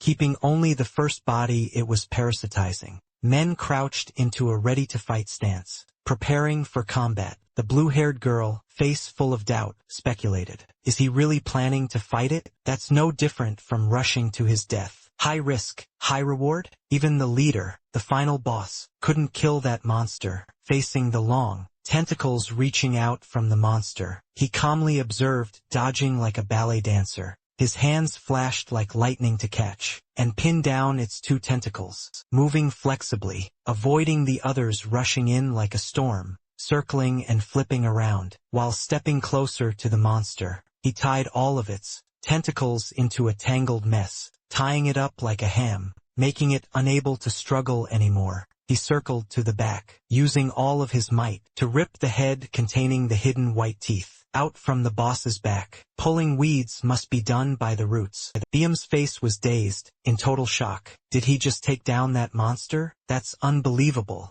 The blue-haired girl still couldn't believe her eyes, muttering, "But nothing will change. It must be a dream." The leader took one down earlier too. Same old story. The vine monster opened its large, strong, sharp jaws and let out a cry that shook the heavens and earth. Receiving the SOS signal, the giant monster turned around. The whole gang ganged up on him alone. One rushed in like a missile. Men tossed the vine monster aside, standing perfectly still, waiting for it to reach him. As its toothy mouth gaped open, he raised his knee as quick as a flash, delivering a thunderous kick, making it shut its mouth instantly. Crouching down, avoiding its thunderous arm swings, escaping that expanding gaunt skeletal frame. Almost finished, he pushed off and jumped high, circling behind the monster as fast as the wind, aiming for the axe stuck in its body, pulling it out from the hole on its back, spraying out a murky red liquid, making him slightly distracted.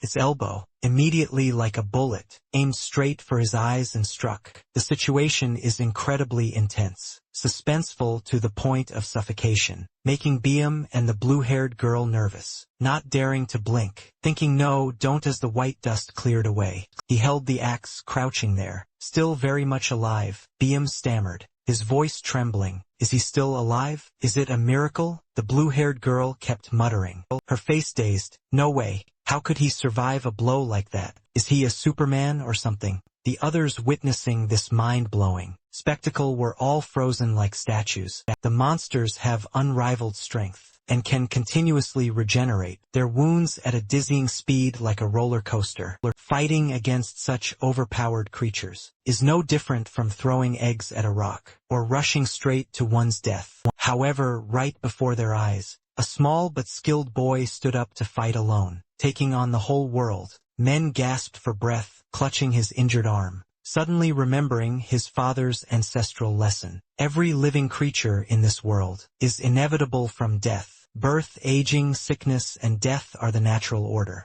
It applies to any creature, whether wild beasts, humans, or plants and flowers. They certainly all have a source of life, the soul of existence. The whole group was terrified, their faces turning pale as they saw the monster had revived, completely healed and ready to launch an attack. His father's words echoed in his mind. Kill that source of life, destroy it at the root. In his eyes, every source of life carries a blinding light like a petal. If it carries the life source of the whole flower, it will shine brilliantly among the other petals, shimmering beautifully. If it were you, you would know where their source of life is located. He held the axe like a whirlwind, rushing straight at those two monsters, facing their frantic, storm-like attacks. He dodged and flipped in the air as light as a feather, observing from top to bottom, scrutinizing every centimeter, to find their source of life, and how to destroy their seed of life. Their growth is like a tree, originating from a core deep underground. To kill them, one must dig up the roots, search the base to find that core, and deliver a thunderous, precise hammer blow. Then dig out that source of life carrying glaring yellow energy. Then the monsters will be like withered plants, unable to regenerate ever again. He tossed the disgusting tangled mess from his axe blade onto the ground, breathing a sigh of relief, silently watching that light of life flicker out. Game over. When the battle ended, everyone was wide-eyed and agape, stunned by the result, wondering, is the monster really dead? Unbelievable. In the corridor, the little girl sobbed while running with all her might, not forgetting to glance back at the monster chasing, right on her heels, running as if pursued by a ghost, fearfully calling, "Sister." Haru turned pale with fear, not daring to slacken for a second. Looking back at the girl she was pulling along behind her, straining to run as fast as possible, running for dear life, an intense desire to survive shone in her eyes. Must live. Reaching a corner, there was an obstacle, a monster hiding behind the wall, lying in wait for its prey. As Haru ran up, the monster lunged out like an arrow. She quickly gained momentum and leapt over, light as a feather. Looking back at the massive, giant monster holding 2 human legs, looking horrific. Her vision blurred from fear. Everything seemed to swirl, making her sight go dark as if she were about to faint. Haru tried to regain her composure, taking a deep breath to shake off the dizziness. To Biam's utter astonishment, Haru, all alone, returned to the room, gasping for air continuously. Exhausted, Biam was dazed like a deer in headlights. "How surprising, you're still alive. And you don't even seem to be injured anywhere. So lucky, what a blessing." The man with glasses stepped forward and looked at her intently, scanning her from head to toe. "But wait, where's the sister who was with you? Where is she? Where is the little girl?" Haru was hit by these rapid-fire questions like an interrogation, making her knees buckle onto the ground. Her legs felt as soft as noodles. Everyone was drawn to the sound of terrified crying. It was heartbreaking to hear. The little girl was all alone and lost in the world, standing terrified in the middle of the long corridor, crying and calling out in a voice full of despair, "Sister, wait for me." Inching her red shoes forward bit by bit, slow as a turtle, the man with glasses saw the little girl he was looking for, intending to heroically step forward. But his wide eyes showed a spark of hesitation, lingering indecisively. When he saw right behind the little girl's back, there was a monster looming, closing in. He rushed over as quick as a flash, while Haru could only open her eyes, reflecting a glimmer of guilt as she looked at the girl. Because she had no power at all, she was helpless. Just as the disgusting tentacles were about to touch the girl's head, Feather Duster appeared like a god, with fiery eyes, jumping in from behind,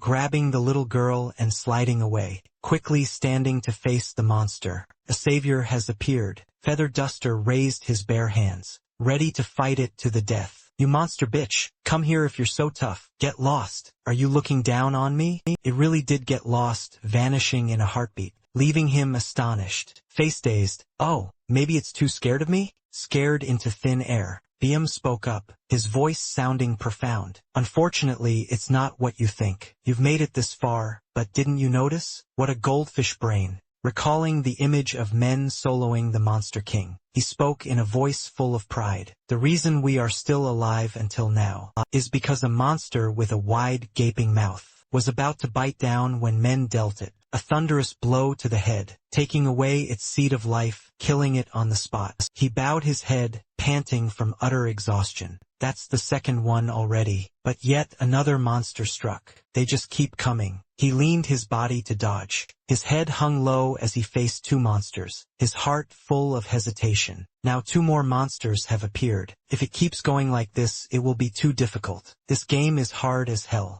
If they keep appearing continuously like this, how can I take them all down? If they didn't regenerate and more didn't show up, I would have defeated them by now. Ganging up on me, huh? Now I have to face 3 monsters at once. There's no terrain left to use to my advantage either. They have completely surrounded me. There's no escape. If I make just one small mistake, I'll definitely be eliminated instantly. When that happens, they will kill everyone here. It'll be a total disaster. I'm already quite tired from fighting. Prolonging the battle will only lead to my quick defeat. Pushing too hard leads to the grave. Maybe I should just run away. If I can't win the fight, running is the only option left. Run away now before things get worse. Or I could find another hiding spot to avoid the monsters. But if I'm not here, then the people here will surely all die. But what do they have to do with me? It's not my business. I have no reason to protect them. Everyone in this apocalypse has to be wary of one another. Taking care of yourself first is the absolute rule." But when thinking of the black-haired girl's smile, his eyes filled with inner conflict. Trapped in a dilemma. There's no way I can just abandon the people here. Behind him, a monster loomed, raising its sharp claws, He thought to himself, "Oh no, this is bad, I got too distracted." One moment of carelessness, a lifetime of regret. Even though he used lightning speed to dodge, his back was still hit by the coarse claws, scratched by its large claws. It was agonizing. He rolled several times on the ground, his whole body trembling with pain. His shirt was torn open, revealing a terrifying scratch mark. The monster stepped forward, threatening him. He was worried, heart racing and legs shaking, not knowing how to keep fighting, when a pair of stylish, high-top boots blocked his vision. Feather Duster carried a wooden bat, looking as proud as a peacock, standing in front to shield him. He went straight to the point without beating around the bush. "I've heard what everyone said. You know how to take down these monsters and make it so they can't regenerate, right? Show me how." Men looked up at this total stranger. Feather Duster smirked, his defiant gaze settling on a final word. "All right, then tell me, and I will help you. We're all in this together." The guy with glasses, holding a manhole cover as a weapon, a DIY weapon, stepped forward, with a voice full of determination. "I'll help too. Many hands make light work." He wanted to be stronger, so he could protect the little girl, a hero saving a beauty. Men was dazed and very surprised, wondering, "Helping? Everyone helping me? Truth is stranger than fiction. This isn't what my father taught me." He questioned himself. It was mind-boggling. "Why? Humans are supposed to be enemies. There's no reason for you to help me, it's illogical." Feather Duster turned back and replied nonchalantly, "Of course there is, it's to survive. Living is the top priority." Men's eyes widened with suspicion. "What the hell? What?" The guy with glasses chipped in, his voice firm. "Exactly what I said. If anything happens to you against those monsters, then we're all dead for sure." So he extended his hand toward him, intending to form a brotherhood, to unite together, but men's brain couldn't process it, not understanding the meaning of this gesture. After a moment of being stunned, "That's it," looking at the hand and then at his face, he stood up on his own, with thoughts deeply ingrained in his blood throughout his imprisonment. Never trust humans. Trusting people leads to losing everything. They can do anything just to survive. But precisely because of that, one should attract and take advantage of this nature in the people here, using each other to stay alive. As long as we share the goal of survival, they will have no reason to stab me in the back. 3 people standing on the same front line, brothers standing shoulder to shoulder, facing the monster rushing in like an arrow. Feather Duster looked excited, his battle blood boiling. "It's coming. Let's go, guys." He lowered his head, silently calculating, mind tense as a string. The wound capability must end this as quickly as possible. Strike fast, win fast. Dashing past the monster, leaving it dazed like a confused deer, took a thunderous blow to the head. Feather Duster taunted it, his voice full of mockery. "Where are you looking? Your opponent is right here. Are you cross-eyed? My target is the monster with the head round like a flower bud." He thought, "Must deal with it first." That monster. At the center of the monster's circle glowed bright red, then bulged out. He watched warily as a red-orange mass, scorching hot, was fired at lightning speed. He knelt and lowered his body to dodge the part of the axe blade that hit the orange mass. Immediately melted with a burnt smell. He continued to run forward, while it continuously fired rounds, shooting orange spheres with the heat of a volcano's lava. Men dodged like a dancer, while bit by bit closing in on the monster. At a sufficient distance, just as he intended to swing the axe, it raised its legs to attack. He tilted his body to dodge, narrowly avoiding a hit, at the same time identifying it. Bingo, the weakness is here. The decisive strike missed because it managed to dodge. As quick as a flash, the monster was no pushover either, spitting out an orange mass to attack. He cursed under his breath. Damn it, at such close range. But he was panicking, heart racing and legs shaking, because there was no way to dodge. Then a divine hand pushed hard against his chest, shoving him aside. The man with glasses, like a wall, held up a thick iron shield to block the attack. The part of the shield that came into contact with that red substance also melted, melting like fat. Very quickly, Men regained his composure and calmed down. At the moment the monster was preparing to reload for its next shot, he rushed in to attack. Blitzkrieg, a quick victory. Inside, Biam stood still, muttering to himself in isolation. I want to help, but I'd only be a hindrance, wouldn't I? Useless dead weight. The girl with glasses beside him was in the same boat, in the exact same state. Me too. My sadness. The vine monster had revived, as if the separation had never happened. Now it was blocking the doorway, like a guardian deity. Everyone in the room was terrified, frozen in their tracks. The blue-haired girl showed extraordinary courage, holding a knife and stepping forward, her whole body trembling, her mouth muttering, "CC Captain." She intended to avenge her idol, killing it to take revenge for the boss. The round-headed monster had turned into strings, as soft as noodles under men's axe. The man with glasses turned and asked in a voice, full of concern, "Are you okay? You good, buddy?" Feather Duster's eyes lit up like car headlights. When he saw the giant monster, was now just a round lump, pitch black, the size of a fist, he gasped in amazement. "So this is what happens when you kill a monster? That's magical. How did you do it?" "I don't want to keep running away forever either. I'm sick of it." Seeing the other person approaching, Men tilted his body slightly and replied, in a calm voice, "They have a weakness. Aim for that and attack. Strike the vital point." Looking at the two monsters in the distance, Feather Duster was as curious as a cat, asking, "How do I find the weakness?" "Teach me, master," he replied curtly. "Focus and you'll find it's as easy as pie." Feather Duster's eyes lit up, enlightened by his own truth. "I get it, it's the head. Just hit them in the head to kill them. The head is the fatal weak point." Men spoke up to correct him. "Totally wrong. Even I don't fully know yet. But if only you can find the monster's weak points, then we only have one job to do. Division of labor." Feather Duster and the man with glasses spoke, while heroically, stepping forward, brothers in the same boat, "We'll lure them into attacking,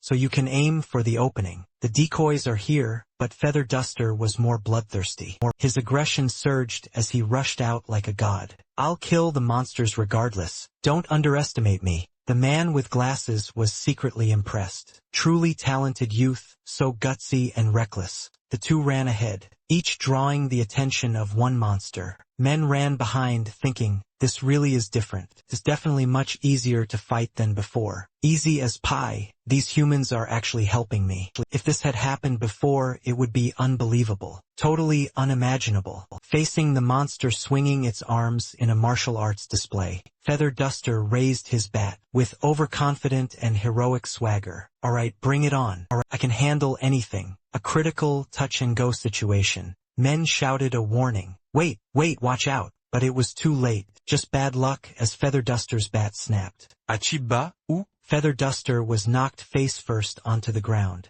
Men scolded him helplessly. "You should have dodged." "But the humans here are too weak, total amateurs. If I don't end this quickly, they'll die. Game over." The man with glasses was being cornered, step by step against the wall by the monster. No way out. Just as it raised its arm to attack, it was hit by a thunderous axe blow from Men. Strike from behind, turning it into a tangled mess. Smashed to pieces. "A flat-headed monster is running this way," he thought. "There's one more. Now only one last one remains. Just need to handle it and wait. Something seems wrong. I just noticed now. There's still another monster, isn't there? Oh God, I completely forgot about the vine monster. Before, I only pulled it off the host but hadn't killed it yet. Such a careless mistake. Over here, the blue-haired girl has been caught by the vine monster. Now its tentacles are wrapping tightly around her whole body, like a python squeezing its prey. Oh no." Haru was terrified. Her heart sank as she fell to the ground. The monster bared its sharp teeth, the tentacles digging even deeper into the prey's body. All the blood was rapidly drained by it, sucking like a vampire. The monster's body wriggled,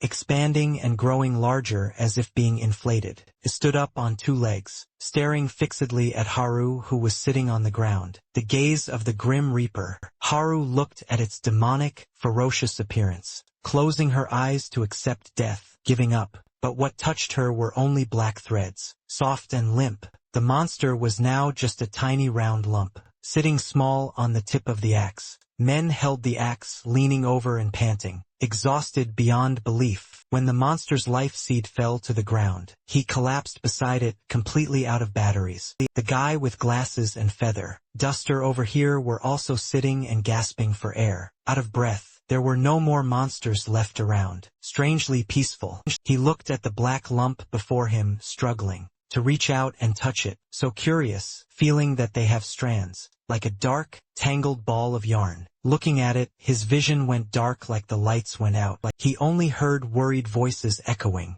Wake up, the wound is too deep, must treat it immediately. It's very dangerous. Striving to fight even in this condition. Let me help you, so please hold this spot for me until you wake up. He rubbed his eyes and sat up, seeing Haru sleeping with her back against the wall. Drooling in her sleep like a pig, who knows what she's dreaming about. Even talking in her sleep about something tasty, must be a good dream. Biam was amazed, eyes wide. It's truly a miracle. I didn't expect you to wake up so fast, like a Superman. Are you feeling better? I heard you were out cold for 2 straight days. Catching up on sleep? Men didn't answer but looked down at the bandages wrapped around his chest, wondering, who bandaged me up? Was this bandaging done by a doctor? Then without hesitation, he ripped it right off to be quick. Biam was startled and rushed over to check, seeing that the wound on his back had completely vanished. Not a single trace remained, exclaiming in shock, it's fully healed. It's only been 2 days, truly magical. He felt a secret chill down his spine. Such terrifying recovery speed. I have never seen anything like it before. A monster in human skin?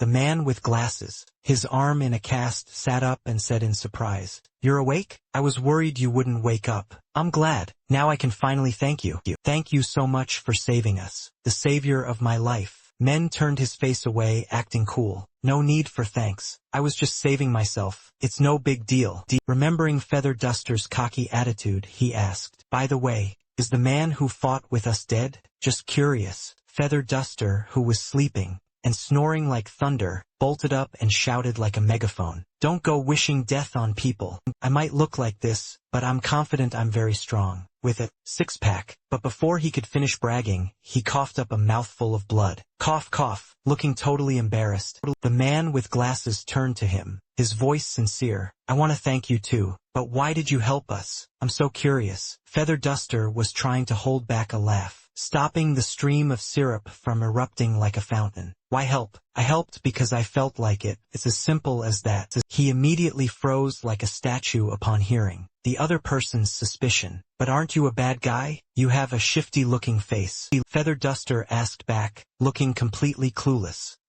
"Why would you think that? I'm as gentle as a lamb," he replied with pure logic. "Because those aggressive people follow you." An idol like Feather Duster jumped up like a fish out of water. "I have nothing to do with them. They probably just decided to call me boss on their own. I have no intention of joining any gang. It's a total misunderstanding." Men silently listened to their comedy routine. "But you look very dangerous. Just looking at your face, something feels wrong. Don't judge a book by its cover. This is a style, my style." "Style? You mean that rooster head hair? How edgy." "It's not a rooster head, it's a mohawk. Get it straight." Haru yawned a jaw-dropping yawn and woke up. Her eyes immediately lit up like headlights. She perked up seeing men sitting up fully healed. Her voice was full of joy. "You're awake? Is your body okay? I was worried to death." Men asked curiously, "But why were you sleeping here, unlike the others? It seems you aren't injured, right? Just crashing here?" Haru's face turned beet red as if provoked.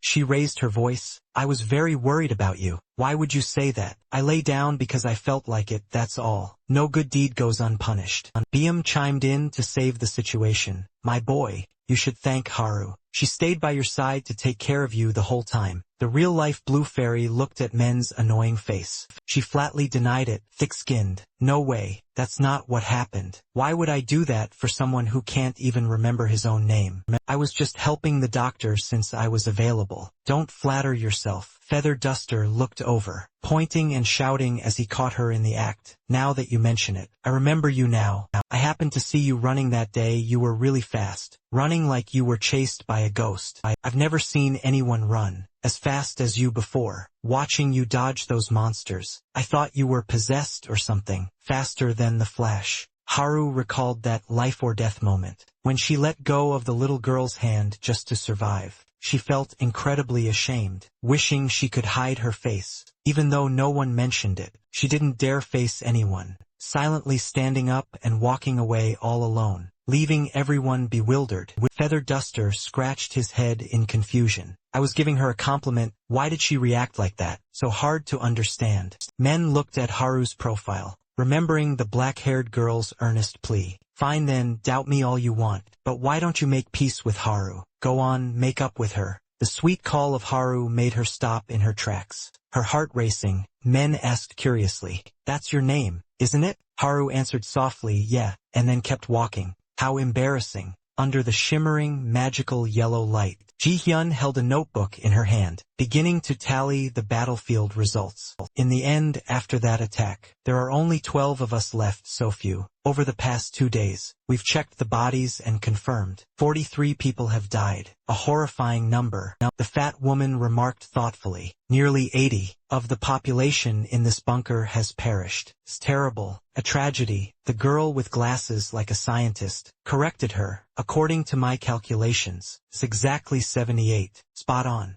Ji-hyun put on her mask and continued the briefing. Anyway, while examining the bodies, I discovered something strange and mysterious. The bodies have all turned ash-gray like stone statues. There's no color left at all, just like mummies that died a long time ago. It's bone-chilling to look at. The purple-haired girl, the famous detective, contributed her observation. Everyone saw it at that time too, right? Those monsters clung to the corpses and sucked something out. Sucking blood? They definitely caused that condition. There's no doubt about it. Hearing that, the girl with glasses screamed, scared out of her wits.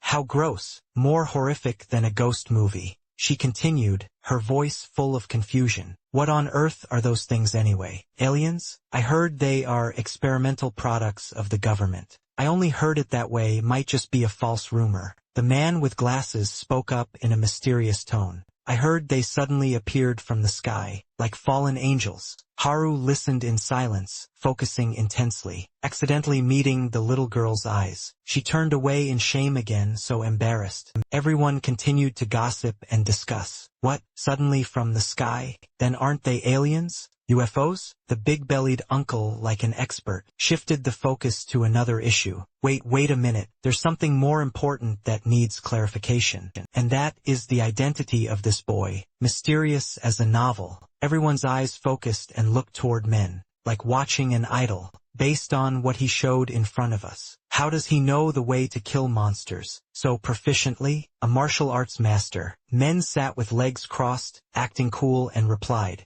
I was trained to prepare for the apocalypse, preparing for the end days. Looking at the cozy family photo of Men in hand, there were still people as suspicious as Chow Chow doubting it. Is that photo the only thing you brought from the bunker? Why so little? A purple-haired girl, like a psychologist, presented her thoughts. To be honest, it's hard to trust him with just that photo. You are completely hard to believe, because you could easily make up any story, right? The story about you being locked in a bunker and trained your whole life, making up stories like a pro, and the fact you knew the apocalypse was coming. Are you a prophet? Men sighed, too tired to even speak. Believe it or not, it's up to you. But the purple-haired girl stammered and hesitated, remembering how he could one-hit the monster with a single hammer blow. She represented everyone, acting as the group spokesperson in the room, speaking clearly. After witnessing what you've shown, no one here has any doubts anymore, believing it completely, while Men was bewildered, not understanding what was happening. The girl with glasses, quick as a flash, suddenly attacked from the side. Seeing the opponent tilt his body and dodge it, she pushed up her glasses, trying to look dangerous. Confirmed, oh, he really dodged it. Good reflexes. But seeing his stone-cold expression, she got scared. Heart racing and legs shaking, she quickly affirmed, I believe you. The part about your training, yeah. I get it, I was wrong. Please spare me. Biam spoke up with a credible voice. I also believe the boy's words. When I treated him, there were so many scars on his body, covered in injuries. At that age, no. Even a normal adult couldn't possibly have that many scars. Hard to believe, unimaginable. How much pain has this boy had to endure? An intense childhood. And Haru's eyes widened with questions and curiosity. Why are there so many scars? What's the secret? He looked at the scars crisscrossing his body, and replied calmly, these scars? Every time I tried to escape from the bunker, they increased, a record of my rebellions. Haru was silent for a moment, then spoke with a pained voice. It must have been very painful, so pitiful. No, he replied firmly as a nail driven into wood. These scars are evidence of the times I fought. I don't consider them painful memories, but memorable ones. I don't believe you, you're lying. Without blinking, he stared at the big-bellied man, who looked aggressive and was blustering. You said you knew the apocalypse was coming, so why didn't you tell anyone? Why did you keep it to yourself? If people had known in advance, we could have prepared better. So selfish, Men replied coldly. My father said humans are the enemy, sworn enemies, so he would never cooperate with them. I don't trust them either. Trusting people means losing everything. Thinking of Feather Duster and the man with glasses, who, despite being weak as snails, bravely faced the monsters. Heroes saving the day. Saving me, he hesitated awkwardly. But they helped me. I don't know why my father taught me that. Humans were so evil, but at least they aren't as bad as I thought. There are good people too. The purple-haired girl concluded like a sage. Anyway, you are very important to us. Our hero. Her eyes turned to the tray holding the round, coal-black lumps that the dead monsters turned into. You are the only one who can destroy the monsters. The monster's nemesis. Feather Duster hugged his bat and exclaimed dreamily, if only I could also sense the weak points of those things. Then I would also go boom zap zap like this. Then he flailed his arms and legs around, deluded by his own power. The man with glasses looked at him with eyes full of hope. If we find your mother, perhaps we will have more important information about the monsters. A light at the end of the tunnel. The fat-bellied uncle, a professional pessimist, chimed in. But what's the point of knowing about the monsters? We don't even know if we'll live or die tomorrow. Until now, so pessimistic. We're still safe because the entrance to the shelter is buried under the rubble, making it harder for the monsters to detect us. Just pure luck. We have to go deep into the dark crevices like hell of the ruined building and cross the piles of rubble blocking the way to reach the entrance. But that is not all. We are just being lucky. Pure fluke. There is no guarantee that the monsters won't launch a surprise attack like last time. Danger is lurking. At this moment, up above, a praying mantis monster, looking absolutely disgusting, has discovered the entrance hidden under the ruins. It stands there staring down, scouting the situation. Feather Duster laughed optimistically, as carefree as a child. Don't be so pessimistic. At least we still have enough food. As long as we eat, we live. Looking at the empty, ruined warehouse, Feather Duster's face turned pale. Not a drop of blood left. Huh? This is the food storage, right? It doesn't seem like it anymore. We're truly doomed. The girl with glasses ducked down as quick as a flash, nimbly snatching the last food container, fighting for every scrap. Everyone gathered out in the corridor. BM acted like a leader assigning tasks. Therefore, we need someone to go to the surface to find food. Who wants to volunteer? Is anyone volunteering? Feather Duster stepped up breezily, confident in showing his personality. Oh, can't do it without me. I've been in this basement for over a week, bored to death. My hands and feet are itching for action. The man with glasses stopped him, worried for his teammate. Your wound hasn't fully healed yet. Let me go instead. As soon as he finished speaking, pain shot through his arm. A sharp sting. BM spoke up with utmost care. You too, your wound isn't fully healed yet. Rest more, don't overexert yourself. It's better if those who aren't injured go.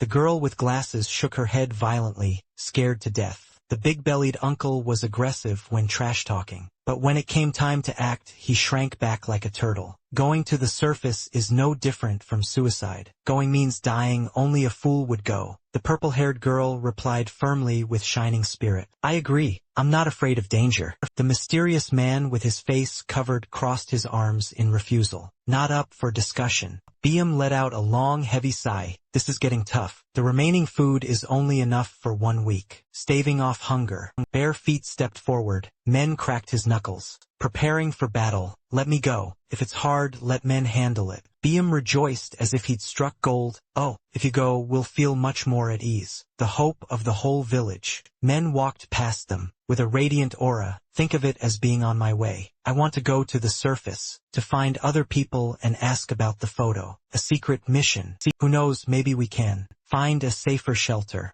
Searching for a home. He hopped onto the escalator handrail, looking up with a distant gaze. But more importantly, I don't want to stay in this basement any longer. It's too suffocating. We're coming with you, sharing the joys and sorrows. Ji-hyun and Ju-jin stepped forward, side by side. Ju-jin looked at him, expressing sincere gratitude from the heart. I'm sorry for not being able to help last time. I wanted to help, but I was just too scared. My limbs went weak. I was such a coward. But seeing you gave me more courage. We're around the same age, after all. Yet you dared to face those monsters. It's truly admirable. Utterly impressed. Ji-hyun looked at him with affectionate admiration. Exactly spot on. Even though he said he was trained, he still risked his life to protect us. If it were me, I probably would have run. A true hero. Biam asked again, is that everyone? Anyone else? His eyes turned to Haru, standing lonely in the corner. Seeing her head bowed and trembling, he stopped asking. Never mind, adjusting the backpack on his shoulders. Ji-hyun and Ju-jin smiled radiantly like flowers. Looking back, are you ready? Let's do this. Being stared at by four eyes, as if they wanted to eat him alive. Men narrowed his eyes in confusion.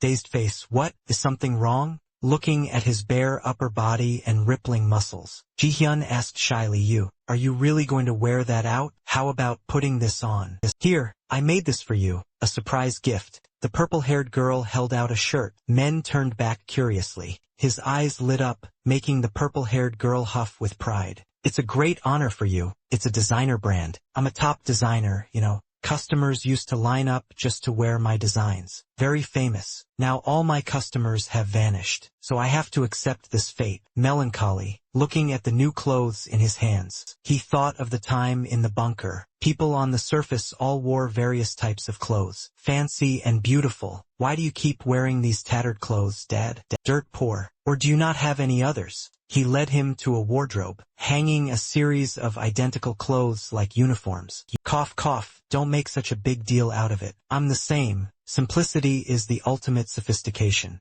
Now holding a different outfit in his hands, he was very excited, happy as can be. Wearing a set of new clothes was one of the things I wanted to do. When I reached the surface, thank you, a small dream. The purple-haired girl, after a moment of surprise, pursed her lips and smiled. Her heart raced hearing him express himself. She thought, that's so sweet. My first set of clothes was made by you. I probably won't like any other clothes from now on. Love at first sight. Haru stepped up seriously. Wait a minute, I want to ask you something. As soon as she finished, Haru's face went blank as a statue facing the little bird, because men had quickly stripped off his pants right there, without a stitch of clothing on. The surrounding space went dead silent. Integrating into human society for the first time, Men was buck naked and still looking dazed, not understanding what was going on, not understanding what he did wrong. Innately innocent. What's this? What is happening? Haru froze in place for 5 seconds. Her eyes hadn't looked away yet, staring without blinking. The others were also agape, eyes wide open, not knowing what they were looking at. An awkward scene. Haru slowly processed her reaction, her mouth hanging open and her face turning red as a tomato, closing her eyes tight and scolding him like a song, cursing at this pervert again. Why are you attacking me like this? You creep. Haru slipped and fell, revealing a large scar on her forehead, an unforgettable mark. Ji-hyun saw it and stammered, deeply shocked. That wound of yours, it's horrific. Haru looked down at the ground, wanting to vanish into thin air. Men looked on dazed, his head full of dots. Not understanding a thing, he said, "What's wrong with you? Stand up, get up already." Haru roared like a lioness. "Put your pants on first. Put them on now." Men's face went blank in confusion. "Ah, so hard to understand. Girls are so complicated. Wearing the new outfit with long black pants and a white turtleneck, men looked incredibly cool.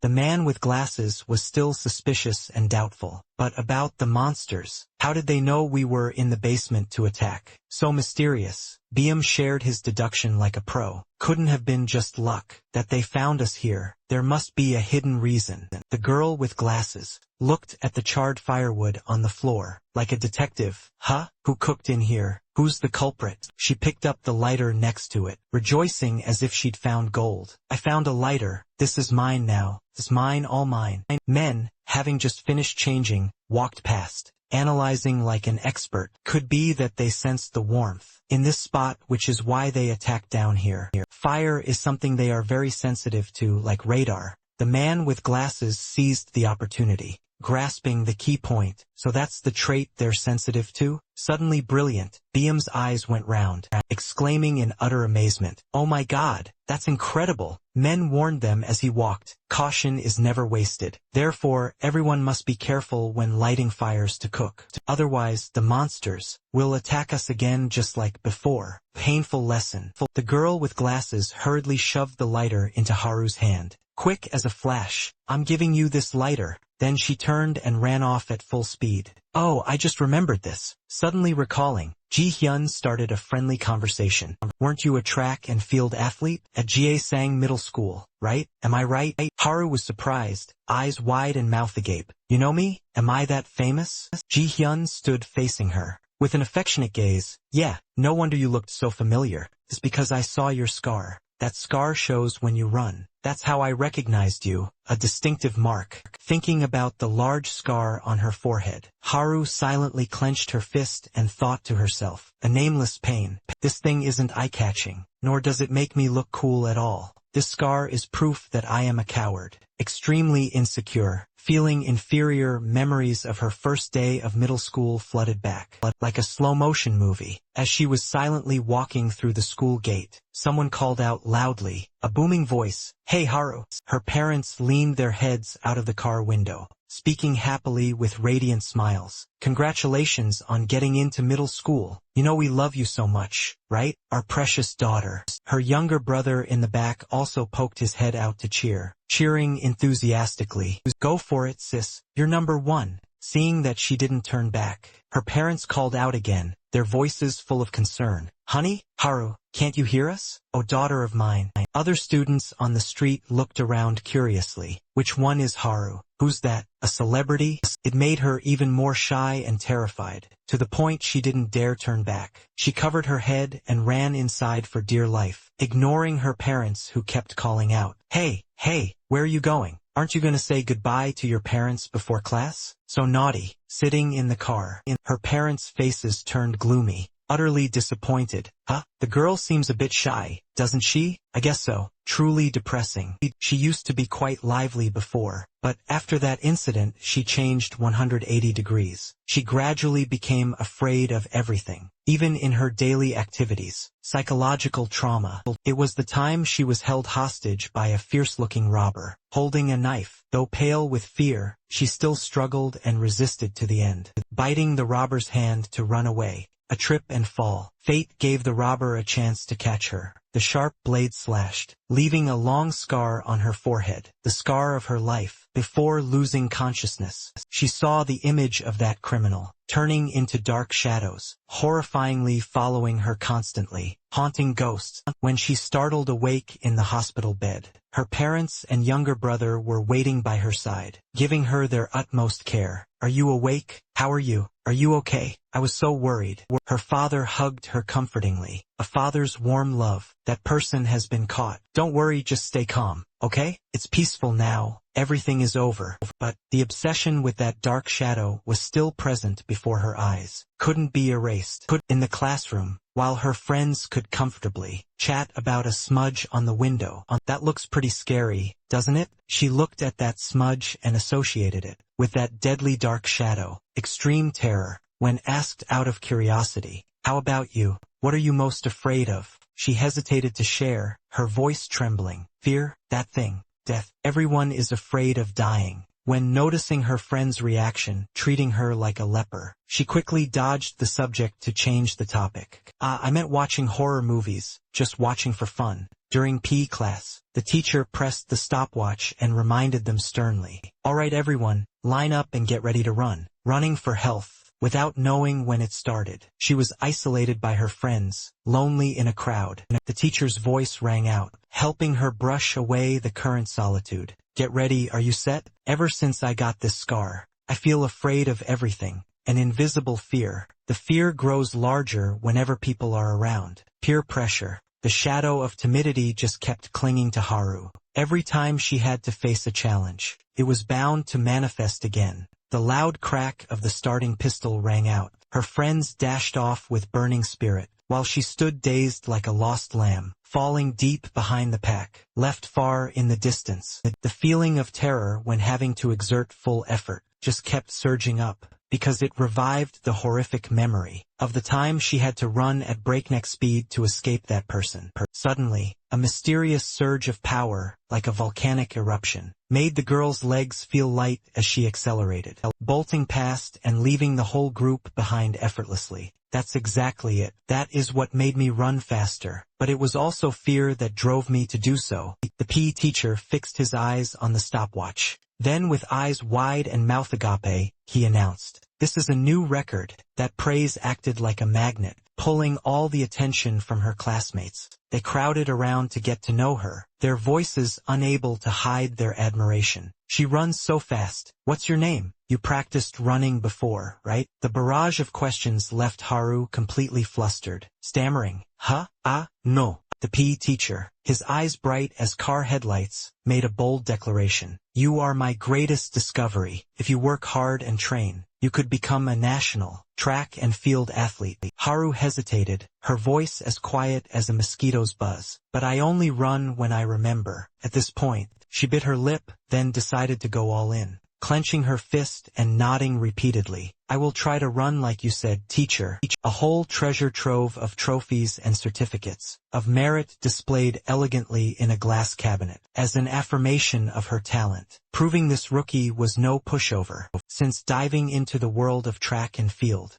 Haru swept through countless tournaments, leaving her opponents in tears. A curly-haired man, curious as a gossip, whispered, "Is it that girl with the scar?" The PE teacher tilted his head proudly. "That's right." The locker room door creaked open. Haru, drenched in sweat, looked up, with her big, round eyes. "Hello," the curly-haired man quickly suggested. "So you're the athlete who's famous online? Let's take a picture together." Haru, with her inherent shyness, murmured, "Okay, come over here, Haru." The curly-haired man held up his phone, sounding as excited as if he'd won the lottery. "This is truly an honor. I am a big fan of yours." Haru kept her modesty and replied, "Thank you." Everything was still chill, until the fateful moment when the curly-haired man placed his hand on her shoulder. His voice sweet, "Come a little closer, dear." Fear rushed back like a flood, leaving the curly-haired man as bewildered as a lost soul. "What's wrong?" When he saw Haru, face turning pale, running for her life to hide in the corner, gasping for breath, looking as miserable as if he were some kind of monster.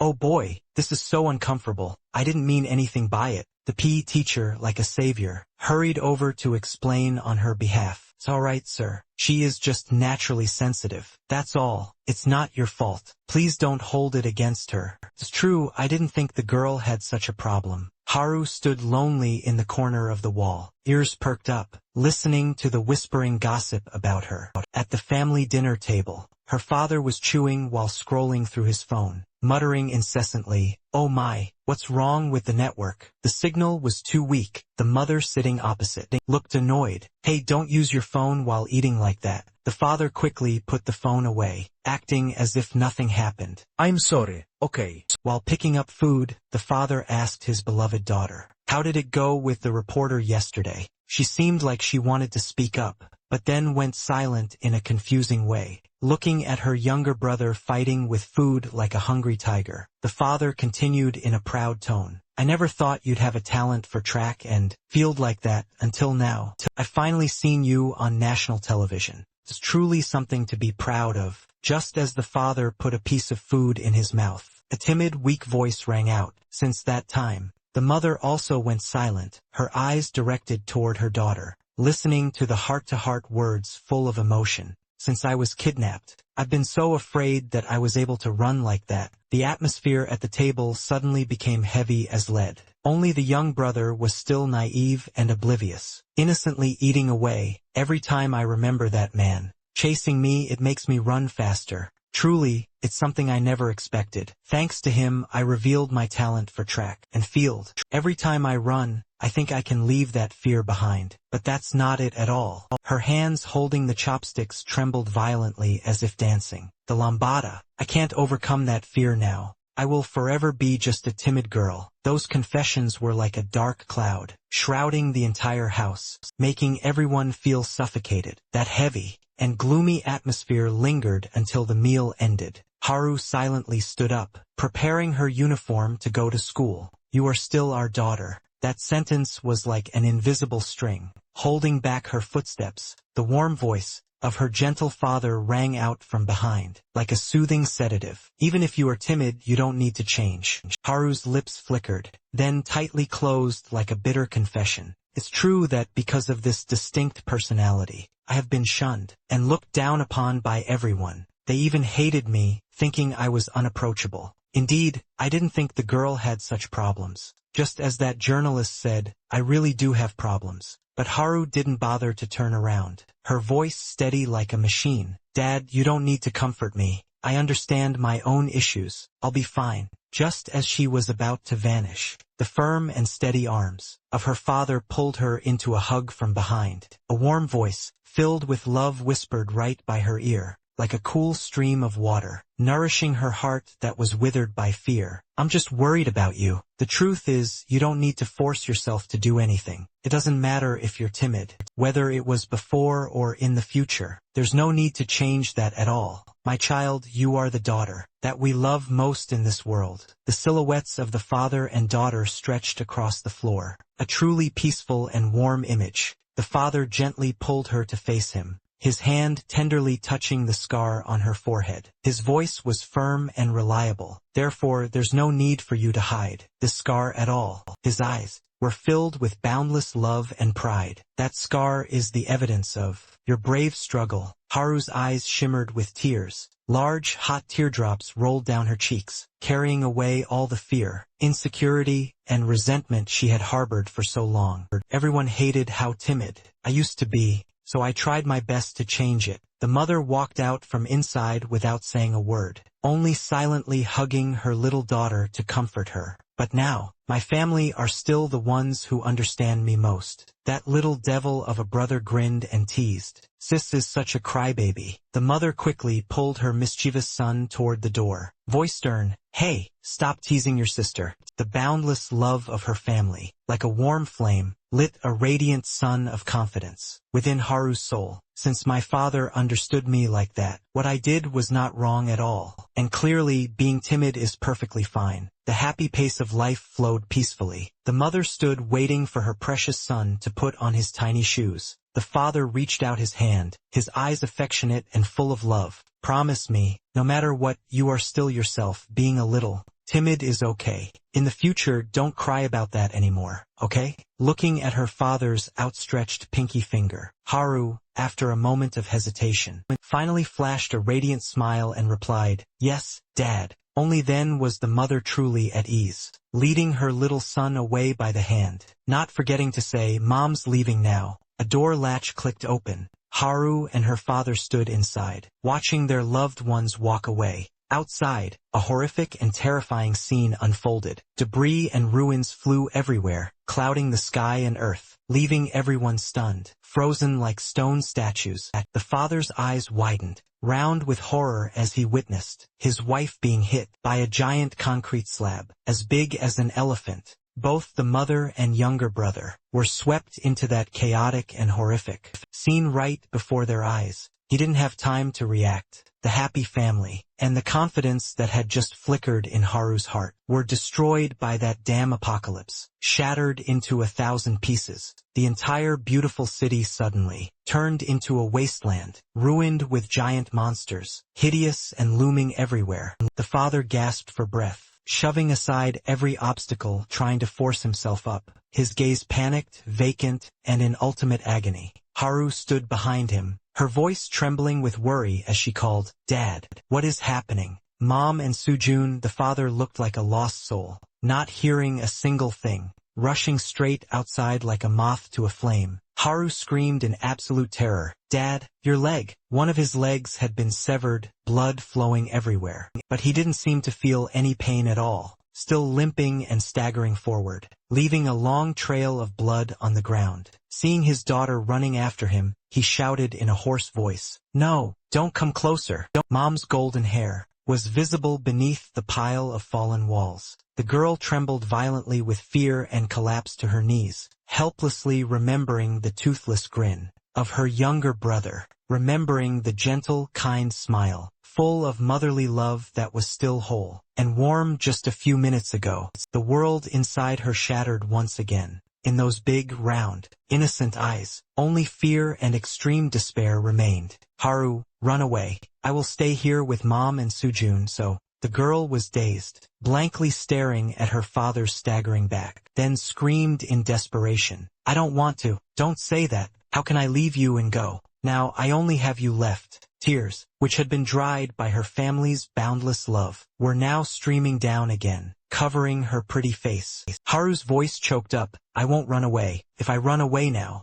I will never be able to forgive myself." Those words were like sharp knives, stabbing straight into a bleeding heart. The father's blood tore at his own heart. Right outside, the crowd was in chaos, frantic, trying to find a way to escape the relentless pursuit of the bloodthirsty monsters, to cling to their fragile lives. "Move out of the way." Haru's voice suddenly became determined, strangely steely. "No matter what happens, I will definitely not run away." The horrific obsession surged once again, taking over her mind. The seeds of fear that had been dormant in her heart unexpectedly sprouted and grew as giant, hideous shadows came growling and rushing toward them. Haru's resilient and unyielding gaze flashed for a moment, then was quickly covered by ultimate terror. When her father turned back, it was also the moment Haru felt as if the brutal, murderous shadows were collapsing upon her, waiting to swallow her small body whole. A faint light flickered right behind her father, but fear remained like an invisible monster, surrounding and tightening its grip on Haru. She also tried her best to overcome the fear, reaching her small hands toward her father, seeking protection. But Haru's mind was like a tangled mess, with no way to unravel it. Finding no way out, she muttered to herself, trying to reassure herself, "Dad told me it's okay to be a coward, and I am not wrong." Finally, the survival instinct triumphed over reason. Haru turned and ran headlong away by herself, leaving everything behind her. "I was wrong. I abandoned even the person who told me those words, and I ran away." Since that fateful day, whenever she faced danger, if there was any chance at all, Haru always chose to run away alone, ignoring and disregarding every cry for help, and every plea from the people around her, from the poor man in the building, who was the first to be attacked by the giant monster, to the brave man, ready to fight the fierce monster, so that she would have a chance to escape. Then, at the moment of life and death, she heartlessly let go of the poor little girl's hand, who was calling for her help. In desperation, Haru's inner self was always tormented, tortured by those cruel decisions. In the present reality, everyone was watching intently, cheering enthusiastically for the brave ones, volunteering to go to the surface to find food. Men looked at Haru, who had kept her head bowed until now, without saying a single word. He seemed to see through the self-blame and the torment of the small girl trying to withdraw into herself. "I have always been afraid of those pains. I thought I could overcome them." Haru clenched her teeth, decisively taking off her outer jacket, as if wanting to cast off the timid and weak person she was before, then stepped strongly toward the light. Watching the group of people slowly advancing, she crouched and leaped forward to block their path. "This time will be different. I won't run away anymore." Haru stood against the light, her eyes shining with intense faith and determination. "I'm going to." Above, monsters were swarming, scattered everywhere like locusts. The whole group moved gently and stealthily, eyes scanning everywhere from men's side. Under men's guidance, they nimbly climbed over every obstacle, skillfully weaving through every nook and cranny, successfully avoiding all the bloodthirsty monsters. When they reached a safe location, Men finally breathed a sigh of relief and spoke up. "Now you can talk, it's safe here." The whole group felt like a 1,000-pound weight had been lifted, completely relaxing their spirits. "Phew, what a relief. Yeah, I thought I was a goner." Ji-hyun quickly reminded, "What about the map?" Haru was dazed, her face went blank. "Map? What's this piece of paper?" Men handed her a crumpled piece of paper. "You must draw a map." "A map is just as important as searching for food. We need to know the exact locations of resources to plan for the future." Hearing those two important, magical words, Haru suddenly perked up, eagerly volunteering for the noble task. "Let me handle it. I know this area very well." Despite her eloquent promise, this damn city has been destroyed, to the point that all my knowledge and prior experience have become utterly useless junk. Familiar roads, that used to be as easy to navigate as eating candy, have now become difficult and more treacherous than ever, because the terrain has changed at a dizzying pace. Candies, dry rations, and drinking water, collected, were all carefully placed on the table. The three of them huddled together, whispering and discussing, looking at the harvest with disappointment, walking around all day and not getting much. What a waste of effort. On top of that, the city's electricity was cut off 9 days ago, so most of the food has gone bad. It's all smelling now. Just bad luck, plain and simple. Then Ji-hyun quickly suggested, "We must eat all the perishable items first." Yujin hesitated. With a cautious look, "But let's just take it back to the base and decide." Ji-hyun analyzed clearly with a cool head. "Think about it carefully. We won't have another chance to eat these perishable items ever again, because with monsters running rampant like this, no one will be producing them anymore. Besides, we risked our lives to get here, so we deserve a reward for our labor." Ju-jin looked down and murmured, "Even so, I still don't agree. I feel a bit guilty toward the people waiting at the base." While these three heads were in a heated debate, Men, that glutton, sat leisurely nearby, holding a sausage in each hand, eating heartily and deliciously, smacking his lips. "This is so good." The other three were like they'd been hypnotized, hurriedly tore open their food packages, and stuffed them into their mouths. Men finished two in no time, then continued his battle with the sausage, muttering, "This really tastes great." When they were still huddled in that dark, damp bunker, food for them was merely something to fill their stomachs that were rumbling loudly. But food on the surface was entirely different, carried a special flavor. Just being able to eat it was enough to make them feel a sense of happiness, as overwhelming as winning the lottery. Suddenly Haru glanced over, her voice full of curiosity. "Wait, you were eating bread back then too, right?" "When we first met." Thinking of this, she smirked with a hidden meaning. "Seeing you not even recognize bread, I really thought you were a fool." Men hit where it hurt. It flushed bright red and couldn't find a way to argue back, forced to stay silent as a mouse. Sitting there watching her handle a chocolate bar, with great relish, the boy awkwardly handed over 4 cakes, whispering, "Here, now our debt is settled."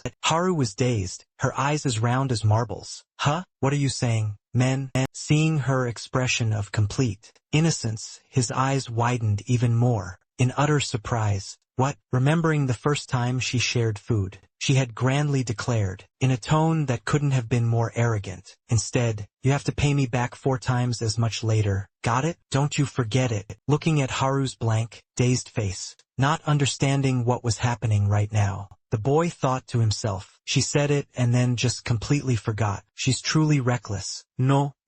Men suddenly realized a harsh truth. From the very beginning, this girl had no intention of asking for it back. "She's so easy to bully, what a disadvantage." He blurted out in a helpless voice, "So stupid." Haru, who was munching on her cake, flew into a rage upon hearing that, her face turning red and grumpy. "What? You dare talk to me like that?" After recharging their energy, the group continued their arduous and treacherous journey, under Men's skillful guidance. Before departing from the damp bunker, he had carefully instructed the group, in a tone that couldn't have been more serious. "Remember this when moving on the surface. The most important thing is to not let the monsters detect us. If detected, a fight will surely break out. Even though I can fight and destroy them, The noise from the battle will attract other monsters nearby, and then the monsters in the city will swarm like a broken beehive. Therefore, we must not let them detect us from the start.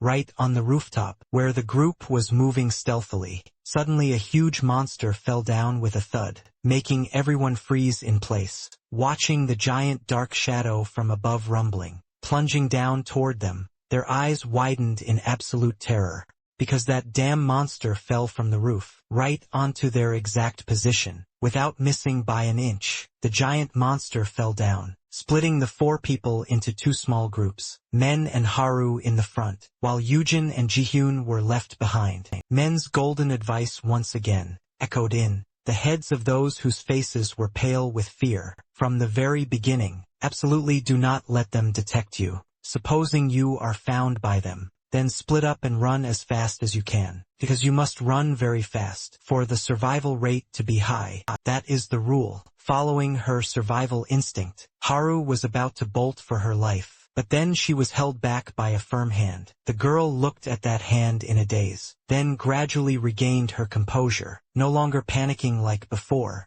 Her eyes focused on every movement, every single move of the monster. The boy's voice was gentle, steadily rang out like a sedative. No, wait, it hasn't discovered us here yet. It isn't reacting at all. Jihyun in the back was as pale as a ghost, worrying about what to do now. His whole body was trembling violently. Unable to keep his composure, he dropped an object with a thud at his feet, making a fatal noise. The giant monster immediately whipped around, its bloodshot eyes glaring toward them. Men still maintained an unusually calm demeanor, his voice steady. It seems it reacts to our noise. Seeing the monster moving, Haru was so terrified her mouth hung open to scream. Fortunately, Men acted in time to cover her mouth tightly, while signaling the group to maintain absolute silence, not to utter a single word. Just as predicted, the monster's sharp claws aimed straight for the dropped object, striking a powerful blow, without ever discovering the people standing right next to it, cleverly invisible.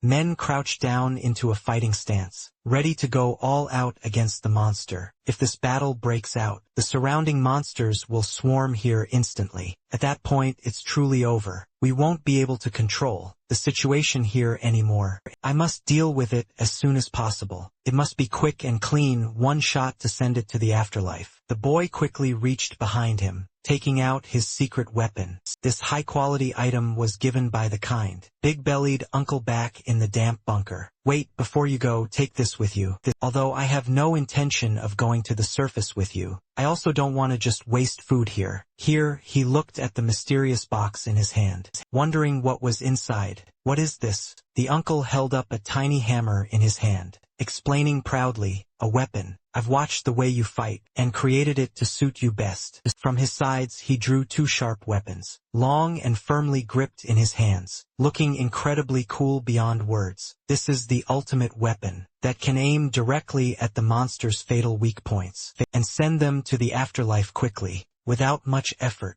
aiming straight at the monster standing tall. In front of him, the young man moved gently and gracefully toward it, then swung the sharp weapon up, striking a fatal blow from above straight into its back. A dazzling flash of light flickered. The giant monster suddenly turned into jet-black silk threads, vanishing into thin air. The sun had given way to the silver moon. Jihyun lay with his head resting on his hand, the other hand playfully tossing up and catching a pitch-black mass, the thing that fell from the ugly monster when it was eliminated. Men gazed at the weapon in his hand, his heart fluttering, remembering the massive armory in the basement and the lessons, deeply engraved in his heart by his father. You are not allowed to depend on weapons, because you must learn how to survive them with your bare hands. Do you understand? He held his head and sighed deeply. You said that again. You're talking about how to deal with the people on the surface, right? At that time, his father paused for a moment in thought before slowly replying, yes, weapons do not suit us, and one day, You will understand that for yourself. The cryptic words of his, what could they possibly mean? He muttered to himself while putting the weapon away, his voice full of confusion. One day I will understand for myself. How can there be such an absurd thing as not needing a weapon but still being able to solo with monsters? It's truly the most unbelievable fairy tale on earth. My father never uttered a single word about the monsters, while he still kept me locked in that damp and dark basement. This is something that I have never, even once, dared to think of. It's very likely because he thought that I would never, ever believe him if he mentioned those hideous monsters right in front of my face, because even the harsh truth that the apocalypse had arrived, I didn't even care to believe, let alone something like this. But now, after so many incidents, I have realized many things, the true deep meaning of those training sessions that were hard as hell, which I previously could never understand. No matter how much I racked my brain, those arduous, harsh training sessions, with all sorts of high-end equipment, turned out to be exactly so that I could survive and escape the fangs of the brutal monsters. But there is still one thing, one single thing that until now, I still cannot understand. No matter how hard I try, he said that he had no intention of letting me escape that damn basement in the first place, only to end up hiding and scurrying on this surface. So if he intended to lock me in that damp, dark basement for my entire life, then why did he bother making me go through those difficult training sessions to prepare for the lurking dangers up here? What for? Those unimaginable training sessions, to the point of madness, carrying a mountain of weights on my back, and doing push-ups until my limbs fell off. If that is the case, then what on earth was the reason he lied about locking me in the basement?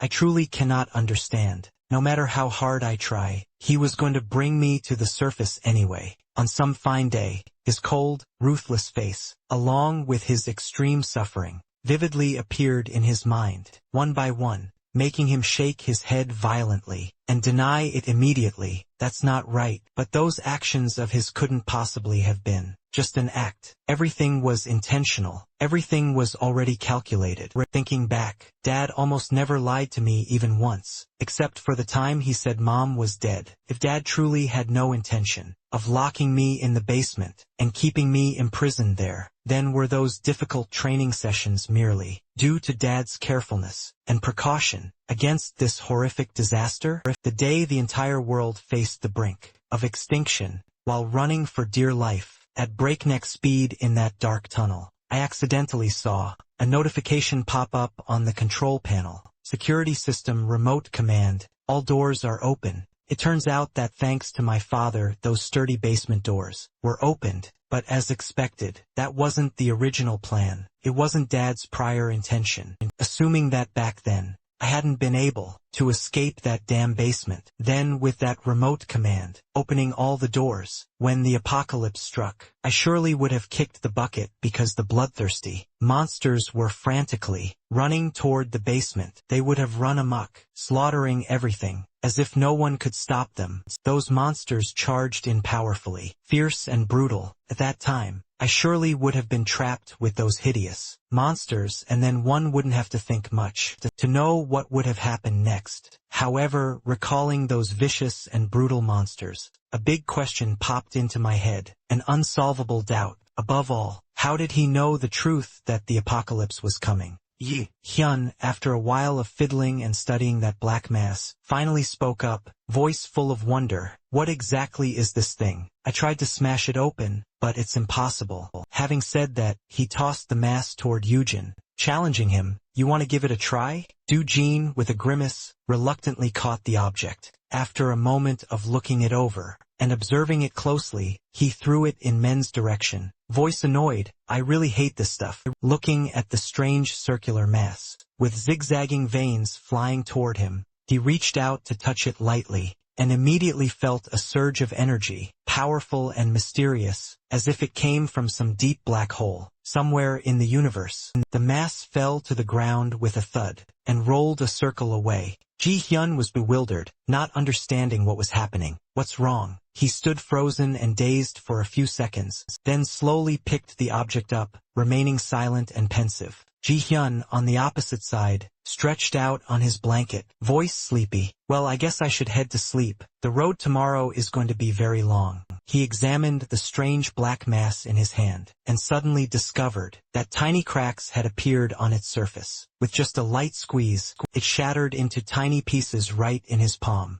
Haru lay facing the wall, avoiding everyone's gaze, the scene from earlier that afternoon replaying in her mind, blaming herself. You were about to bolt alone again. You made such solemn vows. You swore so many oaths. You promised over and over that you would never run away alone again. Thinking of the pitiful state, the heart-wrenching crying, and the extreme terror of that little girl when she heartlessly abandoned her, Haru clenched her fist, her heart full of determination. When I return, you must definitely apologize to that child first. Don't you forget it. Men lay down, closing his eyes tightly, trying to fall asleep. But in his dreams, the image of his father's gentle smile reappeared. Vividly, what on earth is this memory? I truly cannot understand, no matter how hard I try. The image of his father sitting opposite him, surrounded by a towering mountain of books. Back when he was just a little boy, his mouth wore a gentle, warm smile.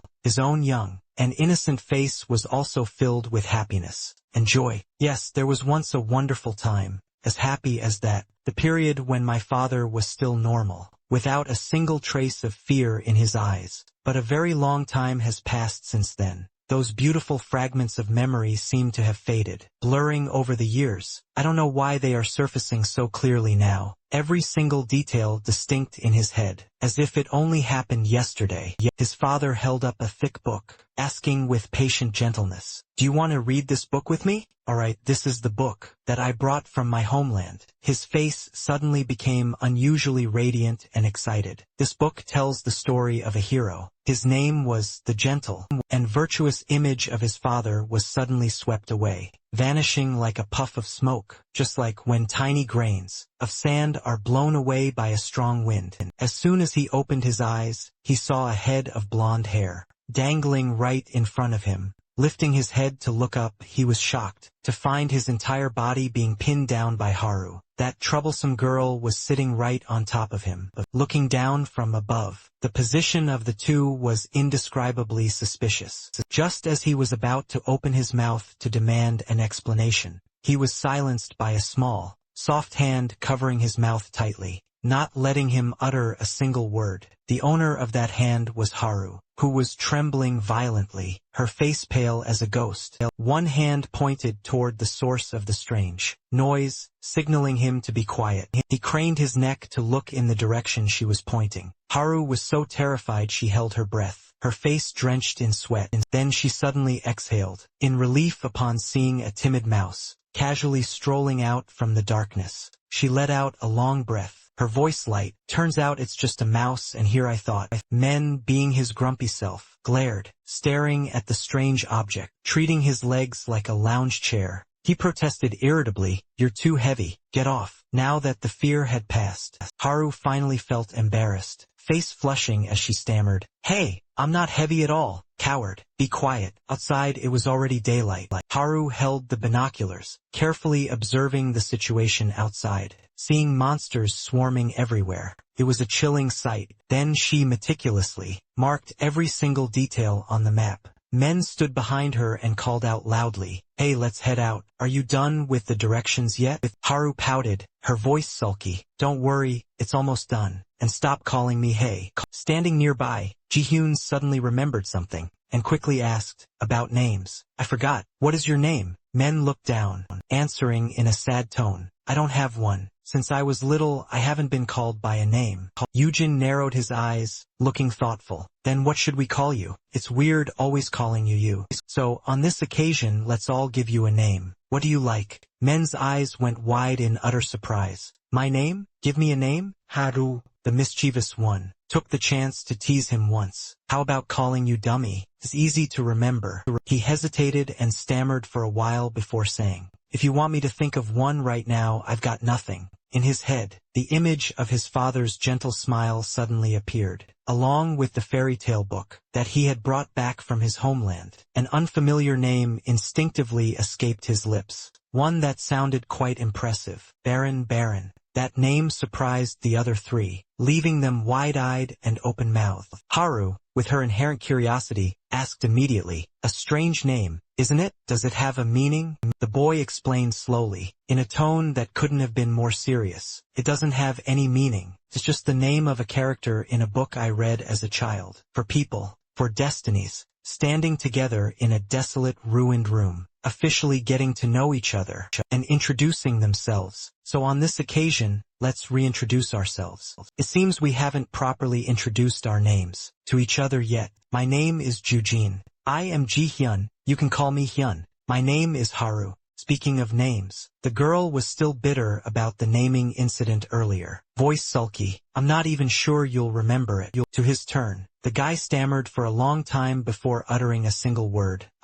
The other three waited in silence, their lips curling into gentle smiles, as if wanting to give him more courage and confidence, recalling the confused and complex state of mind he had while writing those diary entries. He finally gathered all his courage and spoke clearly, "My name is Baron. From now on, I look forward to everyone's help." Haru smiled gracefully. Ji-hyun and Jujin looked at each other and then back at him. Voice sincere, "Yeah, we look forward to your help." Baron, hearing others call him by a name, a real name, had a gaze that was both surprised and unfamiliar, yet mixed with an indescribable happiness. The suggestion that everyone give a big round of applause and set off fireworks to celebrate, because finally our main character, no, Baron, now has an official name. From now on, allow me to call him by the name. Paran, to make it sound classy, everyone. I suddenly remembered my burning dream back when I was still huddled in that dark, damp basement. I yearned to set foot on the surface,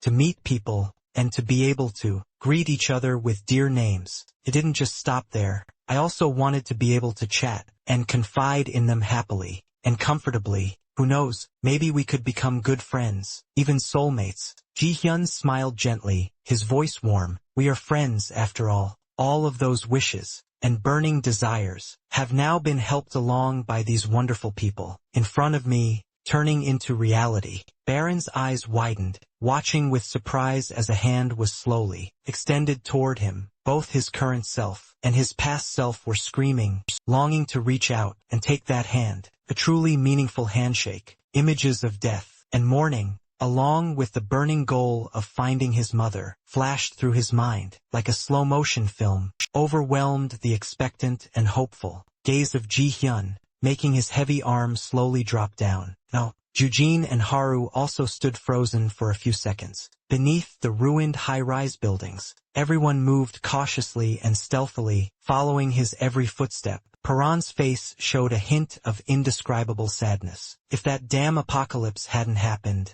perhaps I could have made friends with them, real friends. But the top priority now is to find my mother. Now is not the time for unrealistic dreams and fantasies. In the distance, a strange and incomprehensible sound drifted over, catching the group's attention. Everyone turned their heads at once to look, and were utterly shocked to see a man screaming at the top of his lungs, his face pale with terror, struggling to struggle free from the claws of a giant crab monster. Its mouth was filled with needle-sharp teeth that looked chilling. He stammered in a trembling voice, "Run, run away." Even though Jujin, with her heroic nature, was about to rush up to save him, she was held back by Baron, who was being overly cautious, his voice stern. "Wait, what do you think you're doing?" Jujin, her face still showing traces of fear, stammered for a while before managing to say, We have to save him quickly. If we don't hurry, he'll die." Haru and Ji-hyun shared the same thought,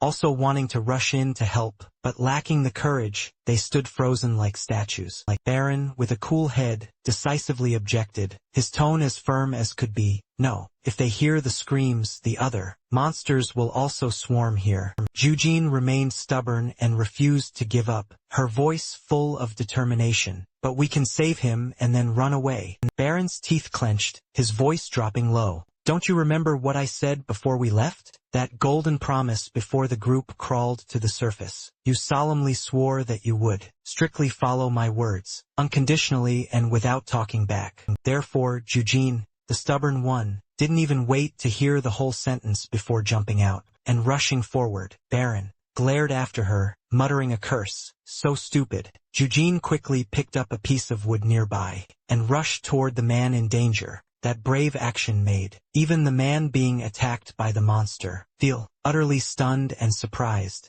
The stick in her hand struck a powerful blow straight into the back of the giant monster. With extraordinary strength, she forcefully threw the monster in another direction, liberating the poor man. After being rescued from death's door, he was still in a state of shock, asking in amazement, "Are there others too?" Eugene, gasping for breath, tried to encourage and reassure him. "Don't worry, I'll take you to safety. First, please be quiet." His face suddenly turned panicked and dazed, stammering, wait, behind you." The giant monster, with its mouth full of sharp teeth, was rushing to attack from behind Eugene, looking incredibly ferocious. Baron, with a masterful move, neatly took down that monster, saving Eugene from death by a hair's breadth. Truly a hero saving a beauty. Watching the toothy, hideous monster turn into jet-black silk threads and vanish into thin air, the man was stunned, unable to believe his eyes. What was that? Why are there monsters here?" Baron spoke sternly, his gaze as sharp as a knife. "Do you know something? It is precisely because of your foolish action just now that everyone is in danger." His eyes showed blatant dissatisfaction and displeasure. Without anyone needing to ask, the man voluntarily reported his own situation. Voice weak. "My condition? Seems my leg is broken. One of you should probably help support me a bit." Baron slapped his forehead, looking utterly helpless. "Damn it, I knew it would turn out like this." His eyes suddenly flashed with a hint of vigilance as he heard the sound of the monster's footsteps getting closer and closer. "Is it because of the noise just now that the surrounding monsters have gathered here?" He was shocked, unbelievable to see him flatly and heartlessly refuse. "No, we cannot help you anymore." Haru and Ji-hyun were so terrified that their faces turned pale, drained of all blood. Just the act of saving you from that tough monster was already too dangerous and too much for us to handle. Eugene being called out so suddenly, the girl remained standing still like a statue, hesitating and stammering for a long time before speaking. "If he really needs help, then we can still help him." Baron snapped in a tone that couldn't be more annoyed. "Then stop following us." Facing Eugene's dazed and bewildered expression, he repeated once more in a very stern voice, "I already told you, if you're following me you have to listen to me." Ji-hyun, standing behind, hurriedly advised in a soft voice, "Eugene, Blue Eyes is right. Right now, we don't have the time to worry about other people anymore. Please, there are still people waiting for us at the base." Eugene lowered her head, her fists clenched as if she had made a major decision. Voice firm, "I understand, I will do as you say." Baron looked up at her, his gaze flickering with a hint of complexity. The man, seeing himself abandoned, showed clear terror, panicking and making a huge scene. "Who allowed you people to just leave me and go?" His unpleasant tone made Paran glare at him, boiling with anger. He continued with his flawed logic, in a challenging tone, "Don't mess around. If you leave me like this, I'll die." "That's right, that's called murder. You people are killing me." Baron glanced around, then shouted loudly with authority, "Enough! You, shut up now." The sounds of the monsters moving grew closer, the growling. Their growls filled the man with ultimate terror, his face turning as pale as a ghost. The four group members quickly stood back to back, eyes scanning in all directions to guard against danger. The man's fearful expression gradually turned somber and unpredictable, as if he were hiding some shocking secret. Haru was utterly bewildered and anxious, her voice trembling. "Blue Eyes, what do we do now? It seems like they're coming from all sides." Baron, with a cool head, calmed everyone down. His tone couldn't have been more composed. "It's not too late yet, since we haven't been spotted. We must leave this place as quickly as possible.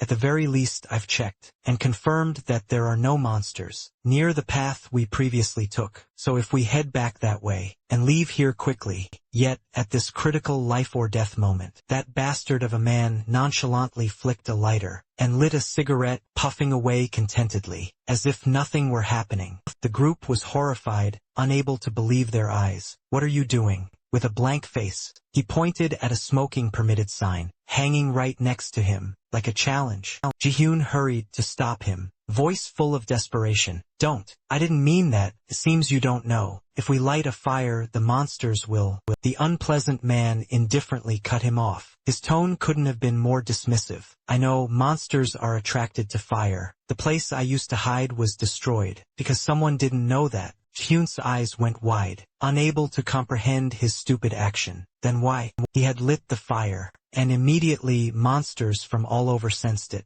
rapidly rushing toward them, like moths to a flame. He exhaled a cloud of white smoke, his eyes dull and soulless, watching the smoke gradually dissipate in the air. His voice was heavy and full of despair. Even so, what's the harm in having just one cigarette? That bastard definitely wants to drag everyone down with him. Before the smoke could even dissipate, a swarm of giant monsters came falling from the sky, landing with heavy thuds. It was a chilling sight. Baron hurriedly gave the order, his voice urgent. Run now. That absolute bastard remained calm, sitting as still as a statue, letting the ferocious monsters tear his body apart savagely. Baron quickly reached behind him, pulling out his secret weapon, ready for a life-or-death battle. The other three followed his orders, hurriedly running away together, fleeing for their lives without daring to look back. Suddenly Ji-hyun noticed Haru was no longer running, but was standing still looking back, her eyes full of worry and unease. He curiously glanced back as well,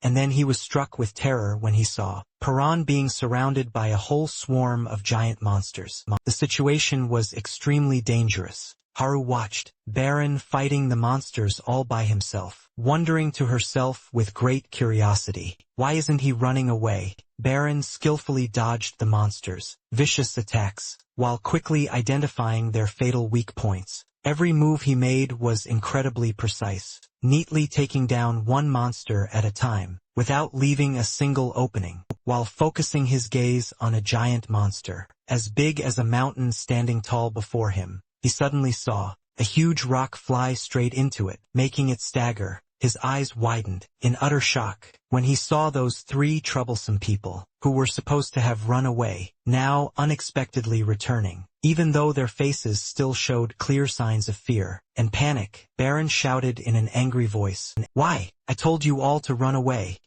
Hyun shouted back defiantly without any hesitation. "I don't want to. You were the one who told everyone to run away, so why didn't you run away immediately?" Baron also asked himself that, a question lingering in his mind. Why didn't I run away right then? His hand gripped the weapon tightly, full of determination, because if I had run away right at that moment, the group would surely have been pursued relentlessly by the monsters immediately after, and there would be only one ending, which is total annihilation. Hearing those words, Ji-hyun and Jujin smiled knowingly, then quickly grabbed their weapons, rushing forward to lend a hand, assisting him in destroying the bloodthirsty monsters. Haru still stood rooted to the spot, motionless as a stone statue, her eyes fearfully watching everyone fighting together, bravely and resiliently. Round black masses thudded to the ground, as another monster was sent to its grave. Baron shouted urgently, "Hurry and run!" Ji-hyun, gasping for breath, tried to reply, his voice breaking, "It's okay. There are fewer monsters than before. If we keep this up, who knows? Maybe everyone can make it back to the base together." From behind Ji-hyun, a humanoid monster, with countless hideous bright red arms, clinging all over its body, was slowly approaching, looking extremely terrifying. Baron widened his eyes in horror at the sight, his mouth slowly hanging open, his pupils contracting with fear. When he saw the monster's body had 4 flicking, glowing life sources, he knew this was not an easy opponent. Bloody veins looking like red tree roots, wrapped tightly around its deformed head, which lacked any sensory organs, looking absolutely horrific. Ji-hyun saw his unpleasant expression like that, curiously turned back to look, voice full of wonder, "What is it?" And then he was struck with terror when he saw every single monster simultaneously kneel down, forming a large circle, surrounding that strange humanoid monster, as if having an audience with a king.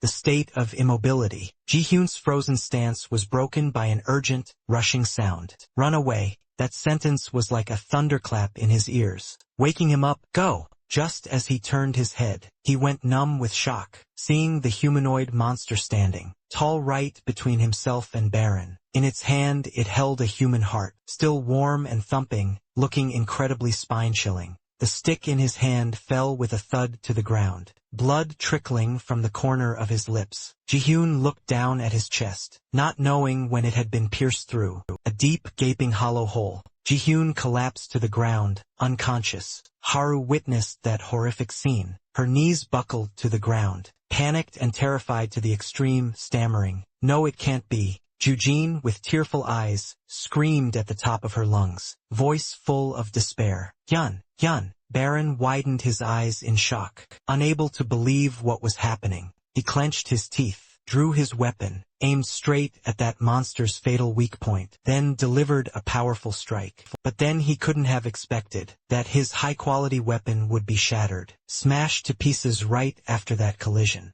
The monster reached out and gave a light flick. An invisible force sent Baron flying backward, tumbling several times on the ground, looking quite pathetic, hurting so much his whole body trembled violently. He tried to prop himself up and lift his head, and spitting out a mouthful of fresh blood, hands clutching his chest, where several ribs had been broken. He shouted in a hoarse voice, "Hurry and run!" Ji-hyun's heart had been crushed by the monster, shattered into pieces. The monster slowly relaxed its hand, letting the fragments of the heart scatter to the ground. A bright red arm, hideous, sprouted from the iron-hard body of the monster, looking absolutely horrific. That newly sprouted arm grew rapidly, reaching a certain length before abruptly stopping, and growing no further. The humanoid monster pointed behind it, signaling its companions. The other monsters immediately understood, and lunged forward to attack Baron frantically. Jujin and Haru were so terrified they stood frozen, not daring to move, only able to watch with wide eyes. Baron shouted in a voice full of despair, "I told you to run away. Do you hear me?" He tried to force himself up, but his strength was depleted. Looking at Baron's back, as he sacrificed himself to fight for everyone up front, Haru clutched her heart thumping wildly in her chest, feeling as if it were about to explode. "My chest feels like it's about to burst, but I cannot run away." The dear faces, the people she had heartlessly left behind, appeared vividly in her mind. If I run away now, then once again, I will lose the people closest, and most important to me. Haru, with iron determination, threw her heavy backpack to the ground, then gripped her stick firmly, and charged straight ahead, without a moment's hesitation. Just as Baron was about to faint from the pain, a small, soft hand pushed him aside, saving him from death by a hair's breadth. Jujin had been pierced through the chest by the monster's arm, fresh blood gushing out. Baron and Haru stood dazed, stunned into silence by the horrific sight, unable to say a word, while Jujin, with her last weak bit of strength, spoke in broken gasps. "I'm sorry, everyone. It's all my fault. It was me who put everyone in danger. So please, you guys must survive and return." She used what little strength she had left, struggling, to pull the monster's arm out of her chest. Then with limping steps, staggered and ran in another direction, trying to lure the pack of monsters to chase her, sacrificing herself to save her teammates. Her fresh blood splattered with every step, strands of hair fluttering in the wind, looking like bright red flower petals, radiant yet full of tragedy. His eyes opened wide and soulless, devoid of any vitality. In his head, images returned of the first two friends, who had called him by the dear name Baron. Wherever the humanoid monster walked, the surrounding monsters would simultaneously kneel. Down on both sides, they bowed their heads in silence, letting those hideous, bright red arms take away their precious seeds of life. Obediently, upon absorbing the abundant life source from those seeds, the monster's red arms became even more formidable and powerful than ever before. Baron's face was pale, without a drop of blood left, his pupils contracting with fear. Hands trembling, he gripped Haru's stick tightly, not daring to let go even for a second. Baron quickly wiped the blood still lingering on the corner of his mouth. Hot teardrops, one by one, rolled down Haru's pretty face, impossible to suppress. With an extraordinary effort, Baron tried to stand up once more, then shouted again in a hoarse voice, "Run now. If you don't run now, it's all over." Jujin had been caught by the monsters. Without a single breath left, she had sacrificed herself heroically. Wherever the humanoid monster went, it absorbed all the seeds and energy of the creatures around it, its power becoming increasingly terrifying.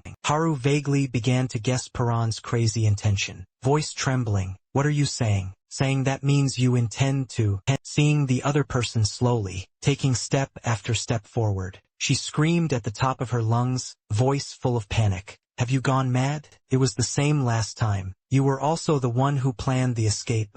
Baron didn't bother to turn his head, replying coldly, "That's right, and perhaps that was a wise decision. But I truly was very happy. Eating together with you, giving each other our names. Each time we shared our thoughts with one another. The dream I always yearned for in the basement turned out to be a joy like this. I have felt it, but death is the end. The tragic death of each friend you dearly loved and cherished reappeared vividly in her mind. The pretty black-haired girl, who was laughing and talking happily a second ago, her hand cold and stiff a second later. Jujin, who just yesterday was excited to introduce her name to everyone. Yet now, her body has been torn to shreds, into many pieces, by the brutal monsters. The biggest regret and most agonizing thing is that he didn't have enough courage, didn't have enough bravery to take the warm hand of Jihyun, only to now painfully witness him lying motionless on the ground, with an empty, cold chest. If I die, we will no longer be able to talk to each other, can no longer call each other's names, and can no longer be friends.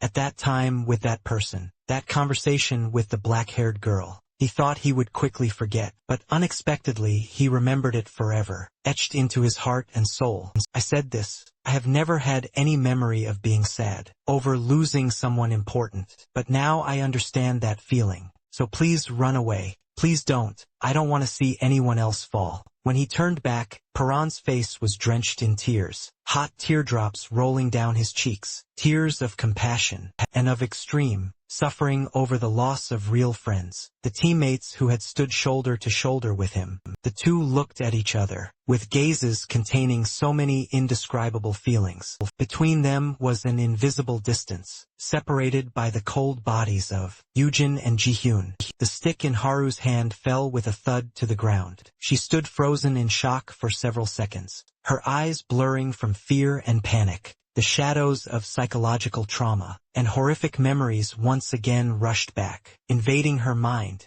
The image of Paran before her suddenly became blurred, faint, and then gradually overwhelmed by those invisible, terrifying shadows, covering everything. No, right now, the situation was exactly like that fateful day. No different at all. The day her father, with his limping, badly injured leg, still tried to step outside, to search for her mother and brother in vain. The images of her father and Paran suddenly overlapped, merging into one. Both were urging her in desperate voices, "Hurry and run." Her tears fell uncontrollably. Haru suddenly burst with emotion, screaming in despair. Why do you say exactly what my father once said? No, I don't want to run. I can't leave you behind. I won't go. I can't keep running forever. I don't want to remember that painful and horrific moment forever. The moment when I heartlessly abandoned my father to flee. I am terrified of that image, scared that it will never fade from my memory. That look, my father's look, I will never be able to forget it. Father sympathized and shared every joy and sorrow with me. Even though I was cowardly, no matter how weak or cowardly I was, it didn't matter. Dad said that it wasn't my fault at all. And yet, in a life-or-death moment where everything hung by a thread, I heartlessly abandoned Dad and ran away. I was just too scared. If in that final, fateful moment, Dad hated me or resented me because I ran, then what? Baron, in a gentle voice, tried to comfort her. You didn't run away alone out of fear. Haru looked dazed, unable to believe her ears, upon receiving such unexpected praise from him. Baron smirked knowingly. His tone couldn't have been more intense. As expected, you are still someone who always blames yourself, even though that mistake wasn't your fault. Haru's eyes widened, her pupils shining clear as crystal. It was as if she saw the image of her father then, slowly turning back, smiling a gentle, loving smile at her. Thank goodness, even in those final, fateful moments, Dad still loved me, and didn't blame me at all. As if fueled by an invisible source of strength, Haru took step after step,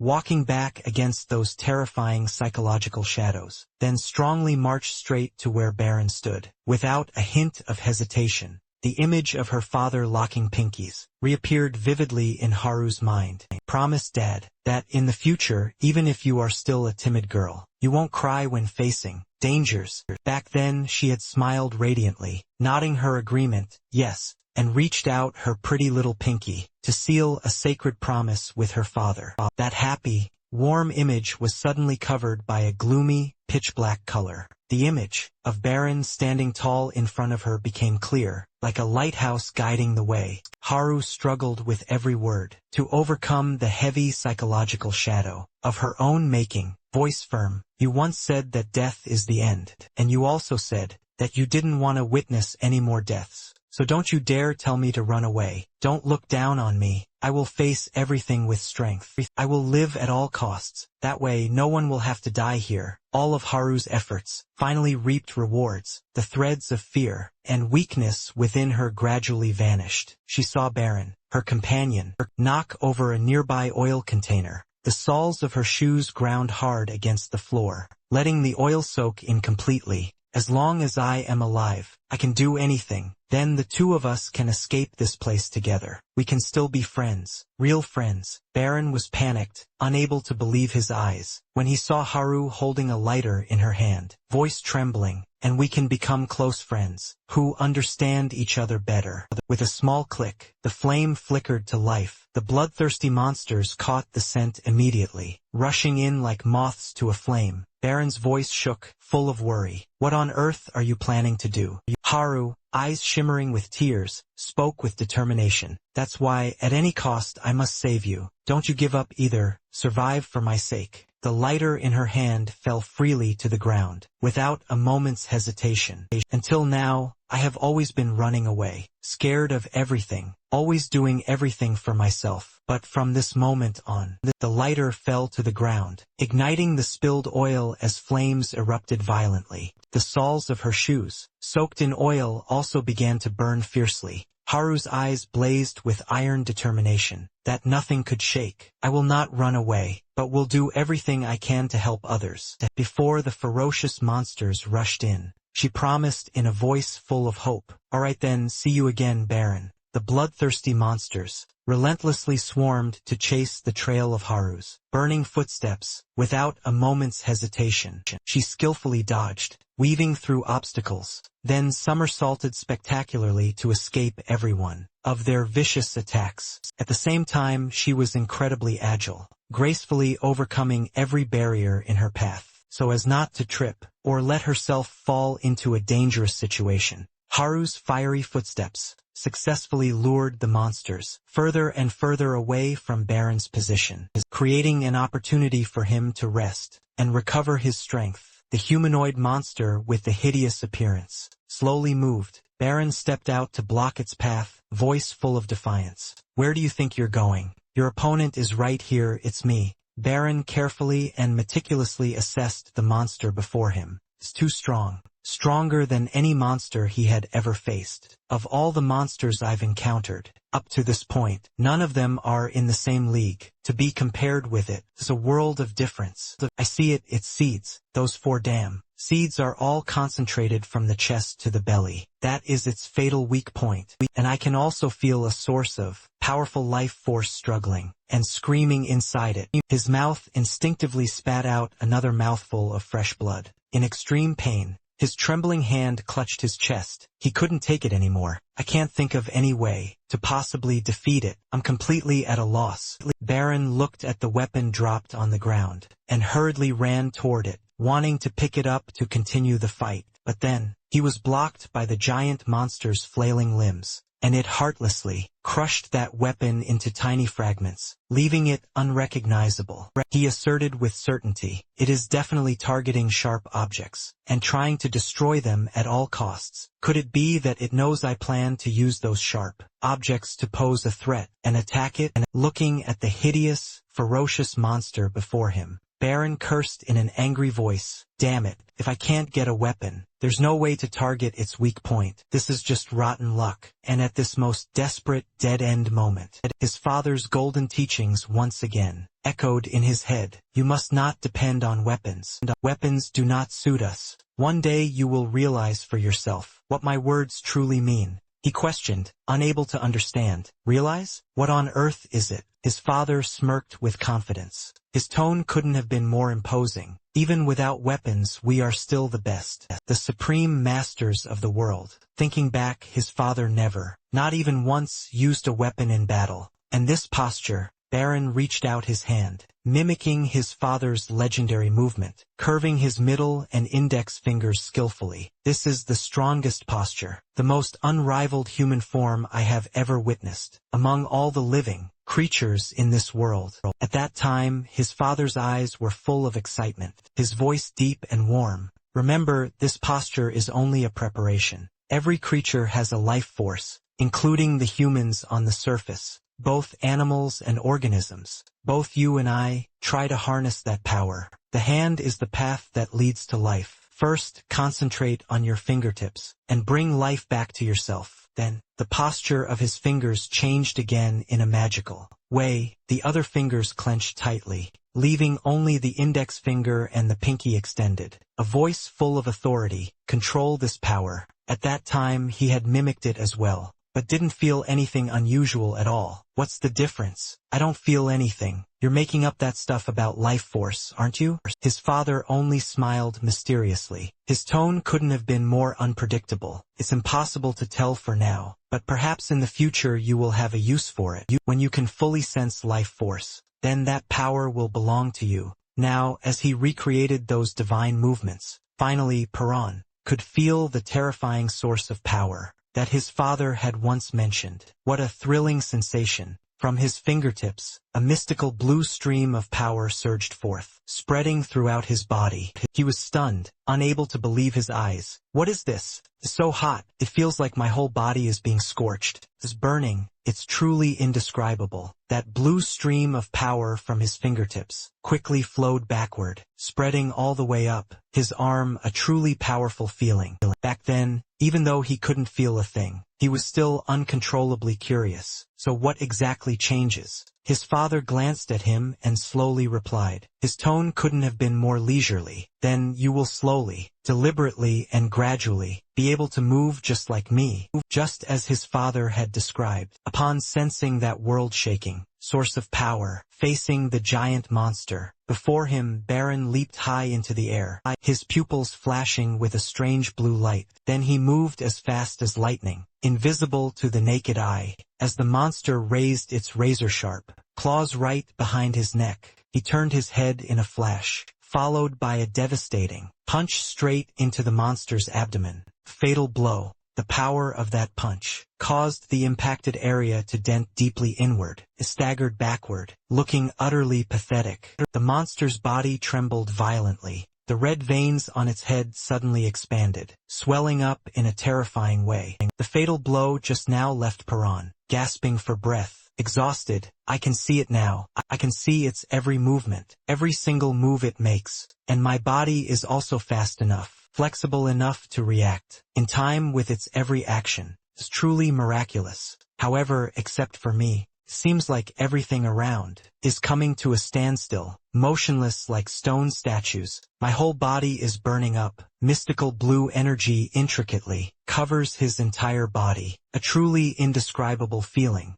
Now I feel like I can go solo, on equal terms with it, without being inferior in the slightest. His gaze became firmer and sharper than ever. The giant monster locked onto its target, then used lightning speed to rush in and attack him frantically. Baron widened his eyes, highly focused, skillfully dodging the vicious attacks, while cupping his hands, preparing to unleash another fatal blow. The monster, with extraordinary strength, grabbed his arm, then threw him away mercilessly. Baron flipped in midair, then landed gently, but immediately after, he was struck by the monster's powerful kick, sending him sprawling. Before he could regain his footing, the hideous bright red arms of the monster punched repeatedly and relentlessly But Piran, with his agility and flexibility, managed to dodge all of those attacks, completely unscathed. Aiming for its legs, he swept his leg out with a powerful strike. The monster tilted its body and leaped high to avoid the blow. Its abdomen was exposed, and it immediately took a full, devastating punch from him, reeling in pain.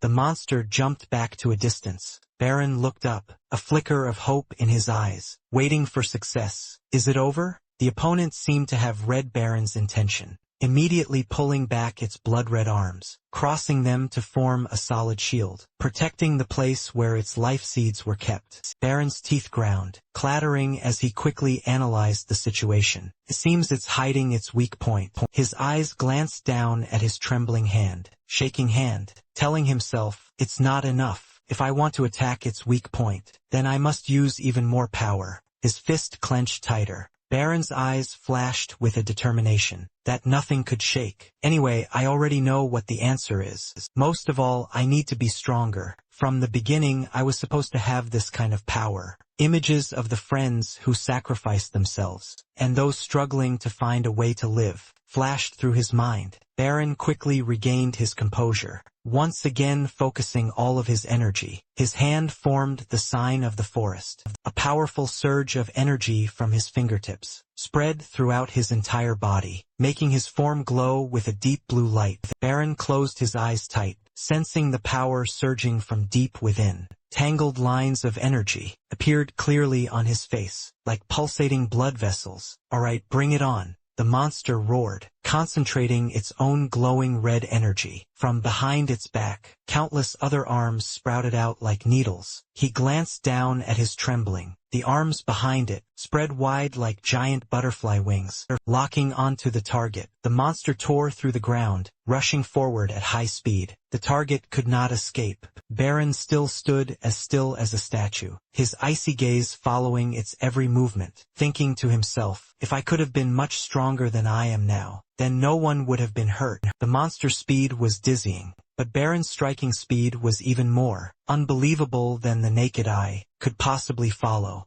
It appeared as if he were standing still. Yet, when he released his hand, 3 life seeds fell to the ground. The monster's reinforced abdomen was gouged with a gaping hole, and its arms fell off in pieces. Baron was also completely drained of strength, collapsing onto the cold ground. Glancing to the side, he still saw the mangled shadow of the monster's body standing tall there. Baron had no strength left to support his body, to stand up, only able to grit his teeth and curse. Damn it, there is still one weak point I haven't hit. The monster seemed indifferent, nonchalantly picking up the bodies of Jihyun and Jujin, ignoring Baron's weak, desperate voice. Stop it, let them go. It coldly absorbed both corpses. The hole in its body gradually healed. Baron gripped the gray, rugged arm tightening around his neck, trying to resist feebly. Then he gave up, letting the monster tighten its grip on his neck, lifting him high above its freakish head.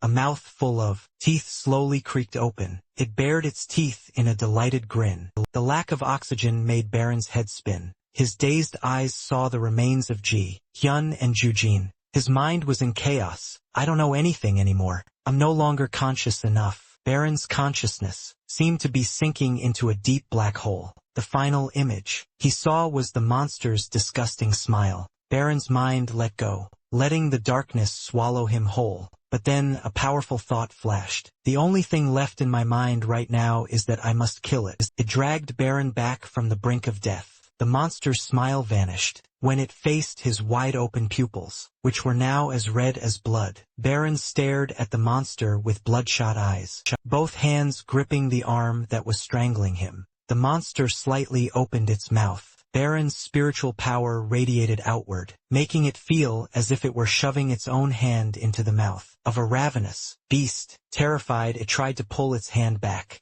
but Baron's hands held it tight like a vice. Its arm of iron and steel was snapped by a dying man. The remaining part of the arm still on his neck was crushed by Baron's shake. The monster's face contorted, facing his ice-cold gaze. A power like a deep whirlpool surged and attacked the monster. A new day began. Footsteps moved cautiously, following the markings on the hand-drawn Map. They were likely close to the destination. If this map is correct, then they should be somewhere near here. Feather Duster looked ahead with a skeptical expression. Are you sure we're heading the right way? If we're wrong, we'll miss everything. Blondie, standing nearby, quickly protested. Don't say that. I didn't come here to go home empty-handed. Glasses held the map leading the way. Though not entirely certain, he still replied firmly. Correct, just a bit further. Blondie suddenly shouted, "Hey everyone! I think I found what we're looking for." Baron was lying unconscious in the middle of a clearing.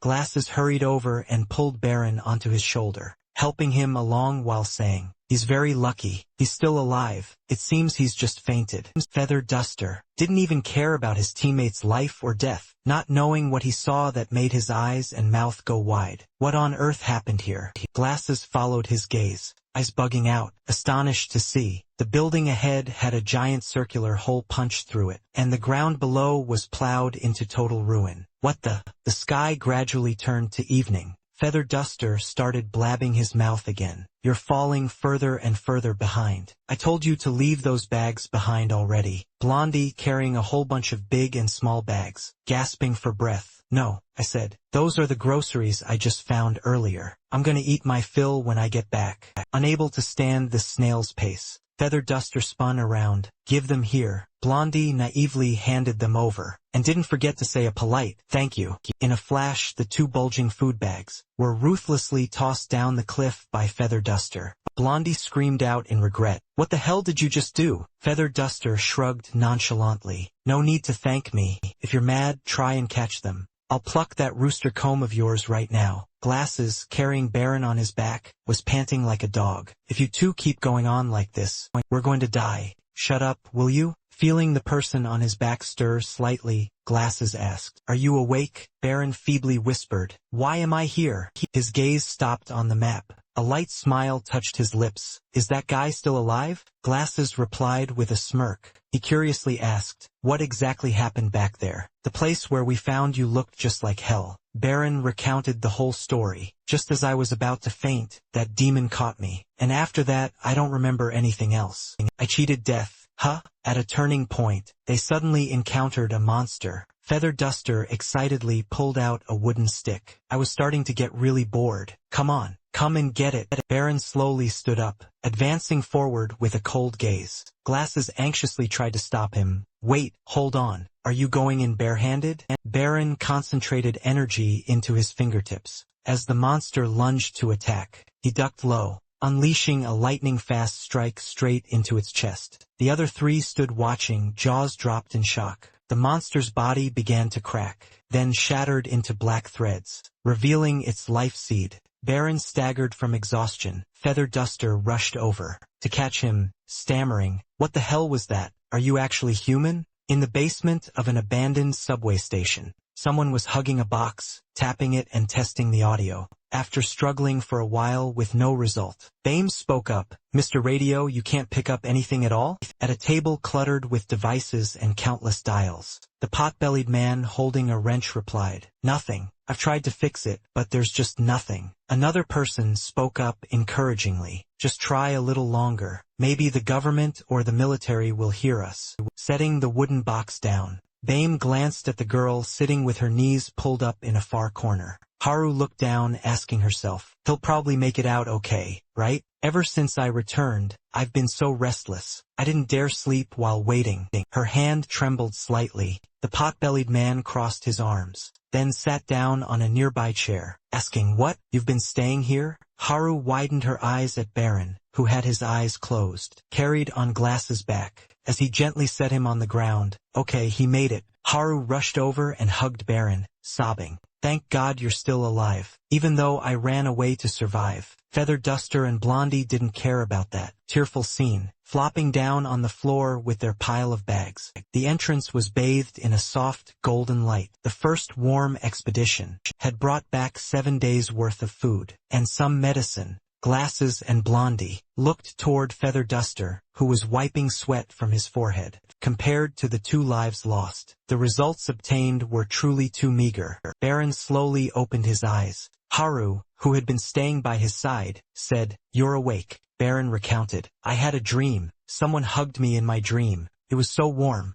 Haru bashfully replied, that was just a dream, only a dream. Baron's gaze drifted to the long scar on Haru's leg. Your leg must hurt a lot, right? Haru quickly covered it with her hand. It's nothing compared to you. Baron replied, what? If I can sleep for a few days, I'll be fine. Haru teased, doesn't that sound ridiculous? How is that any different from those monsters? You are exhausted. He shot back, am I a monster? That's a bit much. After their little war of words, both fell silent and smiled, cherishing this rare moment of peace. Haru shared her feelings. You and I are two extremes. I chose to run away. You stayed and fought. I had to run far away, to hide my cowardly self. But from now on I will face it. I am a coward, but I will fight just like you. Maybe I won't be exactly like you. However, I will do it my own way. Facing the little girl standing before her, Haru still didn't dare look directly, stammering, Haru bowed her head, voice full of shame. I'm sorry I abandoned you and ran away. Maybe it's too late to say that.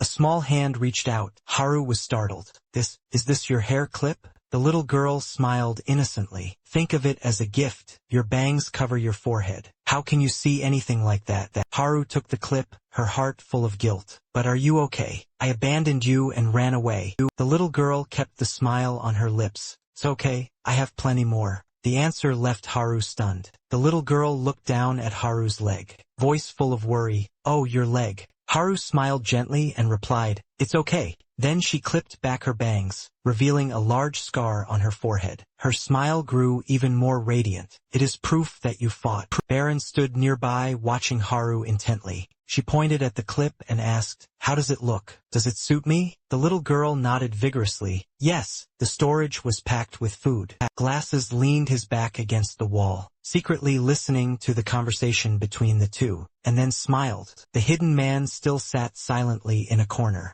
keeping his distance from everyone. Even when everything ends abruptly, even in the depths of extreme despair, we still find a flickering ray of hope. Keep stepping firmly forward. Something was caught on his neck. Baron pulled it off to see it was a strand of blonde hair, and then he glanced around, searching for its owner. Suddenly, a static sound rang in his ears. The radio in the corner suddenly emitted, hello? Hello? Can anyone hear me? The strange sound caught everyone's attention. 1, 2, 3. If anyone can hear this, we will wait for you to turn down the volume. 3, 2. Is this okay now? Glasses ran over hurriedly. Is anyone monitoring the radio? Someone's there. A crackling voice came through the radio. Let me get straight to the point. I knew the apocalypse was coming, and I have prepared in advance. Baron's eyes widened, his heart full of doubt. What? Should we trust this guy? L is on the other end, continued speaking. However, whether you believe it or not is up to you. I am L is. First of all, I want to express my support to the survivors who are listening to this conversation. Existing without prior preparation is indeed a great challenge. Next, I want to make a proposal for the survivors. Everyone please announce your location to others to survive against those creatures. Everyone needs to unite. To do that, we need to know each other's locations. But how can we share location information? Knowing everyone's position is very important. But how do we notify each other where we are? Use light, certainly. No one is stupid enough to light a fire to attract the monsters. Instead, use a flashlight, because they do not react to artificial light. And shine the flashlight for 10 seconds at midnight. Everyone felt a sense of excitement, following each step of the instructions on the radio. Blondie nervously counted down 2, 1. It's time. A beam of light, shining a brilliant orange glow. Everyone watched the scene below in awe. Countless flashlights were lighting up the entire sky. That meant that there were many other groups of people who, like them, had survived. Glasses was stunned. This is... Blondie stared blankly. This thing. It turned out there were survivors in every direction. Countless lights were being lit. Glasses turned to look at Baron. It's not just us. He said he prepared for the apocalypse. Could it be true? The pot-bellied man began to speculate. If that's the case, maybe he is related to your father. It's possible he is telling the truth, because it's only been nearly a month since the apocalypse began. To be able to communicate via radio this clearly, certainly, he must have upgraded the equipment to military standards. This task couldn't be completed in a short time. Baron clenched his fist. No matter how good one is, it would take at least a month and a half. Other than my father, no one knew about the apocalypse in advance. If that's true, he might have information about my mother. Lewis continued speaking over the radio. My location is at the brightest spot. It is a tower located on the mountain peak. So try your best to live well. Baron pulled up his collar as if he wanted to leave. Feather Duster gave a long yawn and stepped forward. What? You're planning to leave without saying anything? We have to go together. Baron glanced behind him. I plan to leave quietly. Don't follow me. It's enough for me to go alone. Feather Duster acted whiny and disagreed. I'm going along. Baron flatly refused. Impossible. If you come with me, it will be just like last time. Just as he finished speaking, his hair was grabbed by a hand, forcing him to turn around. Hey, what are you doing? Stop it right now. Feather Duster said resentfully. Hey Baron, don't look down on me. They also joined voluntarily. I've been ready to face death from the moment I stepped outside, so don't shoulder everything alone. Baron replied. If you think like that, then you are underestimating them. Feather Duster laughed heartily. Why do you look at me with eyes, as if you've experienced everything in the world? You're much younger than me. In situations like this, what's wrong with leaning on each other? We're all in the same boat, aren't we? Come to think of it, call me Big Brother. Baron continued walking. If you want to follow, I won't stop you. You weird-haired guy. Hearing this name, Feather Duster's face turned purple with rage. Weird hair? Since when? This is a Mohican style. Take back what you just said. Quickly. Haru, leaning on her hands and gasping for breath, appeared behind them and spoke a long string of words. I was wondering where you guys were. I'm going along too. To find the way, you need someone to read the map. I'm not asking for your opinion. Even if you forbid me, I'm still coming along. But this time, Baron only replied gently, I'm not stopping you. The answer left her surprised and happy. The fully equipped pot-bellied man poked his head out. What's this? You guys are up at this hour too? Glasses replied with arms crossed. It's my turn to be on watch today. Seeing the weapons left on a wooden crate, the pot-bellied man shouted, Wait, that kid Baron forgot his weapons again. I finished repairing it. Glasses quickly stopped him. No need. The pot-bellied man looked back over his shoulder. Glasses looked at Baron standing by the elevator, and began to say, that kid surprises me every time we meet. The first time we met, he defeated someone much bigger than himself without any difficulty. And he even destroyed a monster that I thought was impossible to take down. And recently he showed skills that an ordinary person could never perform. The pot-bellied man asked impatiently, What are you trying to say? Glasses looked down with a curious gaze. What exactly is that boy's identity? And what incredible thing will he reveal next? Feather Duster mimicked the forest seal gesture, while lowering his voice to ask, So that means if I do it this way, I can become as strong as you, right? He practiced immediately, by holding that exact hand posture, and punching the wall, making his hands sting and turn red. Are you lying to me? Why did nothing happen? Baron looked straight ahead, his voice sounding analytical. I told you it was real. Actually, I didn't completely believe it myself, so I didn't know what to say. First, you need to sense whether there is life or not. The three of them walked beneath the tall buildings, talking in low voices. What exactly is this life? It is the life energy within the body. That doesn't make much sense yet. When did you first realize it? Baron answered hesitantly, that the moment I started sensing life energy. What? He suddenly picked up an unusual sound nearby. He said alertly, Wait, there's something. Haru asked fearfully, Is it a monster? No, not now. Shouldn't we be running away? He gritted his teeth and replied, It's not a monster. These tracks were left by humans. A girl in tattered clothes slowly stepped out. Her pitiful appearance pleaded for help. Please, my family was running away from the monsters. I'm trapped in this rubble. All three of them stared at her. Please save me. In return, I will grant you one wish, no matter what it is. As she said this, her face turned red, her hand placed suggestively on her full chest. After hearing what she said, Feather Duster asked with wide eyes, "What?" Her face was still flushed with embarrassment. Feather Duster now understood the implication of her words.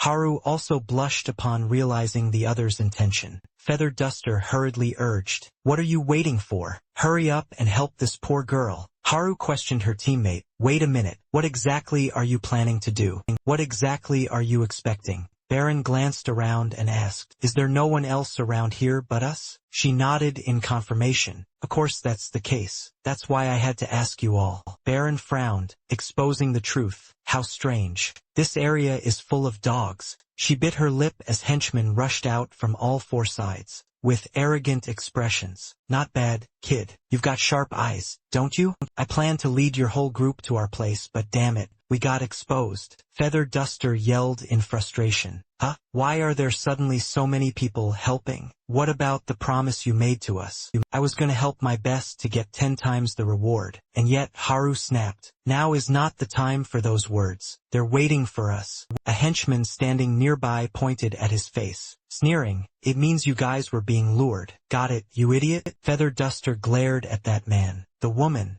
the leader, coldly ordered, "Hand everything over. Everything, including your clothes." Haru cried out in confusion, "Oh my god, do you think we'll just follow your orders?" Glancing over, she saw her two teammates obediently undressing. She quickly shut her eyes tight. "Hey, why are you stripping? Are you guys really going to hand it over?" Baron placed his bag down on the ground. Seeing this, the girl thought this group was an easy target, becoming even more arrogant. "You two strip it all off now. If you don't want trouble, then hurry up." Haru was shaking like a leaf. "Wait, really?" 3 men standing nearby stared at her with unfriendly eyes, feeling that Feather Duster had finished taking off his shirt. The henchman smirked. All right, put it right here next to the bags and the pile of weapons." Seeing the opponent throw the shirt right in front of him, he looked puzzled, then bent down to pick it up smugly. "Are you so scared that your hands and feet are shaking?" Feather Duster gave him a devastating kick to the throat. "You bastards!" Then pinned the opponent down,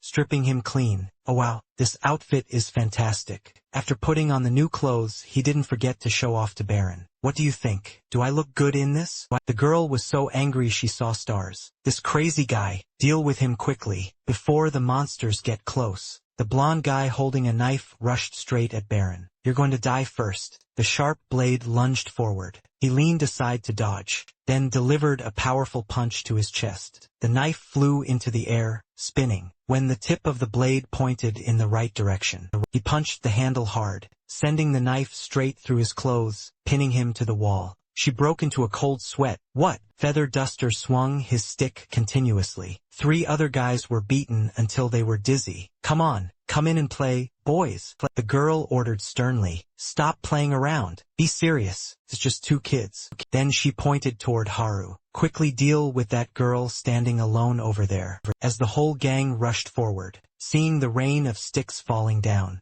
Haru grit her teeth, trying to suppress her fear. Before the sticks could land, she had already made a safe escape. The girl stared wide-eyed at the trio before her. "What the hell is this? What on earth are these people?" A henchman cried out in panic. "Freaks! They're freaks! Everyone, run for your lives!" The whole gang turned pale. "Damn it, we have to go now." The entire scene below was being observed from a distance. The binoculars even followed the direction Baron's group was fleeing. That person stood in the attic of a wooden house. Through the glass door, a toned physique could be vaguely seen, but the face was hidden by the window bars. Viewed from behind, he had platinum hair and broad, solid shoulders. Baron, out of breath, pushed open the door to an abandoned house. "We should stay here to hide," for a bit before continuing. As soon as they stepped inside, Haru exclaimed, "Oh, this area is truly in a mess." Feather Duster looked around once and reported, "It seems someone came searching here before us.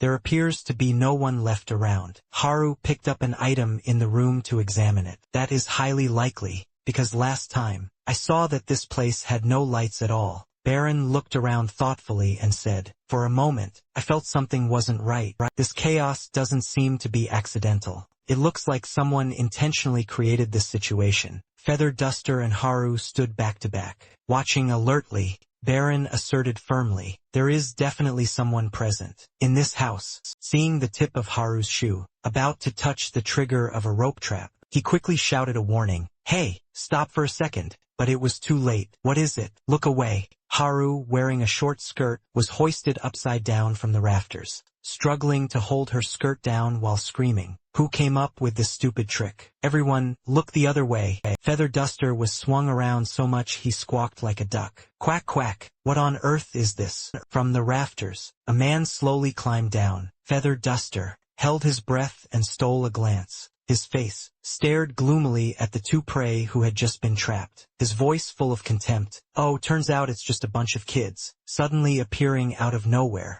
Baron looked on with a lowered gaze, his sharp gaze fixed on the gleaming blade in the man's hand. Gujin glared at them. You must be looking for a way to escape from that crowd. From earlier, right? I am the leader of that group. In front of Baron's terrifying gaze, he pressed the shiny blade closely against the scar on Haru's forehead, his voice full of threats. Don't come any closer. If you so much as twitch, she's dead. Haru's eyes showed clear signs of extreme terror. Also, if you say a single lie, then I'll kill her instantly. Baron grit his teeth, trying to endure. Gujin asked, what is your purpose for coming here? Baron replied through gritted teeth, I discovered this place on the radio. He asked again, so you're the person who spoke on the radio? Baron asked back, you heard it too? But why didn't you reveal your location then? Gugu smirked and sneered. You don't actually think I'd believe your words, do you? How naive. How could I know whether you guys are robbers or not? Telling people your location is no different from inviting you here to loot. Furthermore, you claim to have known the apocalypse was coming. If it were any other lie, I might believe it, but I'm not buying that one. Baron replied with a single sentence. It's the truth. Gujin glared and barked. Liar. His firm voice rang out. I knew the apocalypse was coming, and I prepared for it. Everything I say contains no lies. Gujin again pressed the knife close to Haru's face, repeating in an indifferent voice. I told you before. If you lie, I will kill this girl. The sharp tip of the knife pressed deep into Haru's golden hair. Baron swung his hand to attack at the speed of light. His eyes locked onto the opponent's face. The man's eyes were streaked with red veins. Got you. But unexpectedly, the opponent was just as agile. At the decisive moment, he managed to lean aside to dodge the blow. Baron gasped in astonishment. What?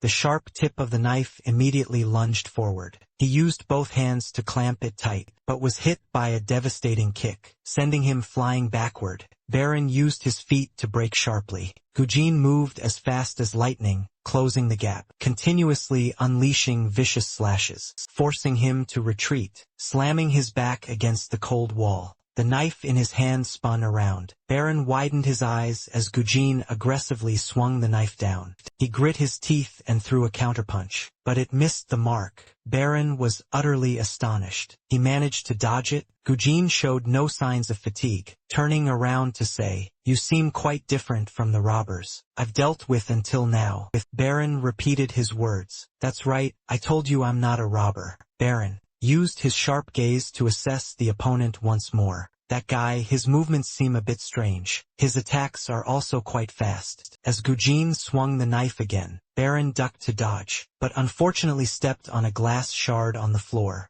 nearly falling flat on his face. Gujin smirked as if he had anticipated it. He seems to predict how I will act, and always anticipates it to block me. Looking at the opponent's knee rising, about to strike his face, his legs quickly changed direction, his whole body spinning back to a steady stance. His blue eyes flashed with determination. If that's the case, then I just need to act faster than I can think, so he won't be able to predict it. Following that, Baron continuously unleashed a storm of attacks, punching and kicking, but Gujin managed to dodge them all with ease. Baron paused for a beat, thinking to himself, it seems I was right. I've been able to close in on him. The two stood facing each other. The red threads in Gujin's pupils grew increasingly dense, helping him see the two punches clearly, that Baron threw almost simultaneously, rushing toward him so he dodged easily. Before Baron's bewildered eyes, Gujin lunged forward with his knife, The two sides clashed, perfectly matched in strength. Blue pupils and red pupils stared intensely at each other, neither side willing to yield. Suddenly, a strange sound drifted in. From outside the window, the shadow of a giant monster appeared. It had a razor-sharp beak. Peering inside to investigate, the two temporarily halted their battle. A second later, Baron was stunned to see Gujin raise his knife, intending to continue the fight. This guy, is he planning to risk his life? The blade stabbed toward him repeatedly. Baron crossed his arms in defense. Damn it, if the sound of fighting here is too loud, it might attract the monsters. But if I only move normally, there's no way I can get close to him again. Staring at his opponent, Baron shook his head, asking himself, can I do this? I have to do it for everyone. With a light step, he leaped into the air. Gujin frowned as he followed him with his eyes. Baron stood in the strongest posture his father had taught him. Lowering his center of gravity, he raised his right hand, curving his index and middle fingers. Like a hook, I must be powerful as well as agile and gentle. Gujin watched Baron's every movement with doubt. At the tips of his fingers, 3 blue energy dots appeared. Gujin's pupils widened in shock. The 3 blue lights flashed, then merged into a single brilliant spark. The weapon in Gujin's hand was knocked away. Baron, holding the knife, now stood right behind him. Gujin turned around to see Baron raising his hand in a silence gesture. The sharp blade was held close to his neck. The rope was cut. Feather Duster was released, clutching the back of his neck, moaning, "Oh man, why does my head hurt so much?" Haru also winced while massaging her arm. "And my shoulder is killing me from being hung up there." 2 pairs of angry eyes simultaneously turned toward Gujin, who was now tied tightly to a chair, but his tone remained incredibly arrogant. "What do you plan to do with me now? Come on. In this chaotic apocalypse, are you going to kill me?" Haru and Feather Duster glanced at each other, exchanging looks. Then they both turned back with a wicked smile that made Gujin shiver slightly. "Huh? What's with those looks on your faces?" Gujin was hung upside down from the rafters and spun around like a pinwheel. Feather Duster and Haru stood on both sides, clapping with delight. "Serves you right. Now, let's spin him a few more times until he dies." Yet he still talked tough. "You people, what do you want from me?" Baron spoke up to explain. "We just want peace. We don't want to start trouble with anyone." Gujin looked skeptical. "What?" Haru and Feather Duster, after getting their revenge, felt extremely refreshed and sat quietly on their chairs. Baron's voice continued to ring out. "We are on our way to the place sending the radio signal. Basically, just going there. But we also need more medicine and food." Gujin asked once more. "So everything you said just now is the truth?" Baron simply replied, "Alright, we're gonna rest here for a bit. When we leave, we will release you. We can't let you go early, only for you to put us in danger again." Recalling the final move that Baron had used, Gujin asked curiously, "I have to ask, how back there? Could you move that fast? I couldn't even see your movements." Baron hesitated. How do I say it?" He paused, his eyes glancing upward. "It seems there's something on the floor above, isn't there?" Haru and Feather Duster held their breath, while Gujin looked incredibly serious. Upstairs, the scene unfolding before their eyes filled everyone with horror. Sharp, jagged teeth grew all over a body that was rough and pitch black. A little girl was being held tightly by a dark monster. Feather Duster stared wide-eyed and stammered. "A monster!" Haru cried out in fear. "How can he live with a monster?" Gujin explained, "It's okay, it won't attack. This isn't just some monster either. That is my younger sister." Haru looked at him in surprise. "Your sister?" Baron stared intently at the orange energy glowing brightly on the monster's body. Gujin looked at the monster's body clinging to his sister, his voice dropping low. "She looks like she's turning into a monster, but for now she is still safe. However, her health is quite weak." Haru asked inquisitively, "But how could she?" He continued his thought.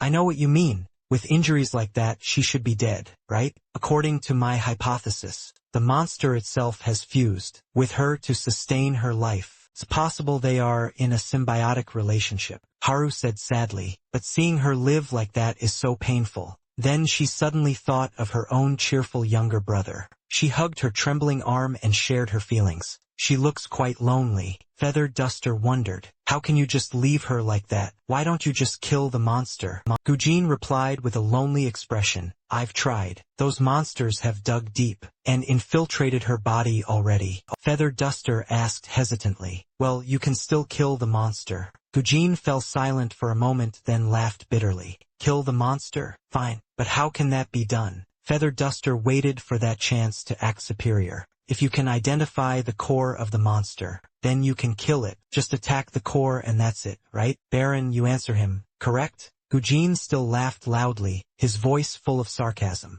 Why do you guys make it sound so simple? I've tried already, everything I know. I've tried it all, but it's useless. That monster, I couldn't find its core anywhere at all. Feather Duster turned to look at the person beside him. No way. Baron stared intently at the monster's body, but detected nothing. He confirmed, that's right, there is no core inside that monster's body. Feather Duster was shocked. For real? Gujin said coldly, alright, stop talking. Haru angrily pointed at Gujin, threatening him. What, you got an opinion? Guess you haven't been beaten enough yet, huh? Just wait. A flash of light appeared, and the rope was untied. Haru, who had just been acting bossy, now shrank back in fear. Baron had already turned to walk away. Let's go. Watching the three of them leave from the window, Gujin sank into deep thought. His figure stood lonely in the attic. The belongings in the room were scattered everywhere. Gujin sat by his sister's bed, muttering to himself, I just met those idiots, little sister.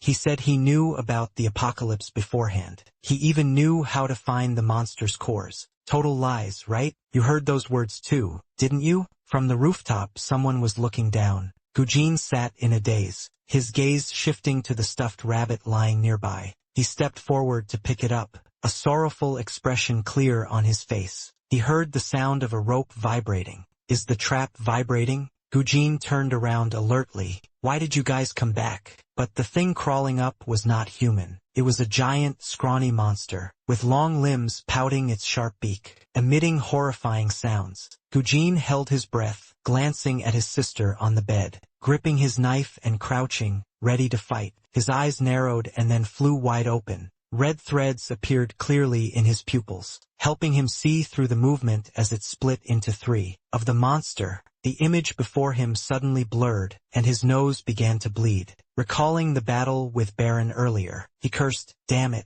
I fought too much just now, and now I'm completely drained of strength. His arm was gripped tightly by the monster and lifted high. A red energy was flowing into the monster's rough arm. The speed was increasing. Gujin felt his whole body go weak. Right now I can feel something, trying to break out. His gaze glanced at the toy lying neglected on the floor. That stuffed animal is the one I wanted to give to my little sister. Memories suddenly flooded back. One hand holding the stuffed rabbit's ear, the other holding his phone. Gujin was walking leisurely down a peaceful street. His sister's voice rang out from the phone. Brother, when are you going to get here? I told you that you had to be here by 11 o'clock. Gujin gently coaxed her. All right, I'll be there. Wait a bit, okay? It'll be soon. The little girl sat on the bed with a worried expression. But hurry up, don't be late. Gujin went quiet for a moment, then replied, I won't. I'm on my way. Inside him, there was another side hidden.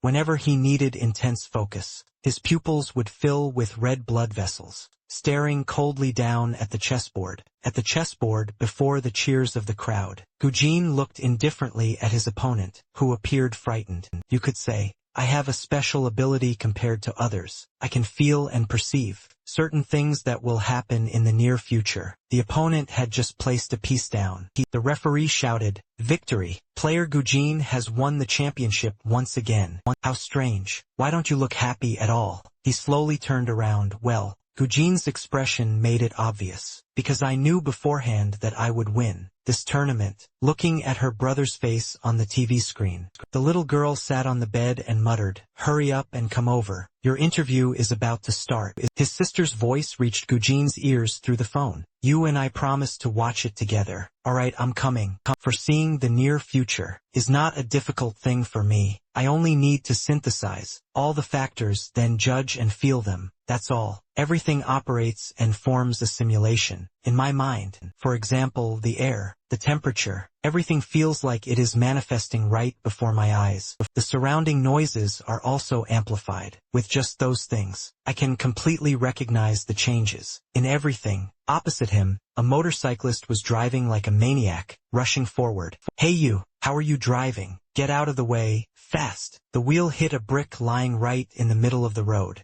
Both the rider and the vehicle flew into the air. Gujin easily jumped up, spectacularly avoiding the crash, landing safely, and with the ability to foresee the future. The things about to happen around me, but there is only one problem. A passerby pointed at him in panic. "Are you okay?" A stream of bright red blood was flowing from his nose. If I continue to use this ability at a high and frequent level, I will get headaches and nosebleeds. On the roof, a long row of pigeons perched. The conversation had not yet ended. His sister's voice was full of worry. "What's wrong with you? I heard a rather loud noise there." Gujin tried to reassure her. "It's nothing, don't worry." The little girl asked again, "Did you buy anything for me when you come?" On the calendar, Saturday was marked with a drawing of the two siblings laughing happily, thinking of the stuffed rabbit in his hand. He was about to reveal the gift, unexpectedly. Then the phone suddenly made a ringing sound, and then went dead. Gujin looked at the phone in doubt. The sky suddenly turned pitch black.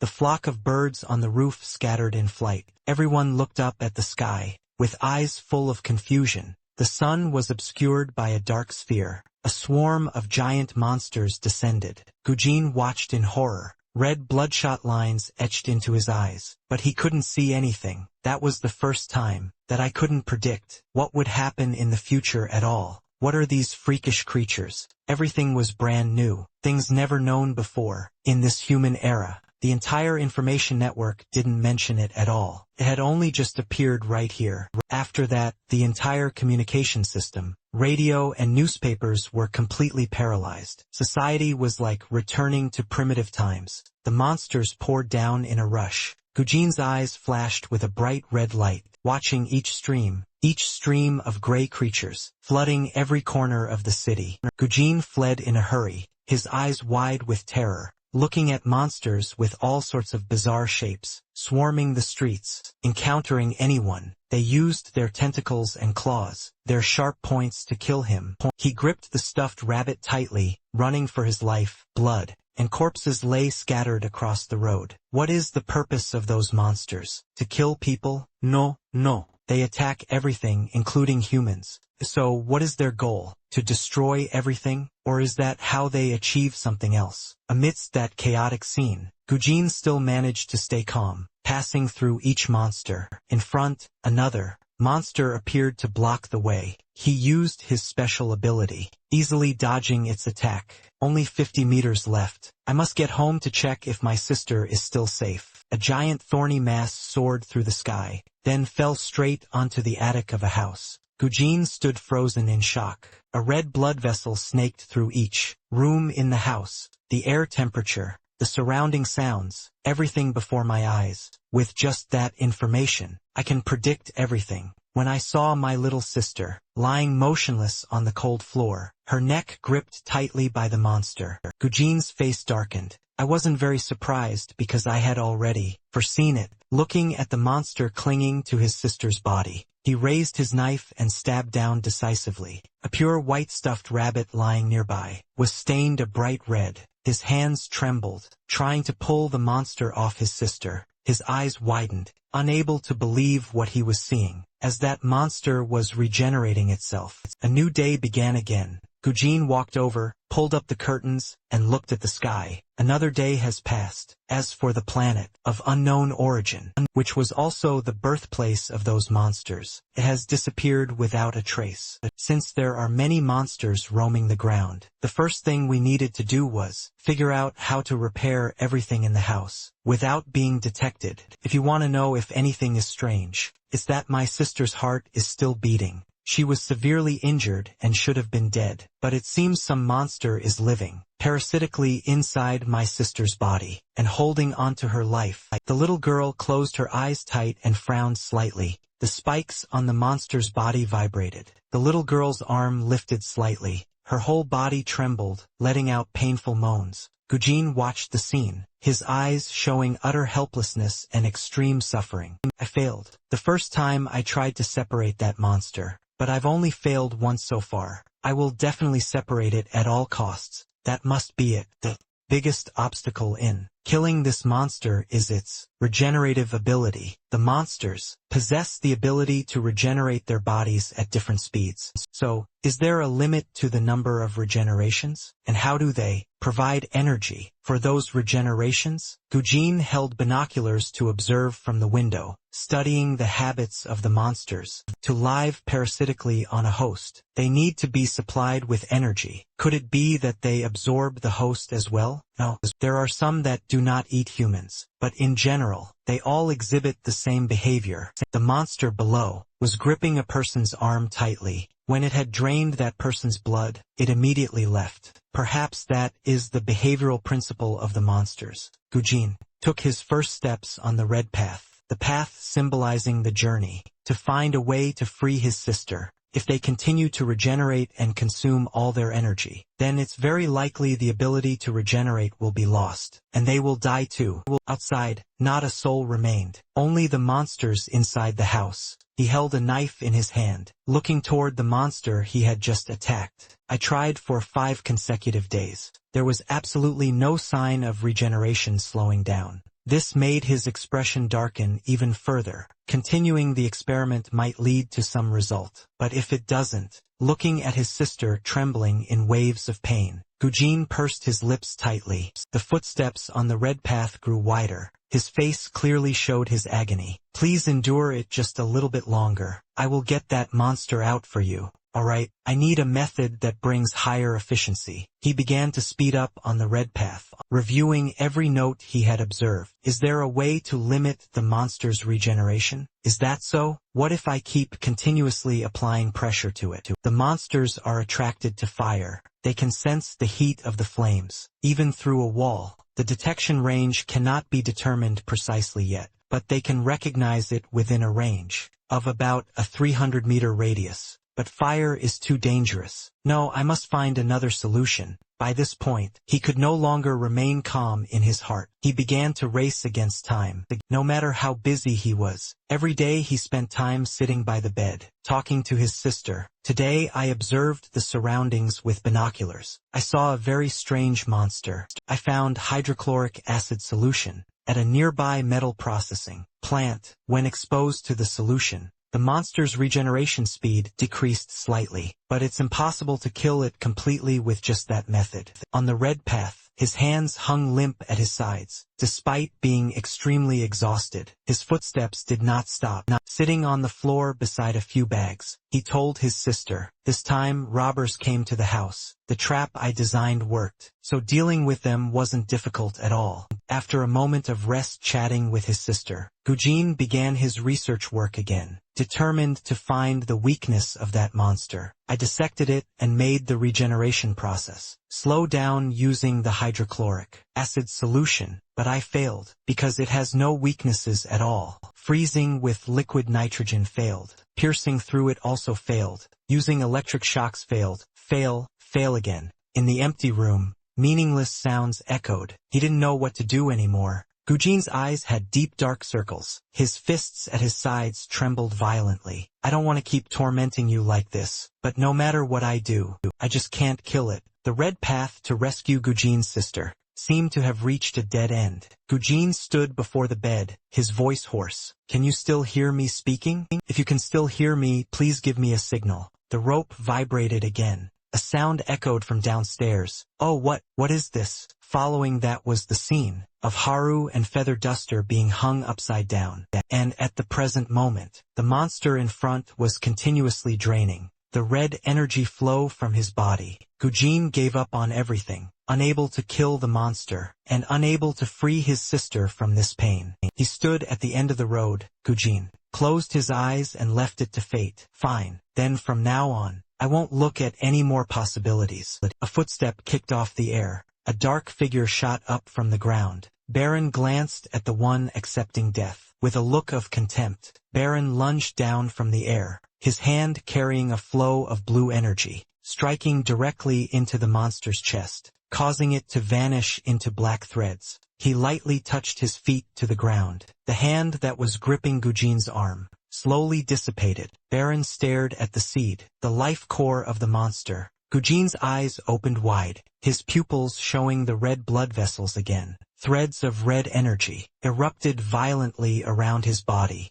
The black lump that fell from the monster hit the ground. Gujin leaned down, his voice urgent. "Tell me," because he had just overused his ability. His nose began to bleed again. Gujin's pupils were still etched with red. He firmly made his demand. "How were you able to do that?" Baron replied, "I came back because I forgot my bag. I didn't expect a monster to appear. As I mentioned before, you just need to aim for the monster's core, but perhaps you couldn't see it." Gujin gasped, "I saw it." Baron was equally astonished. "What?" Gujin said thoughtfully, "I don't understand what is going on, but I can see that light inside her body, even though before nothing was visible. Maybe that is the monster's core that you were talking about." Feather Duster chimed in with a jealous tone. "Wait, are you serious? No matter how hard I try, I can't see it at all." Gujin looked down at the glow on his sister's body. "But why is the monster's core glowing inside my sister's body? If that's the case, in order to destroy it, do I have to kill my own sister?" Baron looked at his back and said, "Yeah,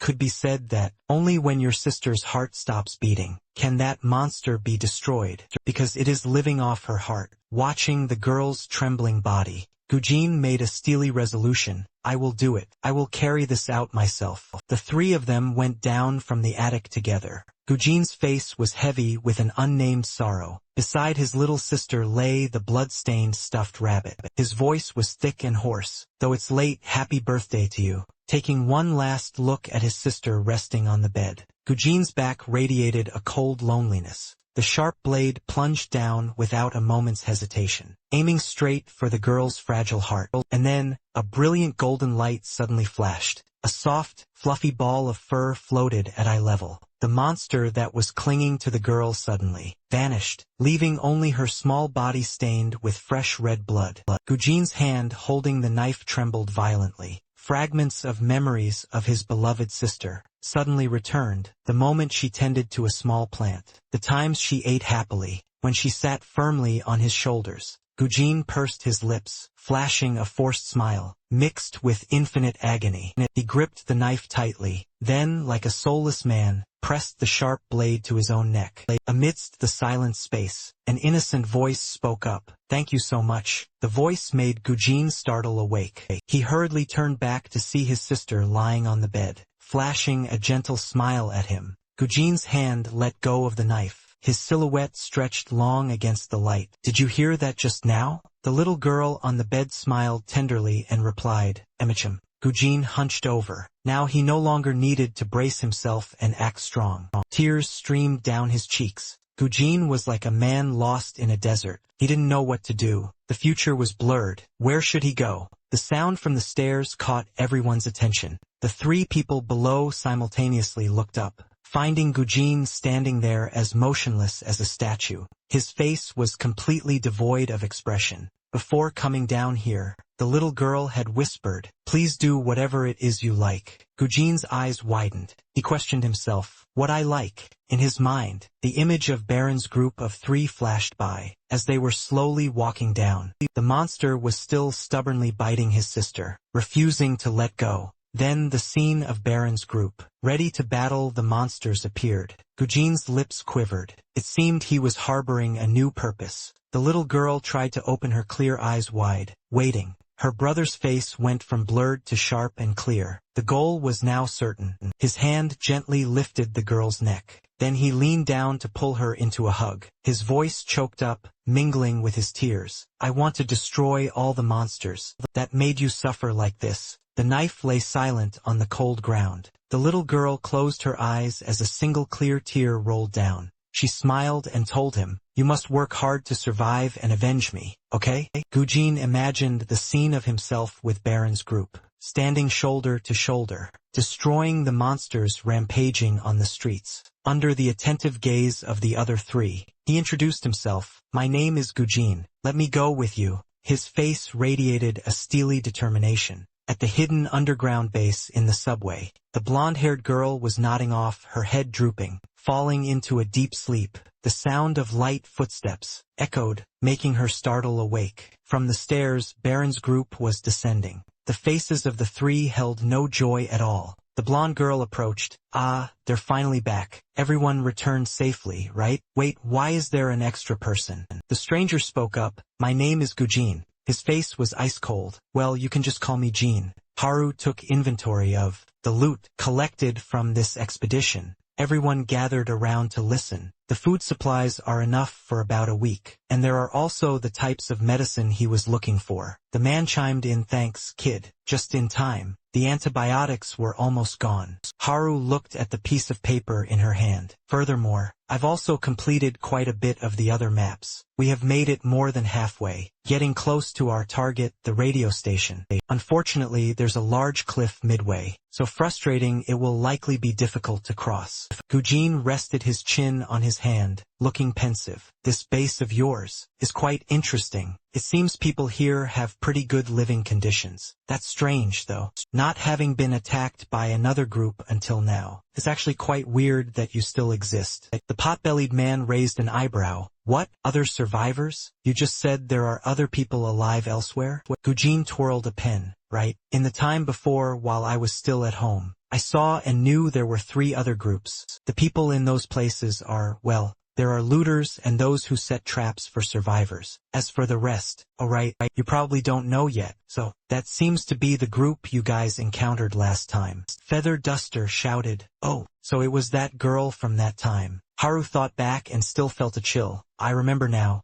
It really was that demonic crowd. I don't want to meet them ever again. Gujin's voice was flat and emotionless. In case you didn't know, to pass through the cliff you mentioned, it's mandatory to cross through that gang of robbers. Haru turned pale. What? While Feather Duster made a face. Oh, so much for my wish. Haru pressed for more. Hey, is there really no other way to get past that spot? I mean, taking a detour or another path, for instance? Gujin made a statement like dousing them in ice water. Taking a detour around that place would take twice as long. And there's no guarantee that path would be any safer. Bame rested his chin on his hand with a pensive look. What should we do? Blondie scratched her head in confusion. I have no opinion. As long as it's not me going, everything is fine. Gujin reassured the group. No need to worry. They're just a disorganized rabble. I've thought of a way, and also, Baron, your presence is the trump card. Therefore, don't let them know about your existence here. And you prepared everything beforehand for the apocalypse. So from now on, limit mentioning that as much as possible. Got it? Baron nodded. Okay. But I don't really care about it anyway. Blondie suddenly shouted. Wait a minute. Her face was scowling. You've been giving us orders like a captain this whole time. Gujin replied confidently. Because I'm the most capable person here. This narcissism left the whole group wide-eyed and speechless. Talk about being on another level. Purple Hair laughed delightedly. Oh, I'm interested in him already. In another room, the water in the bottle vibrated slightly. Baron's sweat dripped like rain. He placed several water bottles on his back and began his one-armed push-up exercise. Out of the corner of his eye, he caught a glimpse of a figure lurking outside the door. Gujin asked curiously, Hey, how can you be so strong? Baron replied while doing push-ups. Simple. I trained in the bunker, but Gujin objected. That's not the point. Your other abilities also far exceed others. Baron let out a long sigh. Maybe it's just because you're weak. Gujin rested his chin on his hand, looking thoughtful. Exactly how were you trained? And what about your lifestyle? Baron snapped. Can you please just be quiet? Despite being scolded, he still persistently asked, how about your food rations? The 3 water containers wobbled and suddenly tumbled down. Baron grunted in frustration. So annoying. I intentionally hid in a corner to train, and yet I still ran into this guy. How did you know about that? Gujin replied, thanks to that light. Baron was lifting a water container, glancing at the light. Gujin explained, I've been seeing it since that day, from both inside the monsters and humans. I only know because you told me. Baron replied, it's probably life force. That's what my father called it. Gujin wondered, What do you mean, life force? But how did your father know about it? Baron continued to focus on drinking water. Gujin went back to muttering to himself. Your father really is incomprehensible. Building a bunker right in the middle of the city, just to train you in survival, and then forbidding you from going outside. Honestly, this is just as crazy as you are, so perhaps it's impossible to understand. Him using normal logic. Baron looked at the water bottle, his voice pensive. At first, my father. He wasn't like that. There was a time when he acted like a real dad. My father said he would take me out of there before long, so he told me to wait for him a little while longer. But at some point my father changed. We can't get out of here. We must prepare for the apocalypse. Maybe since that day, I started to rebel against my father. Gujin interrupted. I have a question. If he could prepare for the apocalypse, and above all knew the monster's weaknesses, then perhaps your father also knew the truth, or its origin. Baron replied indifferently, I don't really care about that. But now I can't ask my father anymore anyway. Gujin went silent, then stepped closer and whispered, Are you certain your father is dead? What if? Baron's eyes suddenly lit up, his mouth slightly open. I don't think so, my father. He fell from the cliff to the bottom of the abyss, and besides, hundreds of monsters also fell down there with him. When the bridge snapped in half, he and the monsters plunged into the chasm. His eyes remained steadfast, not a trace of fear showing behind his glasses. Gujin said seriously, technically it's irrelevant, but he looked at Baron, who had his head bowed, and recalled the 3 strange blue lights that the boy called life force. He guessed that the power of Baron's father must have far exceeded his own, leading to the hypothesis that perhaps he was still alive. He reasoned further, who knows, maybe he's still alive. As soon as the words were spoken, Baron's head bowed even lower, clearly showing his feelings of hurt. Gujin waited in silence. A moment later, Baron finally spoke. But even assuming my father is still alive, he surely would have come to find me and tried to protect me a long time ago. Gujin mused and then replied, Is that so? Based on what you've said, that is very likely. Baron stared intently at the water bottle. Gujin spoke up again. Furthermore, I came to see you for another reason. That day, how did you perform those movements? Baron stood up abruptly. That day? Finishing his sentence, he reenacted the movement from that day.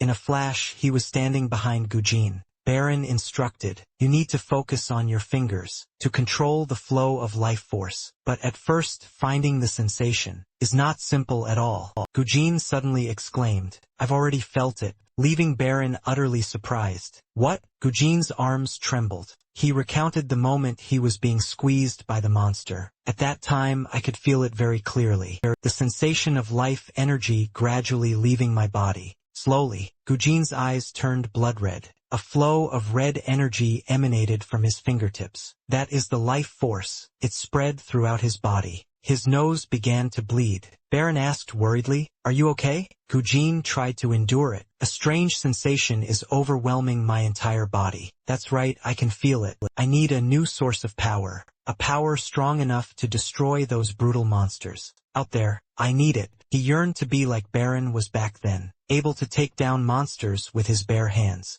Red power surged throughout his body. Gujin turned back, his eyes burning with life force. Baron, power just like yours. Feeling the latent power inside for the first time. His body hadn't adapted yet, so Gujin's eyes grew hazy. Then he collapsed to the ground, unconscious. As soon as he opened his eyes, Bame asked, You're awake already? How are you feeling? You have a high fever all over your body. Gujin, half asleep and half awake, whispered, Why are you here? Feather Duster sat up arrogantly. What do you mean, why? This is my bed. Hey, Roosterhair Kid, I've told you many times, that bed is for patients. I told you it's not rooster-colored, fatty, ignoring Feather Duster, who was focusing on his own business. Maybe you need a dose of sedative. Baron stepped forward. You've been unconscious for 3 hours. Gujin punched the bed hard. Damn it, can't I use that ability? The pot-bellied man handed him a sword. Here, I finished the weapon you requested. Check and see how it is. Previously, Baron asked me to craft a weapon shaped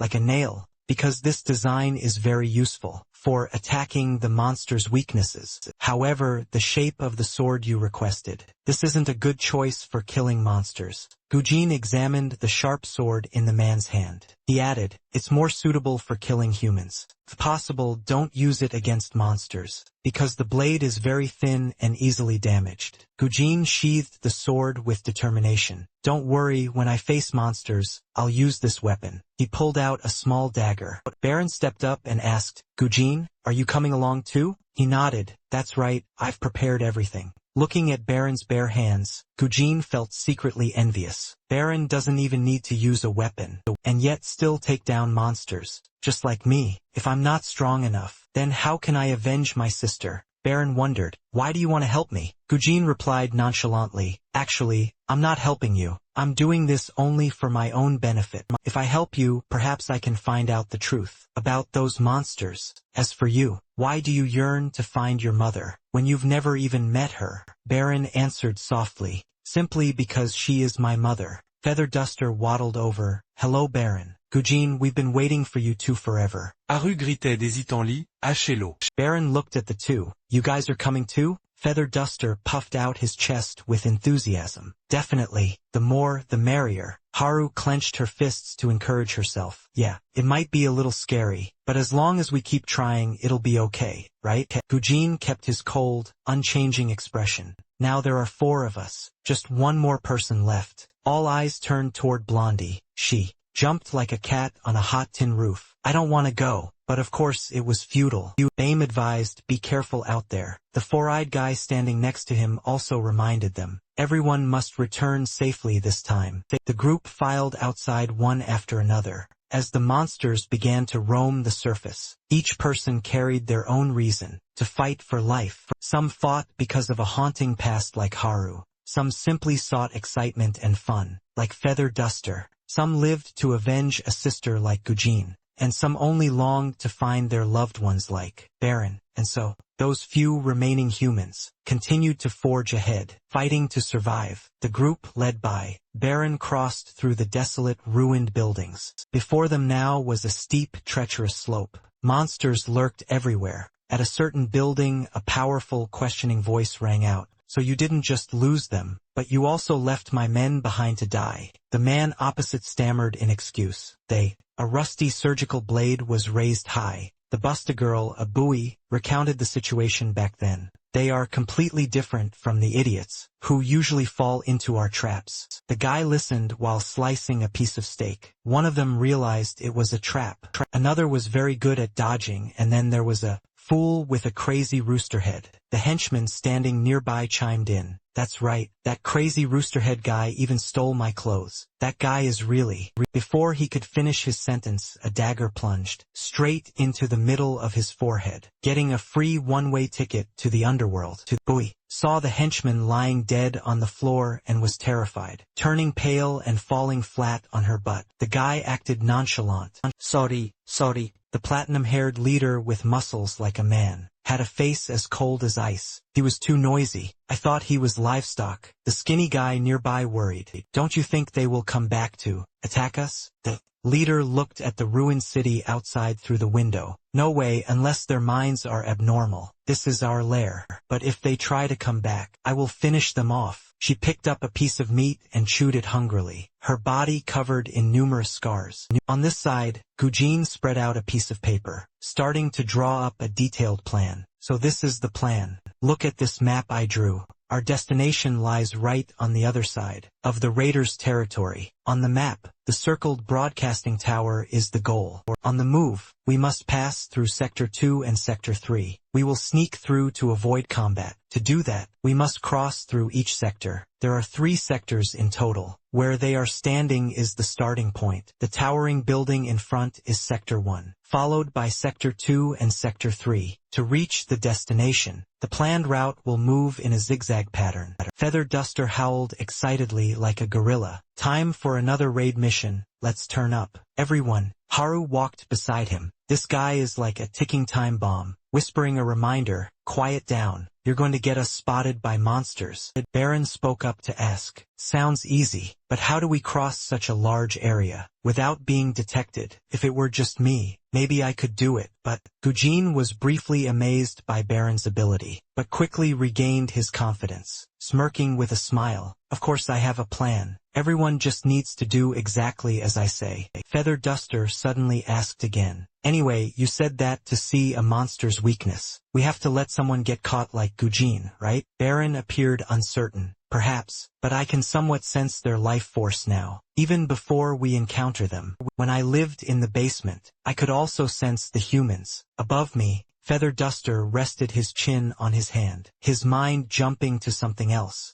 But don't you think we're still missing something? Blondie had just escaped Feather Duster's radar, and was about to slip away when her backpack was grabbed. Gujin caught her red-handed. Where do you think you're going? Blondie jumped and cried out in protest. Hand pointing forward, the raiders' territory starts right there. Gujin explained thoroughly to the group. I know this place very well, so just follow me. We will use signals to communicate because of the risk of being detected. He raised his hand with thumb and index finger extended. This is the go signal. It means if we encounter an enemy, hide and keep moving forward. Next, with the other fingers curled, the index and middle fingers are hooked up. This is the attack signal. It means to attack if combat cannot be avoided. The final symbol, for fingers clenched with only the thumb extended sideways. This is the retreat signal. It means to retreat if it feels like we might be severely injured if we fight. Additionally, when I touch my chin, that is the sign that I am lying. Baron wondered, when would we use a signal for lying? Gujin replied nonchalantly, oh, just a precaution, though we probably won't need it. Gujin gave the order, all right, let's go. Feather Duster was full of energy and confidence. I'm sure everything will be just fine. Let's go, let's go. Even before seeing the enemy's face, Haru was already shaking like a leaf. Wait, let me catch my breath for a second. Down on the street level, the group moved cautiously behind Gujin to a turn. They suddenly encountered two scouts on patrol. The bald one held something up in his hand to show off. I just found a box someone hid behind the building. A girl with a ponytail beside him stared and gasped. Oh, that's great. It looks like no one has opened this in a long time. Gujin signaled to continue. They're distracted. We can sneak past without any problems. And Feather Duster bared his teeth again, grinning like a monkey with a bunch of bananas. And Gujin's face darkened because of this clueless teammate. As the bald man turned around, he took a club to the face. From Feather Duster, the ponytail girl turned in confusion. What was no choice? Baron had to charge. She stood to block him, declaring boldly, I'm going to kill you. As soon as she spoke, she took a punch right to the face. The two of them were tied up securely. Blondie scolded angrily. You idiot! He said that signal meant to sneak past quietly. But you almost got us into huge trouble. Luckily, we tied them up in time. Feather Duster, a classic case of a grape-sized brain in a highly developed body, scratched his head in defense. Is that so? Because he pointed his finger at them. So I thought he wanted us to attack. Gujin felt his head buzzing because he had to carry a team with these infinite IQ members. Seriously, well, it's not a big problem. Luckily, there are no other enemies around, so we're still okay. But we have to deal with these two. Haru's eyes widened. What? Wait, do you mean you're going to kill them? Gujin pulled out his knife and replied coldly. That's right. The blade was halfway down when it was blocked. Gujin called out, Blue, what are you doing? Baron said, we don't need to kill them. Gujin glanced over, his voice full of irony. That's strange. I thought you and I were alike. Do you feel guilty about killing them or something? They are raiders. They won't hesitate to kill people for loot. Baron gritted his teeth. It's not like that. As you said, we will avoid trouble in the future. If we kill them right here, they won't wake up and inform everyone that we have infiltrated their territory. But I don't want to kill them. Every time I sense death around me, terrible feeling that I cannot describe surges up in my chest. Gujin showed no concession. Blue, you want to ruin our mission over something small like that? If they tell the whole group that we have infiltrated their territory, finding your mother might become even more difficult. If Baron remained firm, there is still a way without killing them. We just need to quickly leave before they wake up. Haru immediately agreed. That's right. That way we won't need to kill them. Feather Duster chimed in as well. I don't want to kill them either. We've already won. There is no reason to do that at all. Since the public opinion was set, Gujin had to back down. Put away your weapons. Fine, let's go, Blue. I'm truly disappointed. I didn't expect you to lack so much determination in achieving your goal. Just like that, a crowd was gathered up ahead. Some standing, some sitting, all trembling, gossiping. Haru peeked out from behind a wall, whispering, the deeper we go, the more people there are. We might be discovered at this rate. Suddenly a voice rang out. Who are you guys? Making the whole group freeze like statues. Gujin thought anxiously to himself. This is the center of their territory. If we make a scene now, it will be hard to leave this place. First of all, let's just retreat. The man in black narrowed his eyes, his voice full of suspicion. Why are you all hunching over like that? Could it be? Hearing that, the two girls in the group turned pale, beads of sweat pouring down their faces.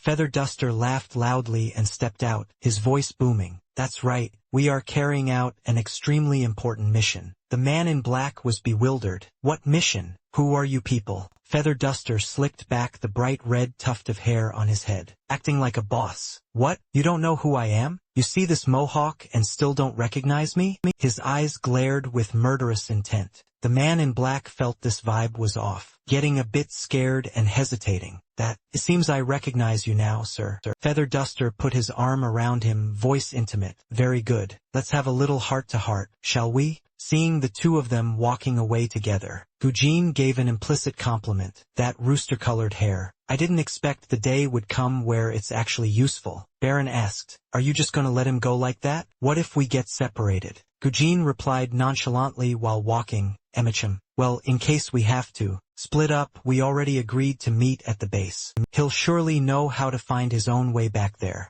At the foot of a skyscraper, Haru asked, where are we now? She looked at the paper in her hand and replied, we have just entered the center of Sector 1. Baron guessed, then we've probably covered a quarter of the way already. The group entered a building. Baron asked curiously, what is this place? So many iron cages. I think I've seen this somewhere in a book before. Gujin looked at the iron cages and said, it's probably a prison. It seems it was used right up until the moment the apocalypse happened. Baron turned his eyes toward a sound. Help me. A person imprisoned in an iron cage pleaded, I'll do anything you want. Just let me get out of here. Haru asked, what are you all doing in this place? Blondie, standing nearby, repeatedly signaled, hush, we'll be discovered right now. The prisoner pointed at her with a surprised look. Huh? Turns out you guys aren't with them. Other prisoners heard this and looked up as well. What, really? Thank goodness. I thought I'd never get out of here again. The man said with an earnest face, please help us. We have to get out of here, or else we'll be eaten. Gujin asked back suspiciously. Eaten? The person recounted in panic. We have to get out of here, or else we'll be eaten. No, there's a psychotic girl here. She calls herself a predator. Once outside, the group huddled together talking excitedly. How can we help those people? There are many guards around. Helping them won't be easy. Gujin stopped. What? Why would you say that? Haru reminded him. Back then, you clearly said you would help them. Gujin explained clearly. No, of course I was lying. Try saying we won't help them then, and they'd have made a huge scene. Haru bowed her head, her voice sad. If so, then those people will still have hope, and wait for us to return. Actually, I also feel that helping them would be very dangerous. But Blondie chimed in with her opinion. I also oppose rescuing them. I can't even save myself yet. There's no time to worry about others. Gujin continued walking. What do you think, Baron? He replied with a firm voice. I also oppose it. The risk is too high.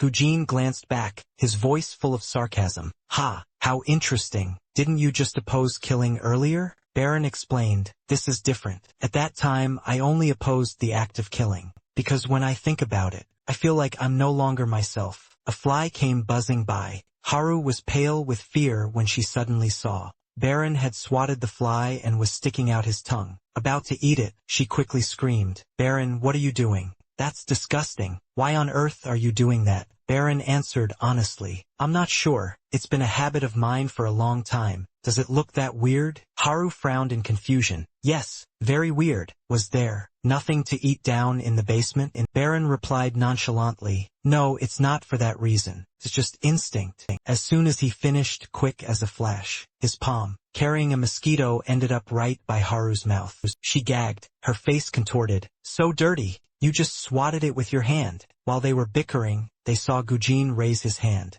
Every eye was fixed on that hand. Seeing the retreat signal, the two girls quickly covered their mouths. The leader curled her lip as she and her lackeys roamed around. It seems there's a very delicious scent around here. Baron's group quickly hid behind a large rock. Just as she was about to approach them, a henchman ran up to report. The livestock pens in Sector B3 have been destroyed, ma'am. Dai sighed in an annoyed voice. What do you mean? The henchman stammered his explanation. The cause was an unexpected monster attack, ma'am. During the clash, the iron cages of the pens were smashed, so the livestock are escaping. The leader's face went dark as soot. The henchman was scared out of his wits. She smiled, revealing sharp fangs. Bring the eye here. The footsteps faded into the distance. Blondie down below was dying of curiosity. What is it? She suddenly went somewhere. I wonder what's going on? Suga was tied tightly to a chair, eyes covered with a white bandage. Both his legs were covered in blood, amputated and sloppily bandaged. He was in a state of extreme terror.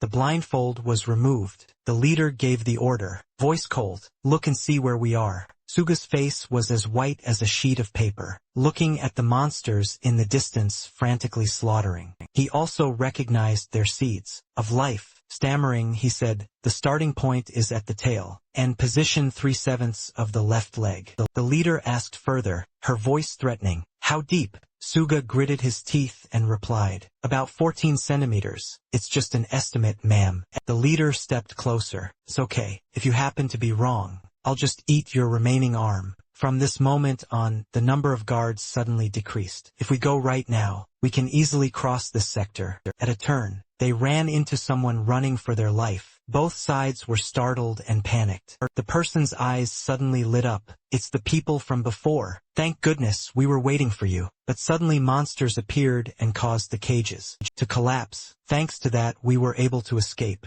Haru's eyes went wide in bewilderment. So that's the reason everyone disappeared? Gujin analyzed the situation. The appearance of the monsters is actually good for us. They will have no way to kill the monsters, so it will take them a long time to deal with them. The other person, while running ahead, looked back. No way to kill the monsters. What a weird thing to say. First, let's just worry about running. A sharp blade came flying, plunging straight into his temple. Gujin and Baron stood stunned and speechless. On this side, a black mass flew out. The leader caught it in her hand, looking at the three strangers before her, voice full of murderous intent. What's this? Who are these guys supposed to be? The two sides stood opposite each other, staring without blinking. Gujin's eyes were fixed on the black object in her hand. Ah, that is the core of the monster. Unbelievable. The leader twirled the knife in her hand, her voice hostile. You guys, why did you do nothing when you saw the livestock escaping?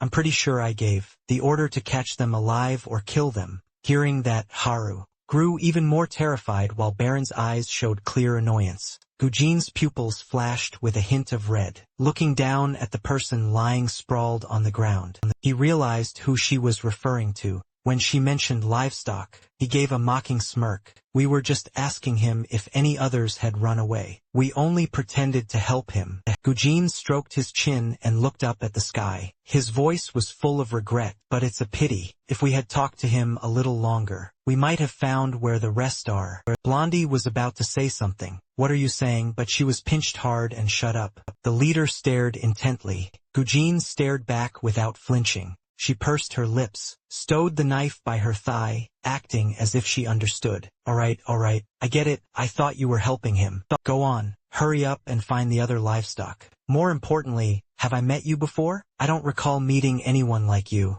and you're not the type of person whose face is easily forgotten. Gujin stepped forward, passing her with a cold voice. If that's the case, then don't forget again. The other three also passed by her at the same time. She gritted her teeth, her voice low. I never forget. Gujin turned around. Immediately, a sharp blade grazed past his eye. Then countless other blades lunged toward them like rain. Blondie turned around, her face bewildered. Just as she turned, she saw a blade pressed against her neck. Luckily, Baron was quick enough to block it. Having just escaped death, Blondie cried out in terror. What the hell is going on? Baron glared and shouted, think about what you're doing. Her entire body radiated a gloomy aura. This scent, it's you. The leader's tongue flicked out, drool dripping down. Her expression was one of disgusting craving. Gujin frowned, his voice full of questioning. Why are you attacking us? We told you we were going to find the livestock. Her saliva continued to flow uncontrollably. It's just because you guys look so delicious. Gujin was stunned, unable to believe his ears. What do you mean? The leader excitedly brandished her blade and lunged forward. Just let me take one bite. Gujin held a dagger in one hand and drew his sword with the other, aiming straight at her to strike. The leader nimbly knelt and leaned back to avoid it. Seeing the opponent easily dodge his attack, Gujin turned sharply in anger. What? Another short blade was flying toward him. He used his dagger to block it. The leader laughed with delight, her voice challenging. That won't work. Then she kept rushing forward, following the direction of the seductive scent. The further she ran, the stronger the scent became. Where is that smell coming from? Her eyes lit up as she looked at Baron up ahead. He was in a combat-ready stance. Haru and Blondie huddled in a corner, hugging each other and trembling. The leader's face beamed with joy as she charged straight ahead, not forgetting to mock. What's with that weird stance? While running, she quickly tucked knives between her fingers,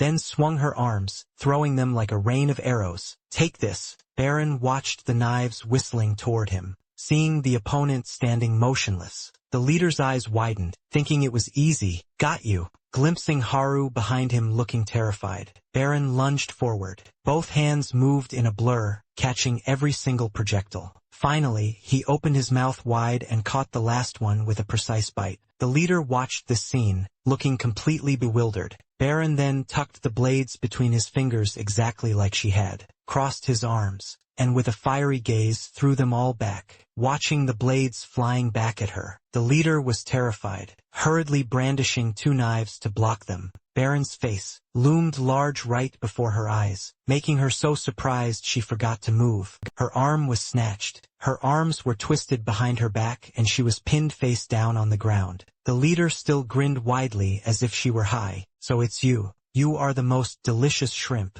Haru scratched her face, suddenly remembering something delicious. Wait, I smell something burning. Thick white smoke began to rise. Baron looked down, stunned to see that the hand he was holding tightly had somehow pulled out a match and struck it. The match had just flared up before being stomped out immediately. Gujin frowned, his voice full of worry. It's too late. The leader opened her mouth full of sharp teeth and struggled. Isn't it? The thundering footsteps of monsters were rapidly approaching. They were attacking from all sides. Everyone's faces showed clear signs of panic. All creatures in this world are divided into two types, the prey and the predator. For a long time, humans reigned at the top of the food chain, until one day monsters fell from the sky. They became the apex, predators of the ecosystem, shattering the food chain structure in the blink of an eye. The leader was pinned to the ground but remained fearless. Her voice was full of defiance. But you guys are different from those I've met in this game.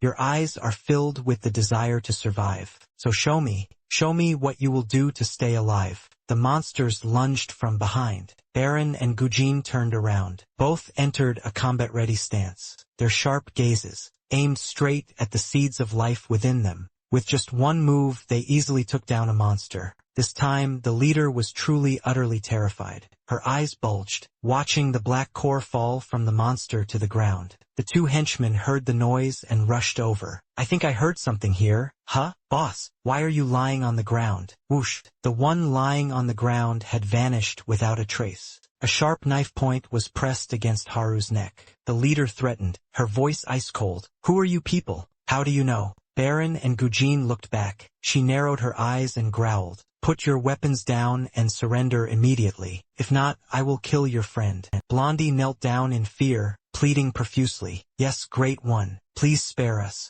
Gujin whispered urgently. Attack her, Blue. Baron replied with a helpless voice. I can't close in from this distance. Looking at Haru trembling with fear, he gritted his teeth. The leader provoked him. I thought you were their friend. Turns out you're not. Just as Baron was about to act, she noticed and shouted. I don't know what kind of power you have, but don't use it. The tip of the knife slightly cut Haru's cheek. Blood seeped out. If you try to move like before, I'll take her life. Gujin stood beside him, urging, No, Blue, you must not surrender now. You cannot stop at this moment. You must attack her before she can react, just like you did to me. The leader was also sweating bullets from fear, but still tried to maintain her composure. If you aren't on the ground by the time I finish counting down, I will kill her. Baron showed clear anxiety. If I fail. The henchman suddenly appeared, surrounding the two of them. Gujin leaned into his ear and whispered, A small sacrifice is unavoidable. We still have a greater goal to aim for.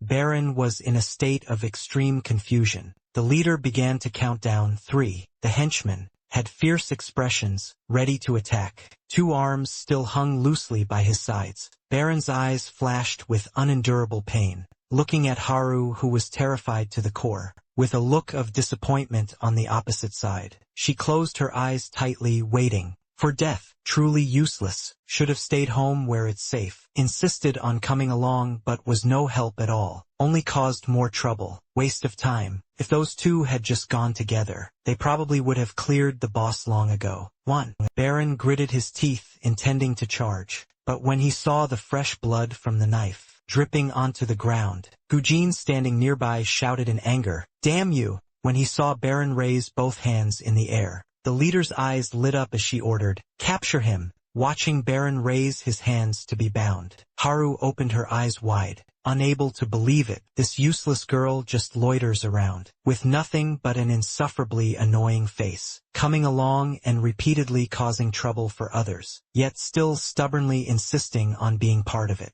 The handcuffs hit the ground with a metallic clink. Baron was locked up all alone in a cell. His hands tightly gripped the damn shackles. My hands won't move. I wonder if the others are being held in separate rooms. Glancing up, he saw the leader standing at the cell door. She suddenly spoke, Survival. Baron glared and asked, What? The leader glared back and sighed in frustration. Damn it, just as I thought. You don't understand. They said you would. Baron didn't care what she was saying, only concerned about one thing. Where are the others? The leader asked back, Are you talking about the pack you came with? Baron's mouth dropped open, his face showing clear horror. What? The leader burst out laughing. Just kidding. Look at you, were you really going to kill me? Baron clutched the shackles behind his back, gritting his teeth in total regret. Back then, if I had attacked her, maybe I could have subdued her. Just as Gujin said, the success rate was nearly 50-50. That's right, the probability wasn't low. It was a similar situation when facing Gujin, and I pulled it off.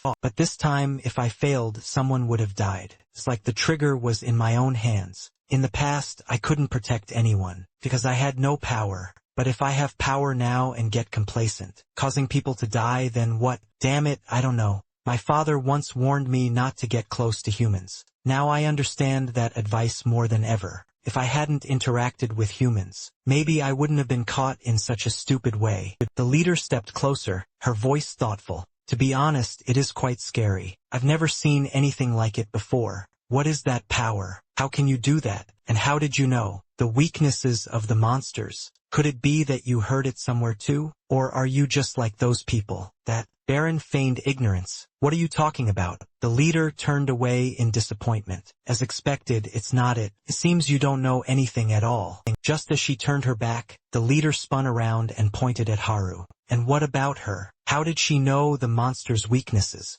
Baron asked loudly. Just now you asked if I also heard that information, didn't you? Surely someone must have revealed that to you, right? If that's the case, then it might be people like my father. A powerful kick landed squarely on his cheek. Fresh blood splattered out. The leader glared, her voice full of authority. I am the one who asks first. Answer me. How do you know? Baron gritted his teeth and screamed, Go away! There's no way I'm telling you. The leader looked amused. Take your time, you can answer later. We have plenty of time, but there is one thing I'm equally curious about. Where do you guys come from? Baron remained silent and did not respond. The leader speculated, "Your clothes look good. Seems you're well fed since your skin looks nice too. Where is your base located?" Baron opened his mouth and muttered something unintelligible. The leader couldn't hear, so she leaned her head closer.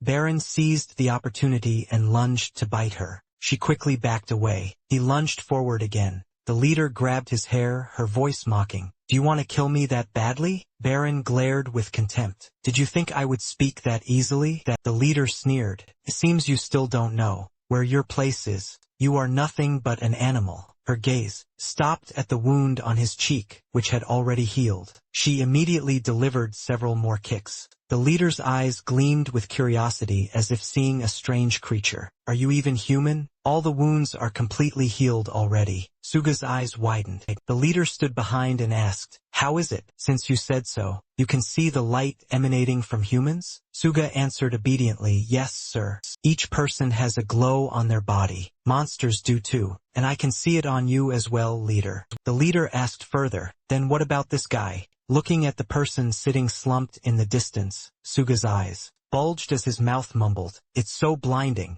Hearing that, the leader stared in astonishment, following Suga's gaze. "It shines so brilliantly that I can see it from a distance." Under Suga's vision, Baron's entire body was like a green lamp, radiating a dazzling blue light. The leader listened in silence. "It's life force. Is this what people usually call life force?" The leader was extremely excited. "As expected, you truly are interesting. No wonder I kept smelling something so delicious." A henchman ran up from behind to report, "Leader, our food supplies are almost depleted. People might start becoming dissatisfied. Due to the previous commotion, quite a few people were harmed. So many are unhappy, because those who caused the incident weren't executed. We need to find a new base." The leader walked over to Baron and growled, "I know, stop nagging. You heard that, didn't you? Hurry up and confess where you come from." Seeing him remain as silent as a stone, the leader grinned. "Fine, I just thought of a great idea. You don't even have to answer. Just playing with me is enough." Baron raised his head, his voice defiant. "Playing?"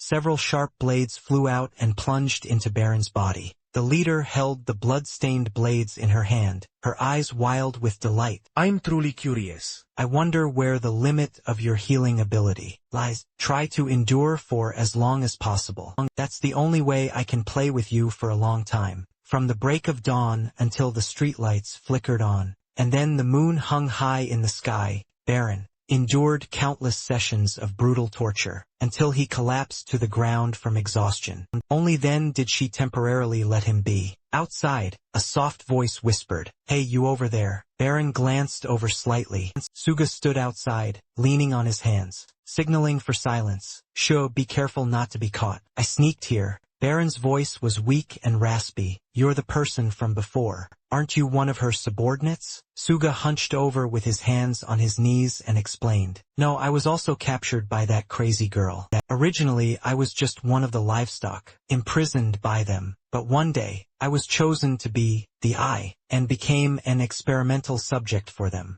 Since that day, I began to see strange beams of light." Baron replied calmly, "Perhaps you are able to see that life force." Suga looked utterly surprised. "What? Life force? Whatever, that's not important anymore. I will help you escape from here. I have someone helping me. I'm drawing up a plan to get everyone out of here. The time is coming. I'll retreat first. If I stay any longer, I'll be discovered." Baron called after him, "Wait a second. Have you seen a blonde girl around here? Or anyone else who just arrived at the prison?" Suga's eyes widened as he replied, "I'm not sure. I don't think I've seen any blonde girl." The leader's face suddenly appeared. Suga lay motionless on the ground. The henchman hesitated. "Leader, if we kill the eye then?" She slapped him across the face. "Don't worry. Just bring a few others to continue the experiments." The leader squatted down to look at Baron, her voice full of irony.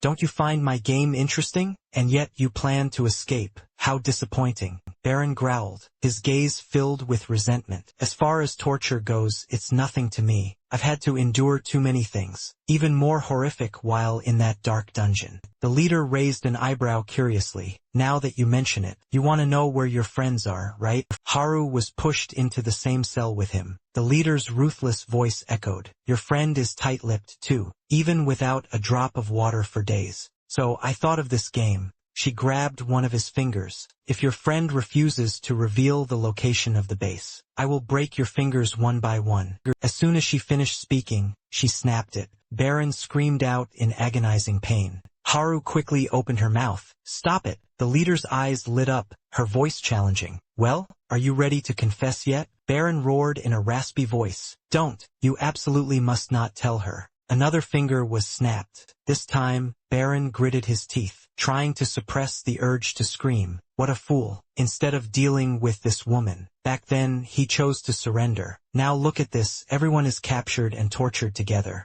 The henchman standing outside turned pale with fear. These horrific screams have lasted for days now. Yeah, she really is a demon. Inside the prison cell, the torture continued relentlessly for several days. The leader grinned with sadistic delight. I heard you grew your finger back. You're quite something. Now we can do so much more to you. Baron's hands gripped the shackles tightly. The thought of escaping these chains and finishing her surged within him powerfully. But these shackles were crafted too sophisticatedly. Strange. They were designed to restrain my fingers, so that I cannot use my life force. It's as if they were custom-made, specifically for me. The leader looked at the resilient face of the man before her, and felt a hint of apprehension in her heart. To be honest, she was afraid. She had never seen anything like this before. What is that power? How can he do it? It's clear he doesn't even know. But why? She coaxed him, her voice sweet as honey. I told you,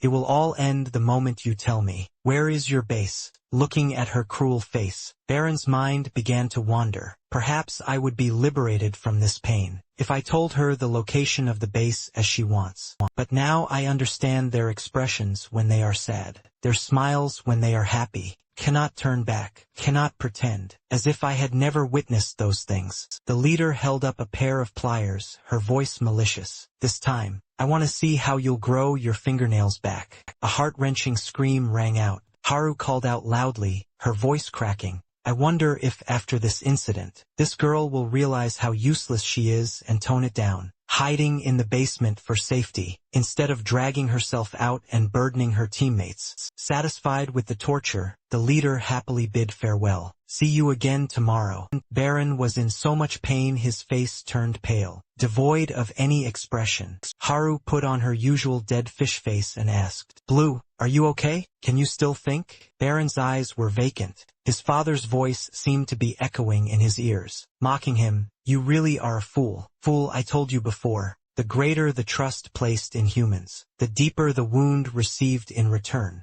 That harsh moment, the brutal truth about human nature, seemed to be laid bare before Baron's eyes. He seemed to revert to his younger, immature self, looking at humanity with a gaze full of resentment. His body was covered in fresh wounds. Baron spoke up. If I had never met you, this wouldn't have happened. Hearing every word, Haru felt like her heart was falling out. The leader leisurely approached again. All right, let's begin. Last time I pulled out your fingernails, so how about pulling out your toenails this time? Wait, the leader felt an itch of annoyance when a familiar voice spoke. Haru spoke from the dark corner. I'll do it. The leader hadn't even grasped the useless girl's intention yet. The leader asked back, What? Baron looked up at her. Haru, don't. The girl's voice trembled. I don't want to see you in pain anymore. The leader, as if striking gold, smirked. What is this? Don't tell me that. Her eyes shone as bright as car headlights. You actually like him or something? Haru lowered her head in silence, looking no different from a righteous knight, repenting for their sins. The leader bypassed Baron, muttering, it doesn't matter anyway. I'm starting to get bored with his reactions. Then Baron felt a surge of self-reproach. What the hell are you thinking? Haru squeezed her eyes shut, tears like a cat's ready to stream down. I'm sorry, it's all my fault. One of Haru's legs was dragged roughly, held up with the pliers hovering right at Baron's eye level. He watched in horror as the tip of the pliers approached her toenail, shouting, No, stop. Gujin jumped out from nowhere, his voice firm. We will cooperate. The leader and Baron looked out in surprise, seeing the man standing at the door. Gujin, where have you been? He replied tersely, I will tell you where the base is. Baron couldn't believe his ears. What? Tossing the foot she was holding back to the ground. The leader stood up. Changed your mind, have you? Baron roared, "Are you crazy? Are you going to betray everyone at the base?" Raising his foot, Gujin delivered a devastating kick to Baron. Gujin's eyes showed clear signs of ruthlessness. "Damn it, you have no value anymore. I thought you would have some clue about the secret of the monsters. Truly disappointing." Remembering the person who possessed the blue power and the superb ability to fight monsters barehanded, Gujin felt deep regret. Despite having such power, you didn't utilize it at all. "You really are a pathetic, useless person." The words "so then" hissed through Baron's teeth. Gujin rolled up his sleeves and admitted nonchalantly, "That's right, I'm going to betray you all." Baron was livid, his mouth open as he questioned him. His mouth was tightly covered by a hand. Gujin's voice rang out ice cold, "Shut up, I have nothing left to say to you." Outside, the leader asked, "What made you change?" Gujin's intent was to reply, "To cooperate with you all." She glanced over, "You endured much longer than your friend," then glanced toward the blonde girl. She agreed to cooperate as soon as she was caught, but she didn't remember where the base was. "I didn't think there could be someone that stupid," but suddenly remembering she was equally clueless. The leader laughed it off, "I've never actually looked at a map. I simply followed them." Gujin looked into the distance and hinted, "It's best to be as prepared as possible, because there are still fighters at the base. If possible, bring everyone along. That way we can wipe them out in one go." The leader's eyes lit up, truly cold-blooded. All the henchmen, clutching clubs, gathered together. A lackey wondered, "Boss, why are we bringing them along? It'll make us easier to detect." In the ranks were two uninvited guests, Baron and Haru. The leader explained with a meaningful look, "Because it's fun. I want to see the looks of despair on their faces, when the base they tried so hard to protect is leveled." The leader turned back to see Baron's pensive silhouette, but alas, he didn't utter a single word, as if he had been frozen for ages. Haru whispered, "I know you probably don't want to talk to me. Because of me, you were caught and endured those horrible things." But Baron maintained a stone-cold expression, only walking on in silence. Haru looked at him, then lowered her head to look at her bound hands, which were trembling violently. "I'm sorry, it's all my fault." Baron's feet kept scuffing the ground as if drawing a charm. He turned to Haru. Her eyes went wide and her mouth fell open, staring without blinking. Baron opened his mouth and stuck out his tongue. Not sure what farce she saw, but she stared in wide-eyed horror. Gujin, leading the way, asked, "Did you bring everyone?" The leader replied, "That's right, everyone is here, except for those staying back at the farm." The henchmen followed behind in a long line, even taking the chance to mock each other. "Don't push me, Aken. You're being too noisy." Gujin suddenly came to a halt, just as planned. The leader looked bewildered. The henchmen looked annoyed. "What? Why did you stop all of a sudden? This place is a wasteland." The answer "that's right" made the henchman's heart race and legs tremble. And Gujin analyzed the surrounding situation. "There aren't many buildings behind us and we are surrounded by the city. There is only one exit, which is the bridge we just crossed. It will be very dangerous if we are attacked by monsters." The leader, face grim, raised her sharp knife, glaring as she asked, "What are you talking about, Gujin?" He didn't answer, but raised his hand, signaling with his thumb and index finger.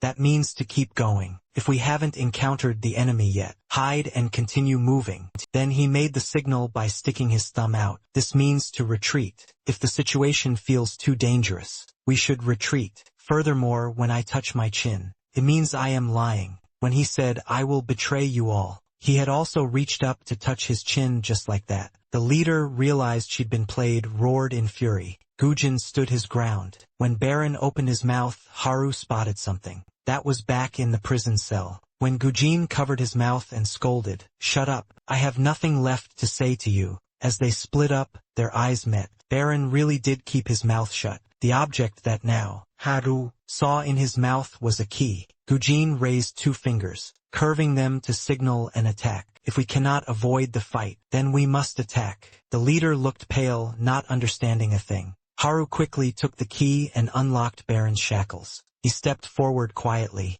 A henchman screamed out, "Boss, the kid got free." The chains were ripped apart by his two hands. His legs were freed. The henchman confirmed firmly, "That's right." The leader turned back to verify. "What?" He waved his hand confidently. "It's okay, boss, I'll handle this." The leader turned pale with fear. "No, you don't know that guy." The man's eyes rolled back as he froze. The moment his foot touched the ground, the earth caved in beneath him. One side of the henchman's face had somehow been kicked clean off. Everyone was terrified. What the hell was that? Baron delivered another kick. The resulting gust and dust made another man stagger like he was drunk. He spun around, his gaze ice-cold, watching the man with blood gushing from his nose like a fountain collapse sprawled on the ground, leaving the entire group of henchmen in silent confusion. Just one hit. What just happened? The leader clutched her head in self-reproach. Damn it, you idiots! Gujin's arm signaling the attack had not yet lowered.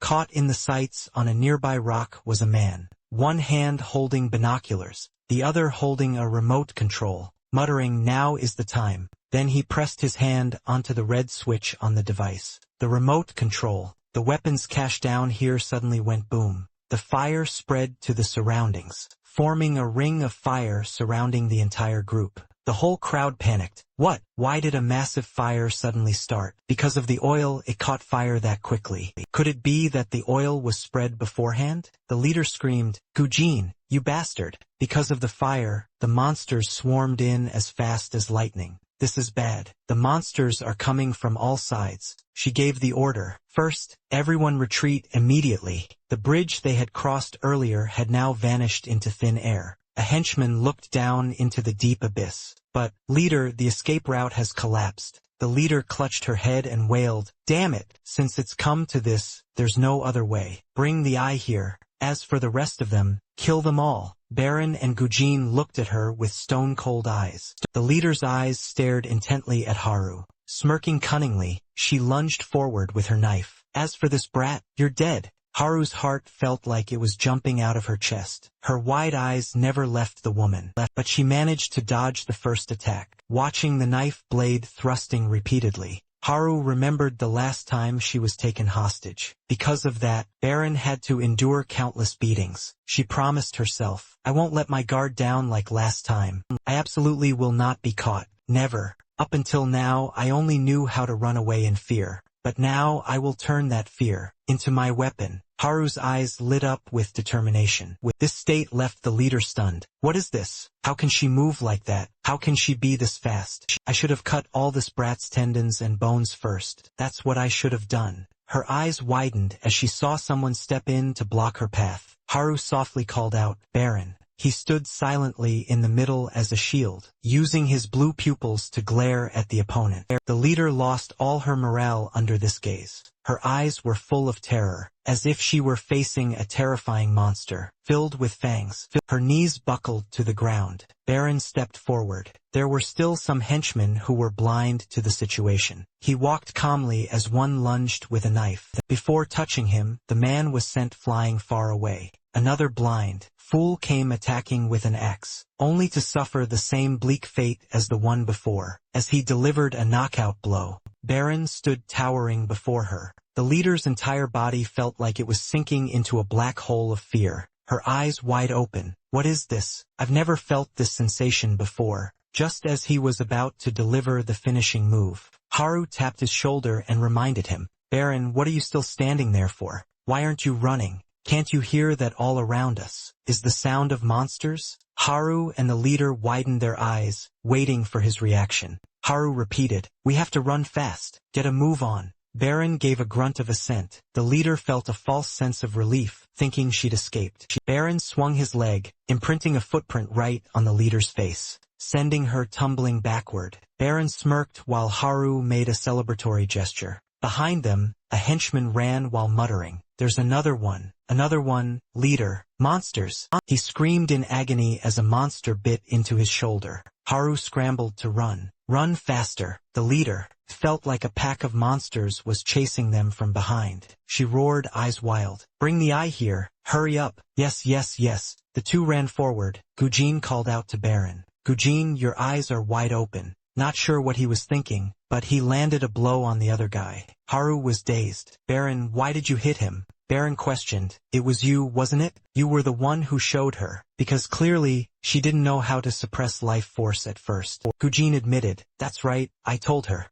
I told her to bind your hands. Baron demanded. But why? Because of that, I was tortured for days on end. Gujin looked up. You were the one who made that choice. In that situation, I could only choose the best possible move. Remembering the words in the prison cell, Baron wanted to verify one more time. So, were the things you said back then sincere? Gujin nodded. That's right, I hate you. Because of your uselessness, the plan fell apart countless times. If I had that power, I could have used it much better, because it's too great for someone like you. But Baron's eyes were filled with emotions as tangled as silk. If you hate me that much, then why didn't you hit back just now? You clearly could have dodged that blow. Gujin answered honestly, because I need you. Baron was surprised, then let out a sigh. You really are a hateful guy. Gujin shot back. No, you're much more hateful than I am. Baron reached back toward the monsters who were slaughtering. Without mercy, he urged, get up. Do you plan on lying there waiting for death? Gujin stared stunned at the hand before him, then grinned.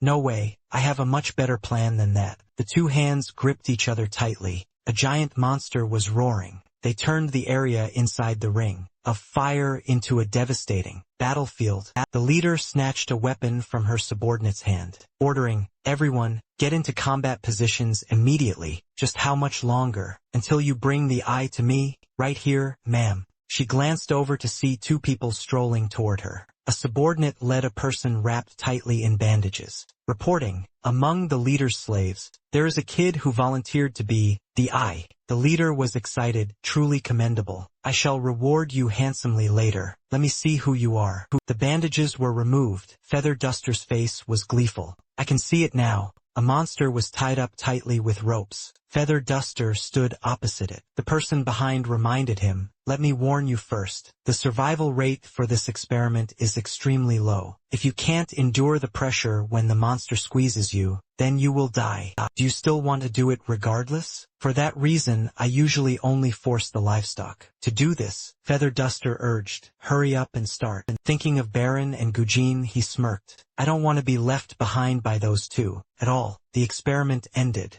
Feather Duster was unharmed, not a single hair out of place. He circled his hands like binoculars to look at the monsters far away. His face was full of smugness. Finally, I see it, the weakness of the monsters. The leader ordered, the eye, hurry up and tell me the location of its weakness. Feather Duster was startled, looking left and right. Me? Then he smirked defiantly, your daddy doesn't feel like it. The leader fell back. What? Feather Duster jumped and howled like a monkey. She was furious. What is this? I've never met anyone so insolent. Baldy stood behind and recognized Feather Duster instantly. That guy is the one who attacked us last time. The leader was stunned. What did you say? Mustache stammered. I'm sorry, leader. I really thought he was definitely on our side. The leader asked back. So that means from now on, we no longer have an eye. Looking at the fierce monsters on all sides, one man replied, if that's the case, leader, there truly is no way back anymore. The leader made a decision. I will become the eye myself. Just like that, she threw herself into the monster's mouth. While being squeezed tight by the monster's tentacles, she still wore a wicked smile. If I lose in this match, then death is the only path left. Baron and Haru ran after Gujin, complaining, you said we had to choose the best move. Is this really the best choice? Gujin brought up the past again. Because you surrendered to them, if we want to achieve our goal, this is the only way left. Lure them away from the base and then eliminate them all. Haru was out of breath. Eliminate what now? Man, I'm about to reach my limit here. You're being too reckless. Gujin kept moving forward. Reckless? Perhaps that's true. But his eyes were shot with red veins. I saw an opportunity for all of you to escape this place. His footsteps suddenly stopped, because a monster was blocking the path. Its tentacles were equipped with razor-sharp blades, and its mouth was filled with teeth. A girl was trying to run away as fast as she could, when a tentacle pierced through her chest. Baron watched without blinking. The girl was lifted high into the air. The proboscis flared out, and the girl's body exploded into pieces. Baron crouched into a combat stance. Gujin drew his sword and asked, is everyone ready? Haru stood firm and replied, ready. Baron curled his index and middle fingers. His gaze was determined, of course. The life force on his fingertips glowed brilliantly. Moving through the pack of monsters, the The monster armed with blades attacked. Gujin and Haru both leaned their bodies to dodge. Baron rushed forward to attack the flower-shaped monster. As he approached, suddenly a tentacle attacked from behind. He lowered his center of gravity, his whole body nearly sliding across the ground, heading straight toward its giant body. The monster slammed its proboscis hard onto the ground, but Baron had already glided past it. Gujin held weapons in both hands, using his abilities to dodge its attacks, while striking back, but the slash only grazed the skin, doing no damage to the monster. He flipped through the air, landing behind the monster's back. I can dodge all of their attacks with ease. Every strike is within the scope of my predictions.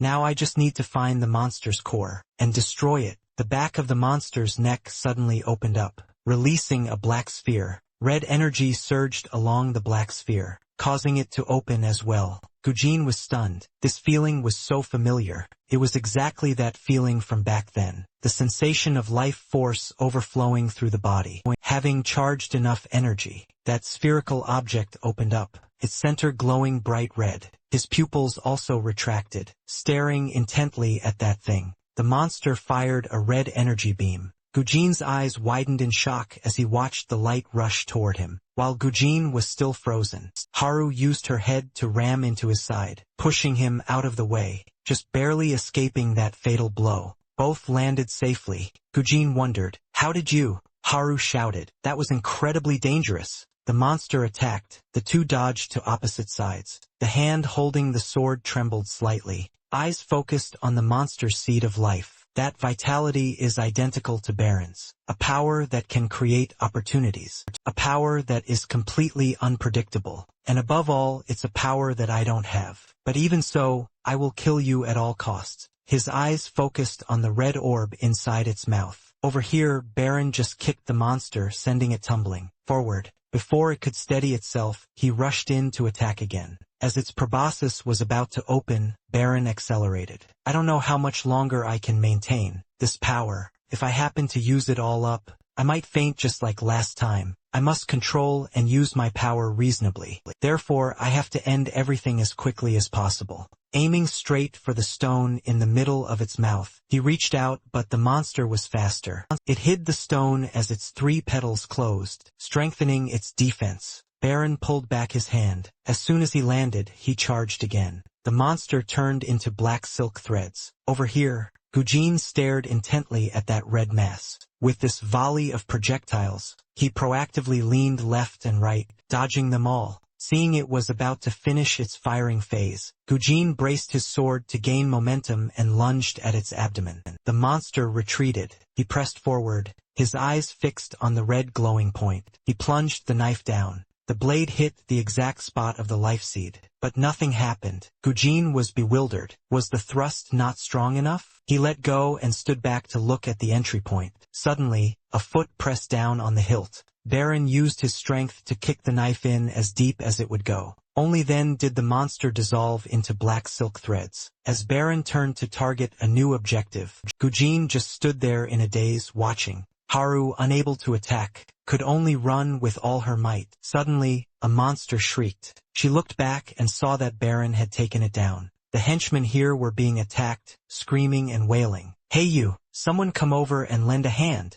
Ebui was pulled up by someone's hand and stammered, "Thank you, you are." She looked up as the other person spoke. "You promised, remember?" Feather Duster repeated the words she had once said. "If I help you, you must grant my wish." Then he leaned into her ear and whispered his wish. After hearing it, Ebui screamed in protest. "No way, you're making me do that?" She bit her lip in resentment and sobbed bitterly. Feather Duster looked up at the sky. "Just kidding. Instead, just help me get out of here." Cough, cough, cough. That was intense. The leader crawled out from inside the monster's belly, leaning over, gasping for breath. When she opened her eyes, she saw Ebui standing next to Feather Duster. She immediately cursed, "You traitors!" But now I can finally see it. The flow of life force. Now I finally understand. That brat's movements. The communication device in her backpack emitted a signal. The leader picked it up to listen, smirking with bright eyes. Finally, contact has been made.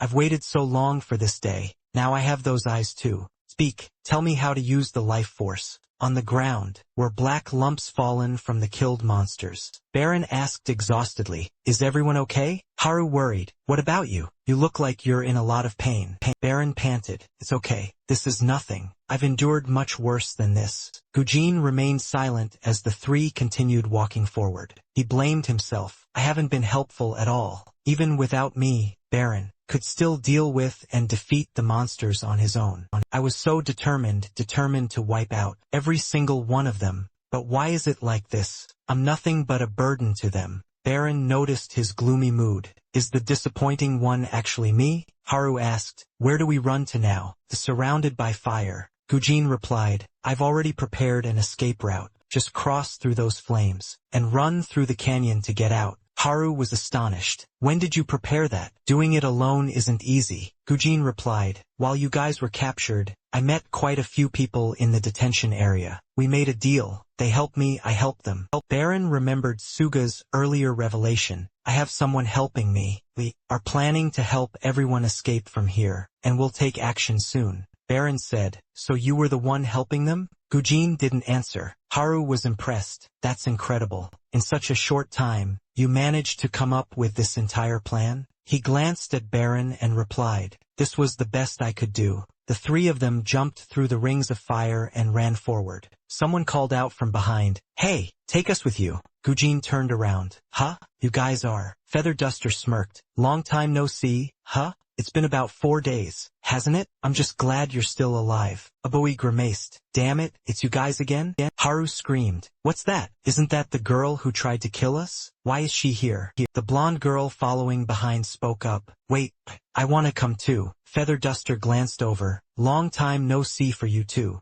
Gujin scratched his head. Why did it suddenly get so crowded? What a pain. He pointed his knife at Abui threateningly. Listen, if you even think about betraying us, I'll kill you instantly. She raised her hands in assurance. Fine, I get it. I won't stand in your way. So everyone followed closely behind. As Gujin slid down a cliffside, just as they reached the canyon, the monsters from above caught up. They also leaped down into the canyon, chasing right on their heels. Baron warned everyone, just keep running. The canyon is an easy place to get surrounded. It'll be dangerous if the fight drags on. Best to just push through quickly for safety. Up ahead was a sawtooth monster. Gujin took out his weapon and reminded everyone, don't stop, just let me handle it. A streak of blue energy flashed by. Baron took down the monster with a single move. Abui, seeing someone kill a monster with their bare hands in one shot, for the first time was shocked.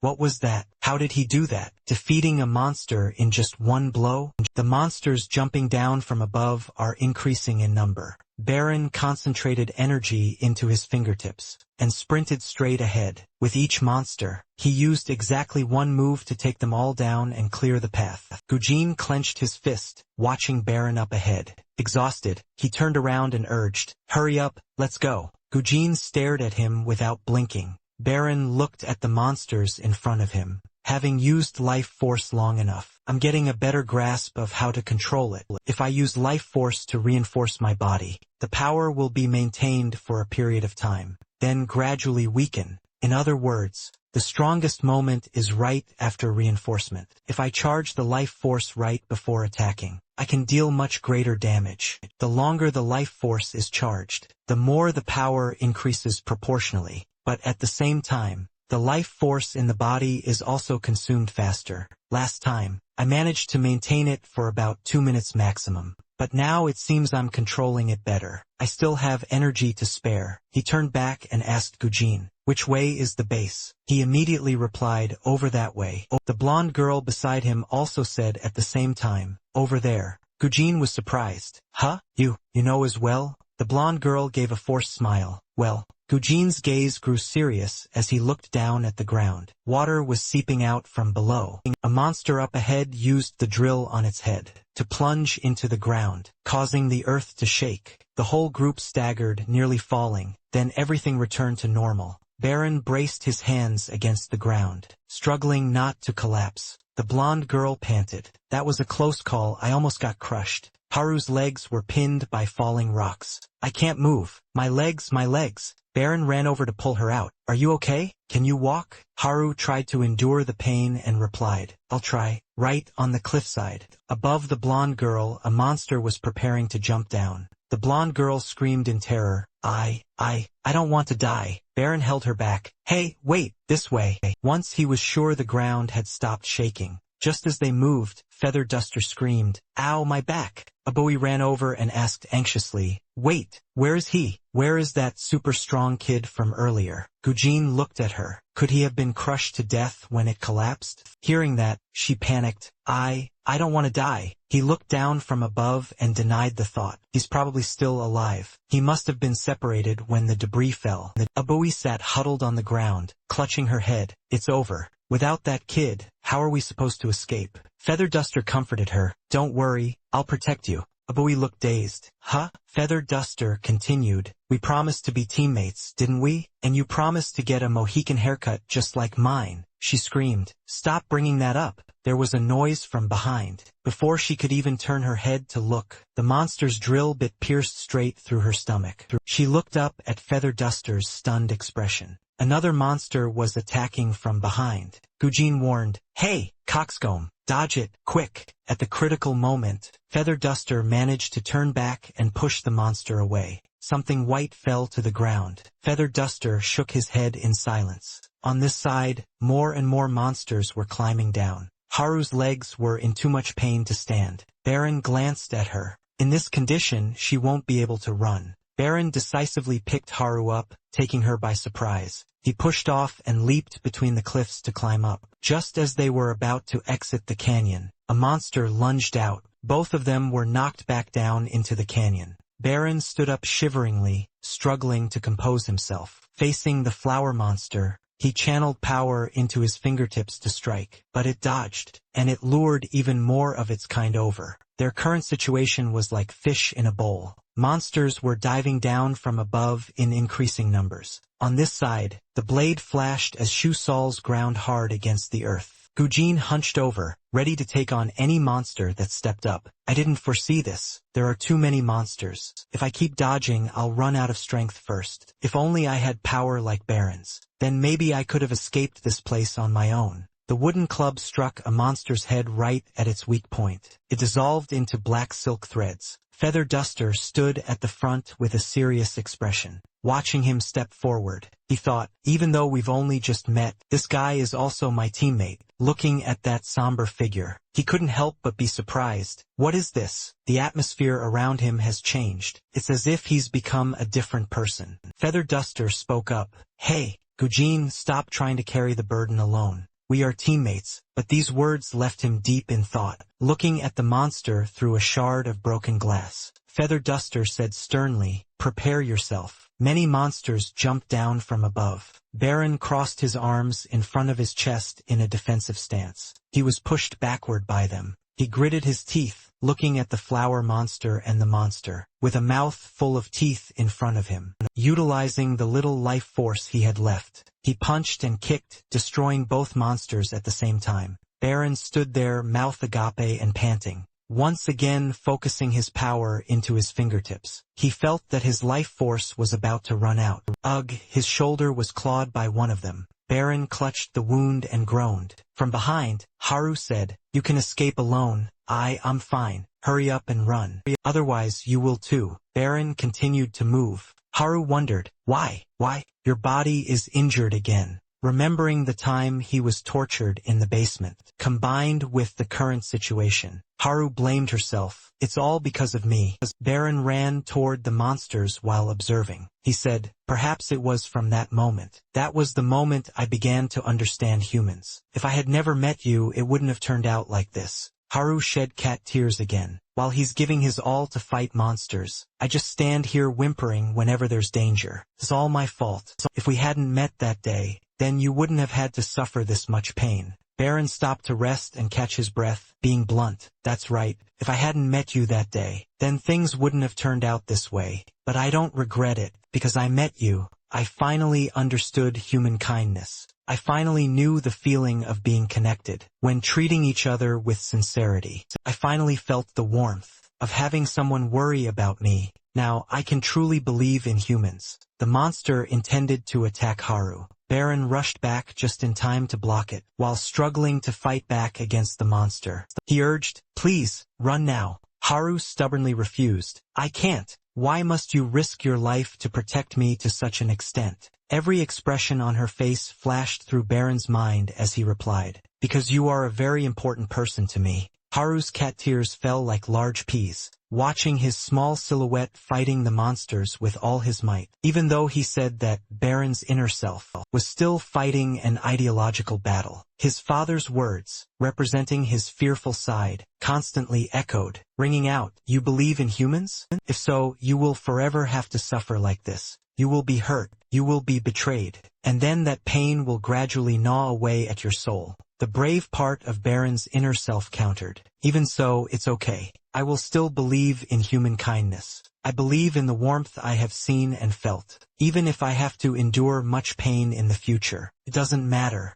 I will take a different path than yours." The swarm of monsters descended from above, blacking out everything. Blue energy erupted in his gaze. Seeing Haru surrounded by the monsters, the situation was critical. Baron managed to gather a source of energy again, using lightning speed to pierce through the monsters. He grabbed Haru and leaped upward. Only when they both escaped the alley did Baron have time to tell her, "Haru, I will definitely save you." The monsters above surrounded them from all four sides again, as he concentrated life force into his hand to strike the monster in front of him. Haru was dragged away by another monster. Watching the distance between them grow further and further, Baron went berserk, using his teeth to tear apart the monster blocking his way. The blue energy flow moved continuously through all of them. Baron attacked each one with precision. On the ground, there were seeds of life from the monsters everywhere, of all shapes and sizes.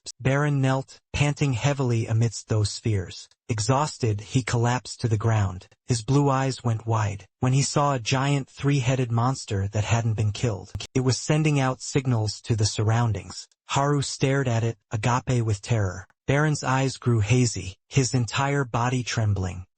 I don't have any strength left." Physical fatigue made his eyes want to close. Baron slumped onto the dirt. Memories flooded back of when he was a small child. His father sat by the bed saying many things. "You have a kind heart just like your mother. No matter how much I tell you to stay away from humans, with that heart of yours, you will approach them only to be hurt again. That is exactly why I didn't want to let you return to the surface. I truly cannot witness that pain ever again." In the present, he snapped his eyes open. His father's words still echoed in his ears like a guiding light. "But if you still want to defy everything, to chase your ideals, then you must become stronger. Stronger than me or anyone else. Be truly strong, so that nothing can ever make you fall, so that you can hold firm to your beliefs." Before Baron's eyes was Haru's panicked face. As the monster drew closer, he pressed his hands against the ground to lift himself up. Seeing this, the monster slammed its hand against the cliff. Large boulders fell, striking his forehead.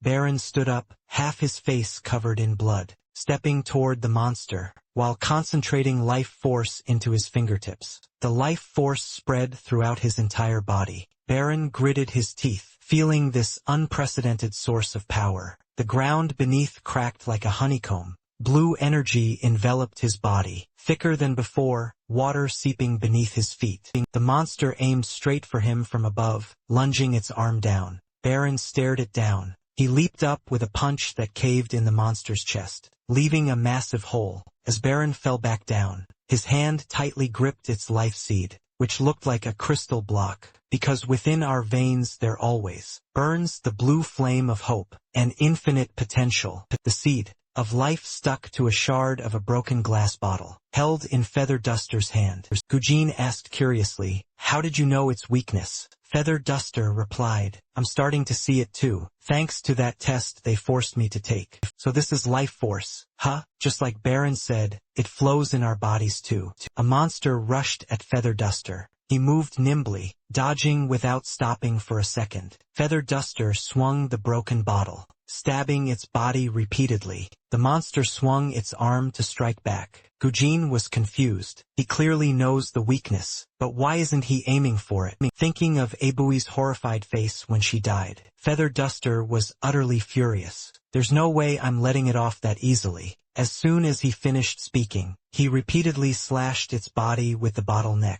The monster swung its drill to counterattack. Feather Duster dodged while continuing to cut into it. Gujin observed, not missing a single detail. The way he moves, it's as if he has no fear of the monster's attacks, just like a wild animal gone mad. But that's too impulsive. If he gets hit, Gujin rushed in. Feather Duster reached out to stop him. Don't come over here, Gujin. I'll handle this one myself. He was surprised. What? Feather Duster was kicked by the monster and tumbled backward. Gujin scolded. You idiot! Why start talking? In the middle of a fight, the moment the monster turned away, Feather Duster emerged from the smoke and dust, clutching the broken bottle in his hand and lunging forward. Is that all you've got? Having just taken down the giant monster, Baron slowly fell forward. Black silk threads drifted in the wind. Those memories. Perhaps I had forgotten my father. He was always worried I would get too close to humans. Perhaps he had foreseen the possibility of me leaving that dungeon.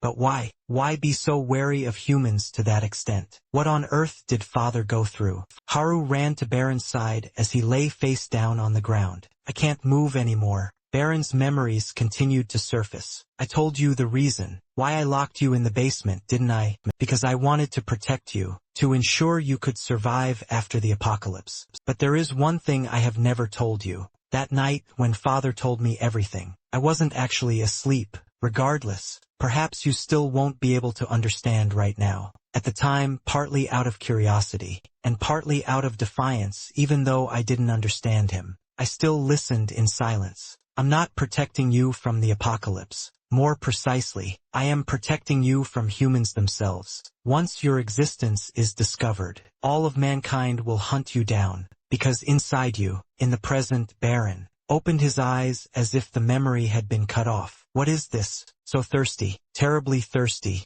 Feels like my life is gradually draining away. Before his eyes was a long gray mass that had fallen from the giant monster. For some reason, he instinctively reached out to touch it. His consciousness felt lost in another dimension, filled with thin black threads. From up ahead, a humanoid figure formed from black silk threads was running toward him. It reached out. Baron reached out to grab the silhouette. The closer it got, the further back he leaned. Following the call, "Wake up, Baron." He opened his eyes, escaping that space and returning to reality. The silhouette was no longer before him, but at his side, a monster was thrusting a sharp proboscis directly at him. Damn it! At this distance, there's no way to dodge in time. Suddenly, a shovel was hurled at the monster. Its body gradually turned into black silk threads, revealing the seed of life falling right in front. Blonde Baron smiled. I'm still in time, right? Over here, Coxcomb and Gujin coordinated from front and back to fight. The monsters kept coming in continuous waves. Gujin told himself, I can't leave any openings. However, I'm starting to feel exhausted too. We aren't like Baron, so if we get surrounded by them, there will definitely be no way out. No, we must leave here before it's too late. Coxcomb, let's retreat. Fine. After running just a few steps, for some reason Coxcomb stopped running. 3 monsters lunged from behind as a grunt rang out. Only then did Gujin turn back. Coxcomb was being pinned down from behind by 2 monsters. Seeing him turn back, Coxcomb urged, "Run!" Gujin couldn't believe his eyes. What? Coxcomb blocked the 2 monsters and said generously, "You can't die like the others. Hurry and run." Gujin was stunned. Why? For what reason must you go that far for me? Coxcomb was surprised by the question. A reason? Coxcomb's face was radiant with fearless determination as he replied, "Who needs a reason? We're teammates." Gujin's eyes widened. What? How stupid. Risking your life just because we're teammates? His fist tightened around his weapon. One after another, they're all just a bunch of fools. Feather Duster was struggling with a monster stuck to his back. He glanced at the person in front aiming for an opening to attack. Warning, hey, be careful. Gujin swung his knife and sword into the monster, then looked back to reply, I know. He looked along the thread, predicting the red fate leading toward a path. The only way to survive and escape this place. If I do as Coxcomb said, and run away alone, I could get out before being surrounded. But if it were Baron, he wouldn't take that path, with a built-in chance of survival, because he would create that path himself. Because Baron has enough power to do so, just like last time, when he couldn't drive the knife any deeper, but Baron delivered a kick that drove the knife in up to the hilt. The time before that was the same, and the time before that as well. When alone, Baron could still kill all the monsters to clear a path, while I could only stand and watch. Ultimately, how much longer do you plan to follow the paths already laid out for you? When Gujin's sister was overtaken by monsters, despite trying every possible way, I eventually gave up. If the predetermined path is full of tragedy, do I really have to walk that path? His nose bled from overusing his special ability. At the same time a monster attacked. Gujin jumped to dodge it. His body trembling, he took a few more steps forward. Gujin stopped and leaned over. If it were Baron, he would have certainly overcome this situation, using his own strength to open up a new possibility. Feather Duster was struggling to hold back the monster. Seeing the other guy just standing there, he got very angry. Gujin, why are you still standing there? Hurry up and run. Gujin was lost in the maze of his own thoughts. Looking at the two large monsters before him, he wondered, if it were Baron, he would definitely destroy them. He wanted that too, but his body was exhausted. His eyes grew dazed, causing him to collapse. Unable to fight, it's so helpless. I'm not like Baron. I can't create a new way out. Gujin stood up, walking soullessly and sluggishly. Stop comparing myself to others, accepting my own incompetence. The only thing I can do is to continue walking the path that others have already laid out. That's right, that was the monster intending to attack Gujin from behind, but it was struck by a sharp object, piercing its back. It turned to look at Feather Duster, who was pinned to the ground, having just thrown the bottle. That is the only way for me to survive. Gujin's face was gloomy, devoid of any spark of life. Survive? Come to think of it, what have I been surviving for until now? His sister's voice spoke reproachfully. You promised, didn't you, that you would avenge me, that you would wipe out all of those monsters. His sister, along with the monster pin, stood behind him, waiting for him to turn back. His steps halted. Gujin's expression turned somber. His grip on the sword tightened in an instant. Perhaps I had forgotten the reason why I didn't give up. The blade reflected the image of his sister being attacked by monsters. Lying on the bed in agony, the tip of his shoe changed direction. His gaze filled with objective and a powerful will. It is to destroy them all. If I'm not strong enough, then I must become stronger. At any cost, I will find a way to kill all of those monsters. Even if I have to use dozens, hundreds, or thousands of different ways.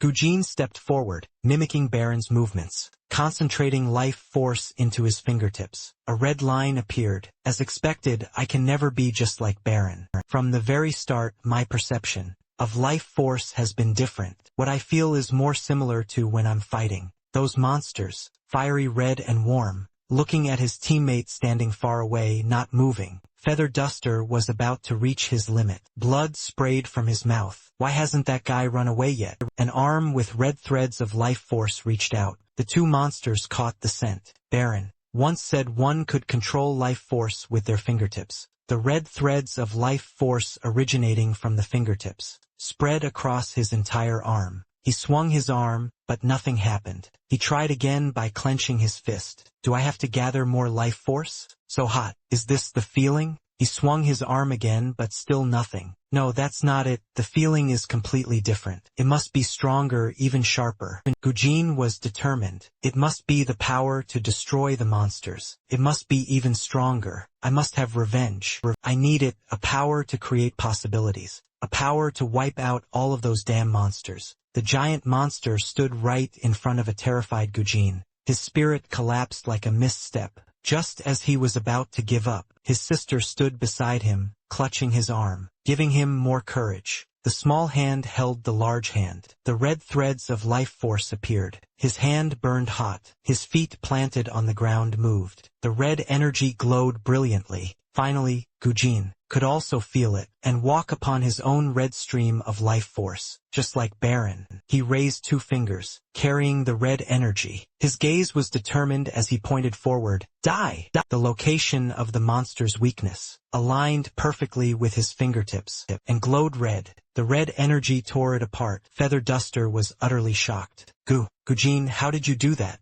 Using life force for the first time. Gujin's face was in pain as he collapsed into a sitting position from exhaustion. One hand tightly gripped the sword planted beside him. Using it as a support, 2 other monsters lunged once more, concentrating life force into his fingertips. He swung his arm, carrying a streak of red energy, cutting through the 2 monsters in front of him. The 2 monsters further away were also hit. Their bodies were sliced in half. Gujin swung his sword. The red energy flow shredded the monsters that were pinning Feather Duster to the ground. A majestic scene with vertical white cliffs. Brilliant sunlight pierced through the clear blue sky. The sound of many people's footsteps rang out. The orange-haired girl with round glasses was struggling to support Haru and the black-haired person. So heavy, I shouldn't have come back. Suddenly her eyes widened in shock. You guys are still alive? Feather Duster was also supporting a white-haired person, and turned to look at her.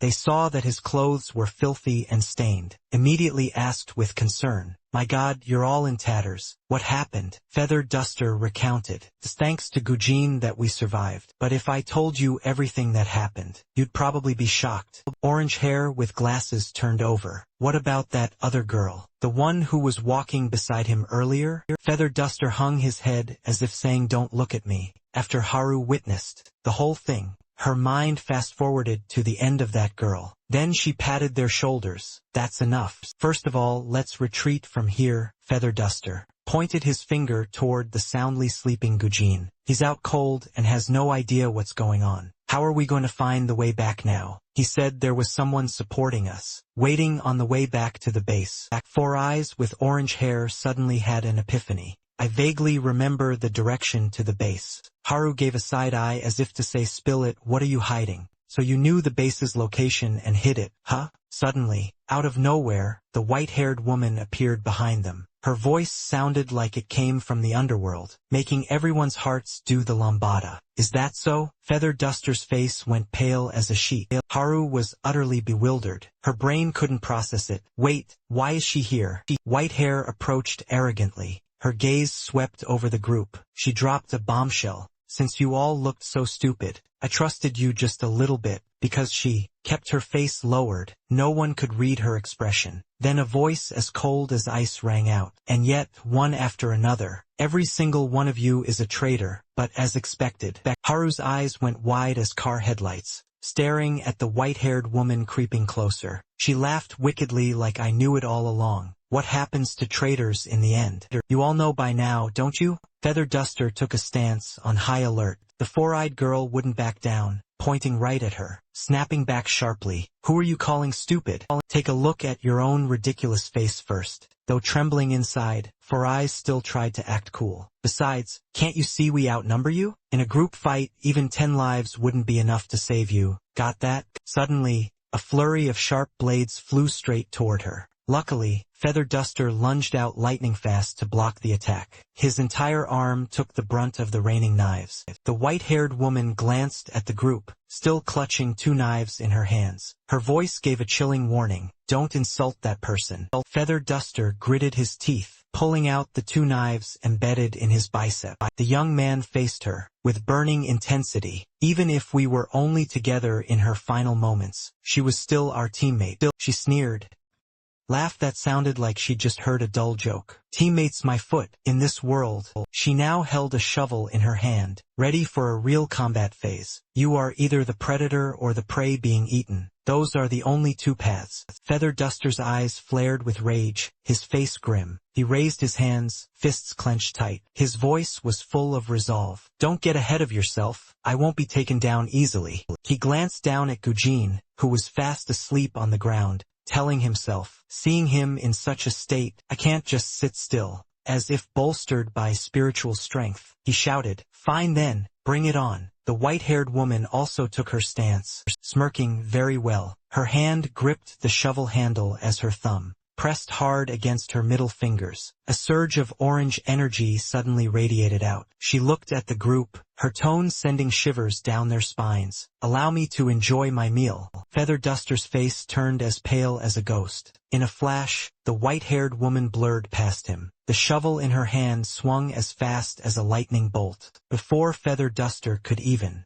utter a sound, he took a full horizontal slash across his body. Fresh blood sprayed from his mouth like a fountain, while that woman laughed like she'd hit the jackpot. That unmistakable look of madness. She pulled out a walkie-talkie to chat with someone. "I understand what you said now. That way of using life force." The person on the other end replied, "Well, what you wanted to know was just the basic way to reinforce oneself." Hearing that, her eyes went wide and her mouth fell open. "But how did you learn it? Did you meet someone using it?" Her eyes glowed with pure excitement. "Yes, someone with movements I've never seen before." She remembered the time Baron pinned her to the ground. Her eyes were fixed on him then, giving him goosebumps. "Every time I see him, I become even more determined. To hunt stronger prey, one must become even stronger than it." On the ground now, only a chaotic mess remained. Whitehair scanned the area. "Where are they? How could they have gone so far?" "Come to think of it, the eyes said they saw a blue flame coming from that guy. Then I just need to track that mark." Suddenly, the voice from the walkie-talkie rang out again. "Wait, a blue flame?" She pressed the walkie-talkie close to her ear. She froze for a few seconds and then stammered. "What?" The other person continued, "This matter has exceeded your control." The white-haired woman went silent, her face looking pensive. She was about to hang up like what's there to worry about? The person on the other end hurriedly called her back. "Hey, don't hang up." Whitehair looked at the bodies strewn across the ground. Some were dead, some were unconscious. "Why is everyone panicking? I couldn't do anything at all. Those legs shaking like leaves belong to Haru." "Don't come near me." The white-haired woman smirked mockingly. "You think you can do something to me?" Saying that, she threw out several small knives again. Haru tilted her body, dodging the attack like an acrobat. A circus act. That woman switched to close-quarters combat with Haru. Haru ran for her life, but she was intercepted lightning fast. Once again, her thumb and two middle fingers pressed together, life force surging out. In a voice full of boredom, "Truly a nuisance." Time seemed to stand still as she grabbed Haru's blonde hair. She caught Haru's hair, but her own nose began to bleed. Blood kept pouring out. Her body must be protesting from overusing her skills. She glared at Haru with a threatening voice. "I told you before, didn't I, that I deeply regret not cutting your tendons." Right from the start, her other hand gripped the shovel handle, pointing the blade straight at Haru's knee. Her voice was full of intimidation. "But this time, I'll make sure you never stand up again." A sharp slash echoed. Baron had regained consciousness and rushed in to separate the two, saving Haru's life. Her leg was only grazed. Staring at Baron, thinking, "Wait, he can still stand up?" She glanced to the left. Haru was lying sprawled there. She raised her leg for a kick, sending Haru rolling like a ball to another spot. Then she turned to Baron and smirked. "Good. I wanted to face you one more time anyway." Her ice-cold gaze pierced into Baron. "Let's see who the real predator is." But Baron was completely drained now. He could only throw a weak punch toward her. She dodged it effortlessly. On the contrary, that woman was still full of energy. She pressed 3 fingers together, looking at Baron triumphantly. For vital points on his body, Baron was hit by her rapid-fire attacks. "It's different from before, isn't it? Now I can use life force just like you." But Baron remained like a log, showing no resistance, letting her do as she pleased. "Come on, attack me. Make me more excited. You're the only person I feel is a little bit like me." Baron's shoulders and back took the full brunt of her lethal blows. Unable to take any more, he collapsed to the ground. She glared down at him, uttering a manipulative, scheming lure. "Want me to help give you some more motivation? If you lose this match, then I'll spare your friends." Whitehair continued to babble incessantly. "First, I must chop off their limbs, so they can't run away. Then, right in front of your eyes, I'll eat them." She gleefully painted the scenario after defeating Baron. "Or should I use them as test subjects for the monsters?" "That's a good idea too. That's about the only way to pay the price for you guys. Killing my little ones." Baron's body trembled violently with resentment. Haru had regained consciousness, but her limbs were stiff and immovable. She looked at Baron, who was shielding and protecting her. He struggled to stand up and raised one hand. Whitehair was extremely excited to see his action. That's it. Bring out everything you've got. 3 faint blue sparks appeared. From her initial excitement, her face gradually turned cold. Baron was out of breath, trying to utilize the last bit of remaining life force. Looking at the weak blue life force on his hand, Whitehair's face showed clear disappointment. She waited so long that she began to yawn. Her hand tightened around the shovel handle. Instantly, she sliced off Baron's arm. To his utter shock, Whitehair stared at him with wide eyes, and muttered a single word, boring. As Baron collapsed to the ground, his right arm severed, his gaze was exhausted. Haru hurriedly crawled toward Baron. Your arm. At that moment, the silver-haired girl spoke again, her voice full of contempt. Truly boring. Your eyes back then were completely different from now. Back then, those eyes were still full of the spark of survival. But now, perhaps your life force is about to run dry, isn't it? Haru was furious at the silver-haired girl's mockery. She pushed herself up and swung a fist at her. However, the woman easily dodged Haru's strike. The target missed. She teased with a sarcastic voice. What was that? What's with those cat scratch moves? You're so used to dodging that your attacks have no strength at all. Looking just like a cowardly dog, Haru was pushed sprawled onto the ground by her, saying tremulously, I won't just let this go. She looked delighted seeing Haru react like that, thinking to herself, that's it, get mad. The more furious you are, the more delicious your despair will be, when I finally take you down. Haru was constantly toyed with by her. She took everyone's despair as her entertainment. Everyone was helpless at this moment, forced to watch their friends being tortured, without being able to do anything. Despite his injuries, Baron could still clearly see the silver-haired woman dancing in front of him, like a loathsome fly. He instinctively remembered back when he was a child, how he once swatted a fly dead and then put it in his mouth. The taste of it made him feel nauseous, remembering how back then his father even asked, why would you do something so filthy? He was confused. Filthy? Then I won't do it anymore. His father said gently, no, that's not what I meant. I was just curious to know the reason why. He naively replied, the reason? Because it kept buzzing back and forth right in front of my eyes. Back to reality, the woman had grown tired of the game, saying, that's enough joking around. Now, prepare to meet your end just like that brat. Suddenly, she realized something. Behind her, Baron was slowly standing up and moving toward her. Behind his back, a strange red vortex appeared, then slowly began to envelop Baron. Even his injured arm was replaced by a dark red arm, with razor-sharp claws, looking exactly like a monster's limb. Everyone was stunned by the terrifying transformation of Baron. The words of young Baron from the past echoed in his mind. It just kept buzzing and flapping its wings wildly in my face, as if to say, I'm right here.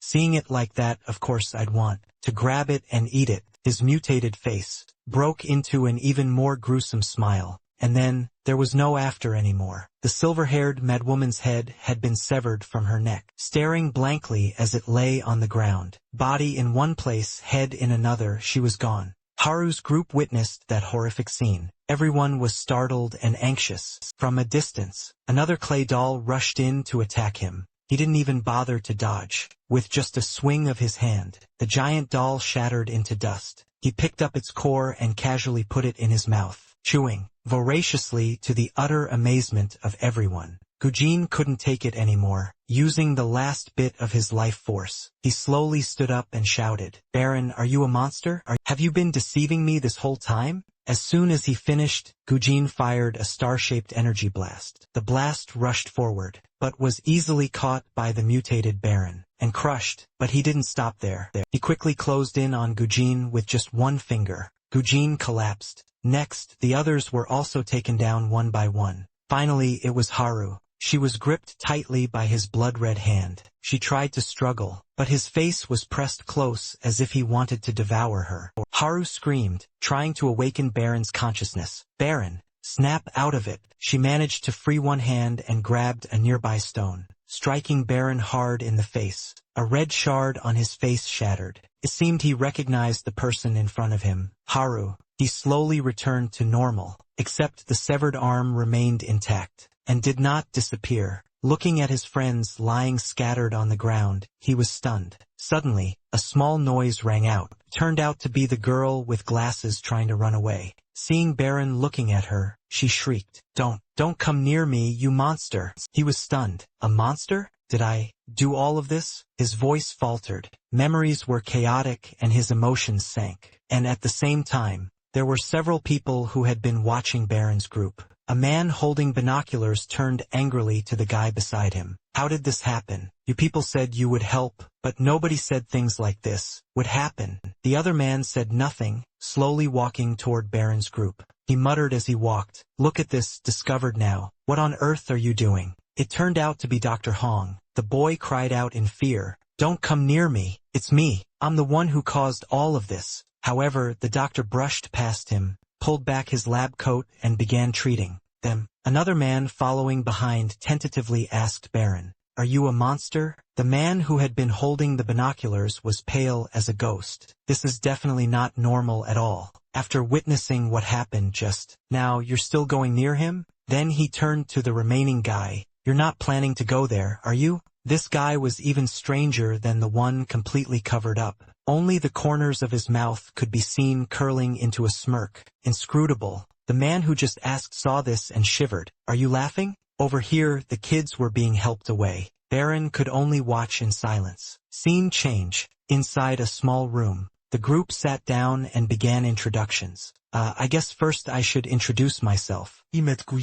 At the bandits' base, we made an agreement to cooperate with each other. That agreement was, I would help rescue everyone, while they were being held captive at that time, and force them to withdraw from the base. In return, Gujin would help release our people, those who had been captured and kept as livestock slaves. Coxcomb asked, "Your people?" The man replied, "That's right. We come from the place you all are heading to. Are you all able to move normally now?" Coxcomb took the chance to brag. "Haha, this is nothing. I'm as strong as an ox." Hearing that, the doctor gave a gentle reminder. "I told you to get more rest. Don't get too worked up, Master Coxcomb." The guy bristled upon hearing his name called like that. "Hey now, I'm not Coxcomb, okay? You're calling me that on purpose, aren't you?" The old man saw the guy was about to explode and tried to soothe him. "Calm down now. I told you not to get worked up." At that moment, Gujin stepped out. Seeing this, Coxcomb said, "Gujin, you don't need to force yourself to follow me. If you're not feeling well, just go back and rest." Gujin remained silent and didn't answer. The girl nearby also took the chance to ask, "If where you live is the place we're heading to, does that mean it's the radio station?" The man from before spoke up again. "That's right. Seems Gujin hasn't told you all yet, has he?" The whole group looked bewildered. The girl with glasses asked, "What kind of place is it?" And that person broadcasting the message, "Have you ever met them?" The fat man was also curious. Is that story actually true? The story about them knowing of the apocalypse in advance and being prepared? A guy with Himben-style hairside. "You two are asking a bit too fast. Explaining everything would be quite long-winded. But one thing is for sure, you'll all be very surprised when you get there. Because even I couldn't believe it when I first arrived. Anyway, my teammates and I have a mission to go around, scouting the area, to search for other survivors. But then we unfortunately ran into the bandits and were captured. Are our people still doing okay?" Dr. Hong Bon replied. After being rescued, several of them were malnourished from starving for too long, but for now it's not life-threatening. Don't worry too much. Phew, that's a relief. Then the guy turned to Gujin. "By the way, Gujin, what on earth happened? Who exactly is that kid? He turned into a monster and attacked people. He even attacked you guys, his own teammates. He's no different from a monster." Gujin muttered, "A monster?" The doctor chimed in, thinking back that boy's abnormal recovery ability. It's true that he is quite similar to the characteristics of the monsters. Coxcomb nodded along. His arm was clearly severed, but later I saw that it had reattached itself. Him inside deeply again. But regardless, I have to say thanks, because that kid killed that crazy woman and got revenge for me. Gujin said nothing, only thinking Baron. It seems even he himself doesn't realize he can transform into a monster. At this moment, Himen's voice rang out again. "It's not just him, Gujin. There's you too. What was that glowing red power coming from you?" The man asked back in surprise. That's power used from life force. But what on earth is life force? Gujin continued to ask. Huh? Is this the first time you've heard of it? If you didn't know how to use life force, how have you been fighting the monsters? The man stammered in fear. Hey wait, what do you mean fighting? What are you talking about? We never even had any intention of fighting. From the very beginning, we always had to act in a way that wouldn't let the monsters discover us. Coxcomb interrupted. Are you scared? The man quickly clarified. No, it's just that we think you people who want to fight them are the strange ones. Now that you mention it, I once heard Les say that the monsters also have weaknesses. But knowing that is one thing. I didn't have the slightest interest in actually wanting to fight them. The long-haired girl asked, is Les that person? He replied, yeah, the one everyone hears on the radio. I remember one time accidentally hearing him say something about a special finishing move that could take down a monster in an instant. Looking at what you've shown, could it be that it's actually real? Gujin looked blank. Could it be real? What do you mean? The man continued, forget it. Just meet him in person and you'll understand. Coxcomb grinned. You're catching on faster than I thought. When I first heard about life force, I thought I was being pranked. But he said awkwardly, yeah. Well, I've given up on trying to make sense of it now. Gujin explained. A giant planet suddenly appeared in the sky, and then monsters poured down like rain. Since that planet appeared, it has been steadily orbiting the Earth in a cycle of about 6 days, and it hasn't stopped dropping monsters since then. The fat man wondered again. If that's the case, then by now, monsters must have overrun the entire world, right? I wonder when they will finally stop pouring down. The girl with glasses asked, why did it have to start from our place anyway? If only we could have prepared a little in advance, it would have been so much better. Himin asked again, now that you mention it, where is that kid now? The one who looks unstable, like he's about to turn into a monster. Gujin pursed his lips. He is waiting at a place just close enough, but also just far enough away. The man with glasses also chimed in. He said he wouldn't return to the base for fear of hurting someone else again. Furthermore, Himin didn't care about everyone's expressions and said directly, well, that's for the best then. If he were here, we probably wouldn't dare to come. Gujin, do you know anything about that kid? Gujin went silent for a moment and then bluffed. Actually, we also just met him not too long ago. Everyone looked bewildered, remembering the earlier time. Gujin told the girl with glasses regarding the matter of Baron. It's best to keep it a secret for now. Huh? Why? Gujin explained. Because we can't trust them yet. We don't know where those people are from, or what organization they belong to. What if they are just acting? At least until we can verify everything clearly for ourselves. The girl with glasses understood and quickly played along. That's right. I have no idea who that kid is. Haha. Coxcomb also played his part excellently. Who the heck is Baron? Who's that? The other man watched, and the group's reaction and froze, not knowing what else to say. You don't know? I forgot to introduce myself. My name is Himin. I hope for everyone's help. But wait, shouldn't there be one more person? I mean the person who helped carry the injured ones back then. At the same time, Baron was sitting with his head down in another place. The person covered from head to toe was standing right in front of him. He wondered in confusion, what is this? This person is Himin? Doubtfully, I'm talking about the person in the cloak. He is truly very strange. He doesn't say a word. I was very surprised when he volunteered to help. Gujin silently speculated. Strange? Indeed. When I look at other people, I can perceive their flow of vitality, but not his flow. His Baron was startled by his appearance. Is there something you need? He slowly removed the cloak, gradually revealing his face, fiery red hair and golden pupils. Baron realized he was completely unfamiliar with this person. Who are you? He laughed and spoke a long string of words, but unfortunately, Baron couldn't understand what the hell he was saying. Baron shouted, wait, what are you saying? I don't understand anything at all. At that moment, as if sensing someone approaching, he quickly put his hood back on to hide his face. The man with glasses asked, there you are. We've been looking for you. What are you two doing here? The hooded figure said nothing. Baron asked about his friend's condition. Coxcomb, Gujin and Haru too. The doctor replied, Coxcomb and Gujin have woken up, but they are still being treated. On the other hand, Haru is still unconscious. Even though Haru didn't suffer any injuries that could be life-threatening, Baron tormented himself. It's all my fault. I couldn't see anything at that time. My consciousness was clouded. But when I woke up, I saw with my own eyes that I was attacking Haru. That's right. The feeling then, the disgusting feeling when I almost killed someone. It wasn't guilt or anger, but pleasure. He clutched his head and suddenly shouted, "Stay back!" Suddenly a hand grabbed his. "I believe in what you have done for us until now." Hong Seom also chimed in, "Me too. I witnessed everything for myself. When you unleashed your power, when you overcame your own rage, your kindness in unhesitatingly helping your kin, even though you yourself were injured, someone with a heart like that, I don't think you are a monster. You saw it too, right? Those who look like humans, but in reality are no different from the monsters roaming on the ground out there." His words moved him deeply, but just then, another voice rang out, cutting through the emotional moment. "No, you are a monster. You're no different from the monsters, lurking on the ground out there. Otherwise, how do you plan to explain it? You attacked and ate someone, right in front of us. Are you no different from that woman? Even more so, looking like a monster and actually being a monster." The old doctor was utterly shocked. "Why would you say such a thing?" Gujin was pensive and then sighed. "But we need you. Your strength, your knowledge, and your existence. Those things help us get closer to the truth about those monsters. I don't trust you, but I believe in the possibilities that you will create."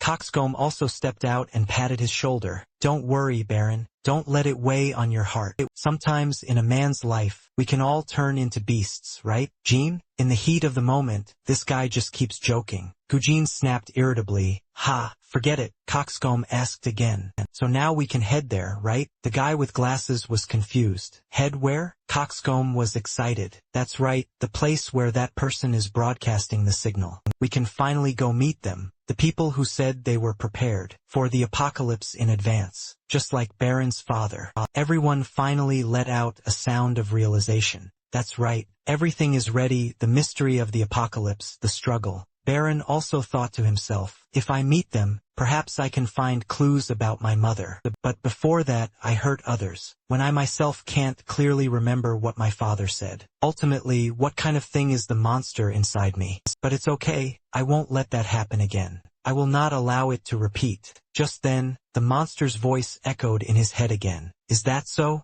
Then a mass of raw red flesh oozed out from his hand. Everyone was terrified. That mass of flesh kept spreading, enveloping him. Gujin was also scared, preparing to use life force, but Coxcomb stopped him. Baron was now trying to tear that hideous flesh off of his body, but it just kept proliferating, as it was about to cover his vision. Swish! Coxcomb lunged forward, using his bare hands to pull the flesh away from his eyes. "Snap out of it, Baron. Now, is different from back then. Now we can help you." The monster's voice screeched again. "Kill them and devour them." He resolutely resisted. "No, everyone is here just to help me. I will not hurt those who are important to me anymore. I don't know what you are, but I won't let you have your way." "You think so?" The monster's voice crept into his mind. He felt as if he were being held firmly in its palm. His eyes gradually went dark. Everyone was extremely worried. Right at that moment, Haru stepped forward and shouted,